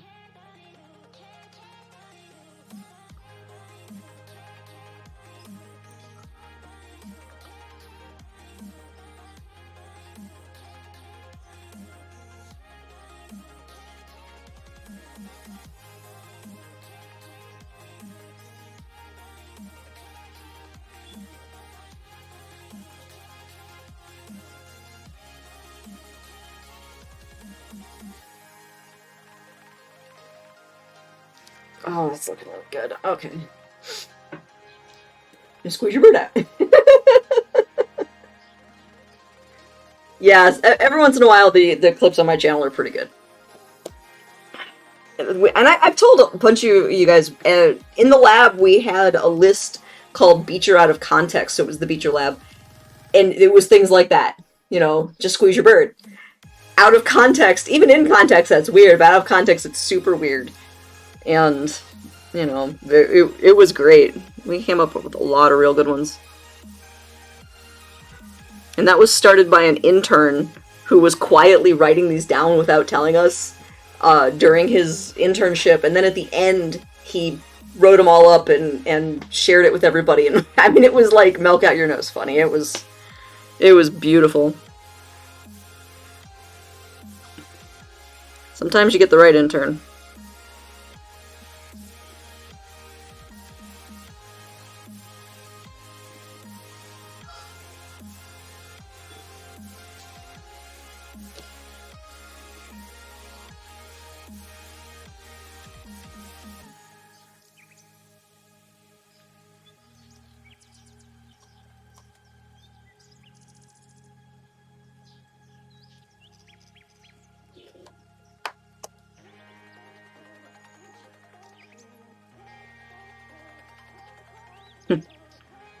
And there's another one of those jobs left undone things I hadn't thought about in a minute. Was I had been trying to create a Beecher Lab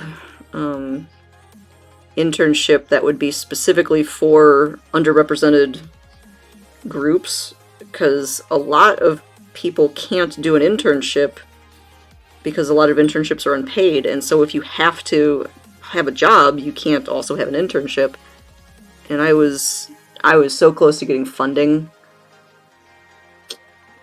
Oh well. We almost got rid of all of our disposable plastic bags in the UK. Yay! Like gold dust now, and you need one. Honestly, it's a better way to be. I remember when I was in college, there was a big windstorm near my college, and it picked up miles worth of plastic bags from the local landfill and spread them throughout the trees. And so you'd go along the highway and the trees were just leaved, basically. It was the fall, so they didn't have natural leaves on them, but they were just coated in plastic bags. And they stayed that way for years because you had to wait for the bags to shred in the wind, basically. That was a bad one. I will not miss plastic bags if we manage to become free of them.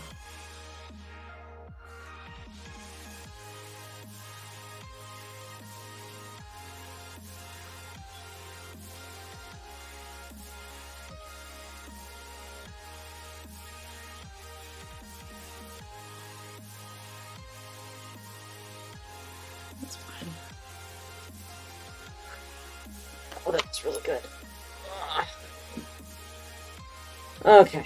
I think I'm gonna have to call it, because my adhesive's getting thick again, so I'd have to add more acetone, and at this point, I think I want to be done with this for now. So I'm really close. I've got to do the lower mandible and a few areas on the back of the head. And then I was going to add some sort of highlighty light areas within the eye orbits, but I'm real happy with how this looks. So, Drop Bear. Here, in many places in Australia, flaky bags are either outright banned, or they charge you for the ones you use. Yeah, in the US, sometimes there's some places that charge you.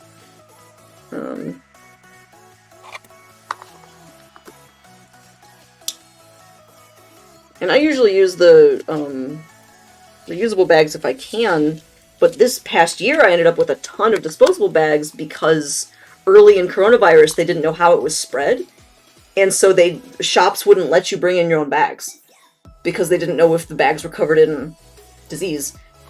And so for a little while there I was suddenly amassing all these plastic bags I'd never had before. And then we got over that, but... Okay. Ugh. Alright. Yeah, I'm real happy with that. Oh.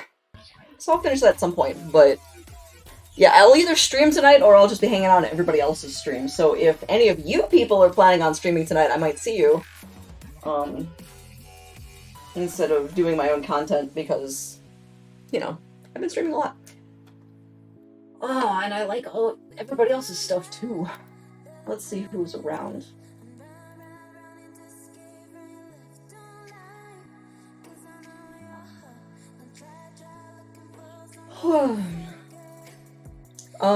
Tommy, you can do either. Some places will bag for you, and sometimes you do it yourself.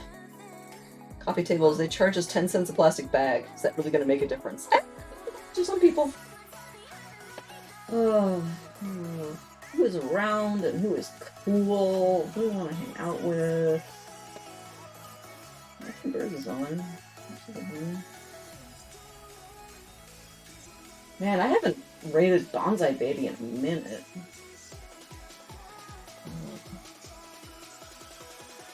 You use them so you're glad they're not banned. Yeah, no, they are very useful for what they do. But they have their problems.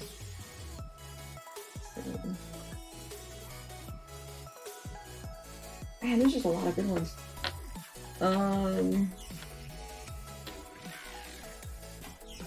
Oh man, okay, I have to check this streamer to see what they're doing.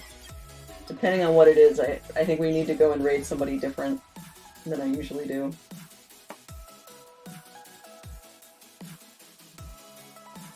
No, he is playing a game. Okay, not gonna do him.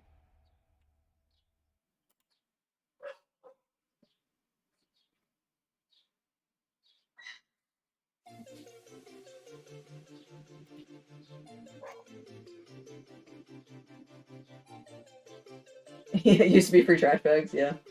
I still do use them to line some trash cans. That's the main reason I'll hold on to them. Takeout often still comes in those plastic bags.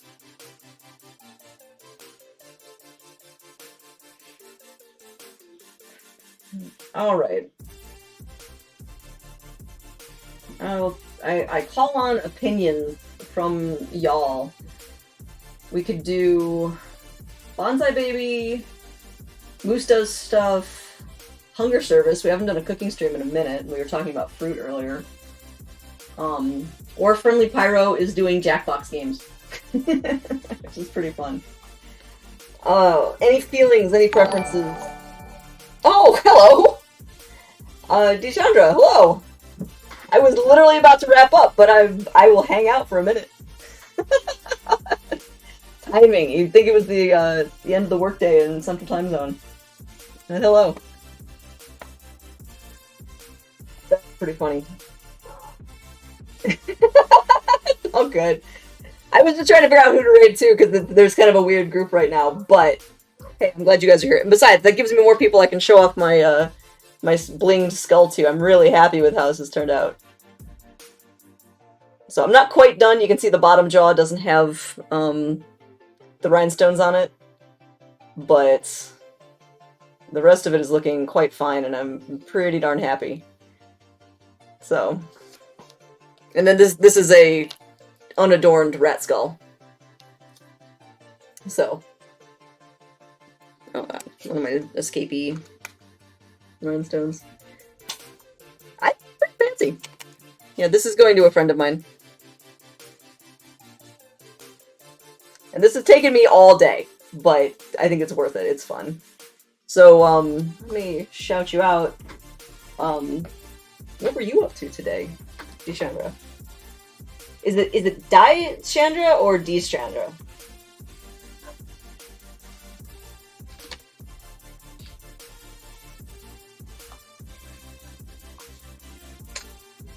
I don't think I've ever actually asked you. D. Okay. So I had it right the first time, but I was like, oh nuts, maybe I didn't. It was better to just ask. Oh, but yeah, what was your art today? Where'd that come from? Yuck. Oh, I know what that is. Anyway. Oh, you've been working on painting the sculpture. I actually have a couple of my little guys I still have to paint. I think you've seen my my Genshin Impact slimes, right?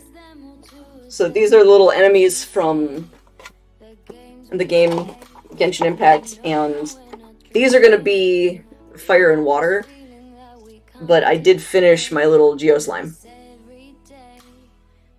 Yeah, I saw your picture of Ashara, or your sculpture of Ashara. So your stuff is way more detailed than mine. I can do little dudes like this. And I'm very proud, thank you very much. But yeah, your shit is legit. Wow. And these are also for a friend. Although they are commissioned for a friend. But yeah, no, if you can't go fancy, you might as well go cute, right? And, like, this is the level of fancy I can do because, of course, the rat skull pre-exists. So I just am elaborating on life, whereas these, you know, the basic form is so easy, but then it has to do with the fun paint job. Oh. And yeah, this has been... I'm probably going to put some lighter colored gems in the eyes just so they stand out a little more, because like on the natural skull, you've got so much shadow, you can really see those eye orbits, but since I painted this matte black, it all kind of blends.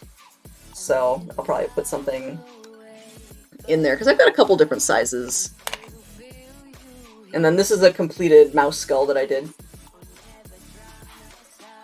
And I made the little pillow that goes in here, and I'm very proud of that. Pretty basic. Don't underestimate the capacity of making a round shape without making it look like a potato. Yeah. Yeah, those are actually pretty satisfying. And luckily, the game characters do bobble around a little bit, so it's okay if they're slightly, organic, let's say. So. Oh. Oh, well, and then for anybody who rated in, so I mentioned that these are real rat skulls. I actually, by trade, we were talking about this a little bit earlier too, I do scientific preservation, so I actually do taxidermy and other forms of preservation for research institutions, but I was laid off in the fall, and so I've been trying to like branch out and try other things, and so one of the new things I'm playing around at is blinging out skulls because it's fun, and rat skulls are easy to acquire. So that's something I've been working on. I've also been trying to just improve my overall, Arid Disheveled. Or, yeah. Ari Disheveled. Hey, thank you for the follow. I do full taxidermy, and so I've actually been practicing doing, like, life model taxidermy, because at the museum I was mostly doing research study skins, but, those aren't as popular outside of a research setting, so I hope to get back into research, but, you know, the world as it is, I figure I'll branch out and try to do more varied things. Man, I don't know. I've been repairing an opossum skull. I'm hoping to fully articulate that skeleton, because that's another thing I've never done, is the full articulation. Yeah, so, yeah, that's kind of the stuff I'm up to. And so today is Thursday. I might be on later tonight to finish this, but Saturday is my stream where I actually am doing prep. I'm probably going to be working on a smushed squirrel this Saturday. But if you're not into that sort of gory stuff, which is fine, my Thursday stream and my Tuesday stream are always nothing gross, as the label says. So you can come here with confidence and know that there might be bones or other representational stuff, but nothing will be meaty. So take that as you will. So with that, I think I actually am gonna go see if I can find someone to raid. But I'm up for any suggestions that folks who have raided in might have. Man, there's a bunch of good streamers on Chainmail. Actually, I don't think I've raided her in a minute.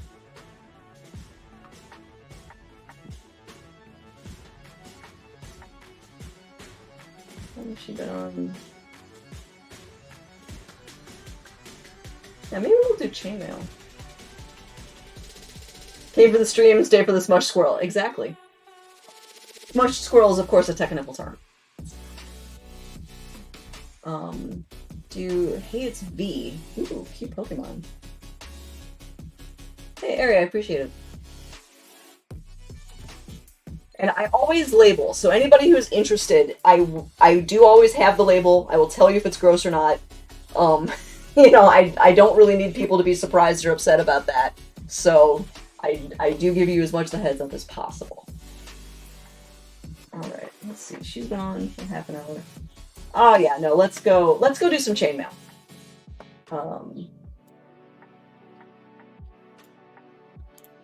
Let's see, copy over here to raid channel. To paste this plain text. There she is. Start raid. Alright. So we were talking about Ren fairs and stuff earlier, so I'm in a chainmail kind of mindset. Oh, okay. So yeah, if anybody has not seen her stuff before, it's really great. She does Ren fair things. She does commissions, and she's just sitting there bending metal, and it's very soothing. All right, well, good humans. Thank you for the raid again. Sorry, I was already wrapping up too, but everybody needs some. Oh, hey, it's me. Okay, we were just talking about you. Apparently you were just doing cute Pokemon sculptures. So now I have to go and obviously follow back. Not that I wasn't going to go creeper on her anyway. So, yeah, no, I'll have to show you my Genshin Impact stuff in the future. But, okay, no, I gotta get offline. We're gonna go raid Elizara and Aster Crimson. She does chainmail. She's amazing. I will catch everybody next time. So, again, my Saturday stream will be gross stuff. If you're not into gross, I'll see you on Tuesday. Tuesday is tea and chatting. It's a lot of science and a lot of cooking. Honestly, we talk about food all the time because I love food. But for right now, this is my pride and joy. So, alright. So everybody, take care of each other. Be nice. Stay healthy. And I will see everybody next time.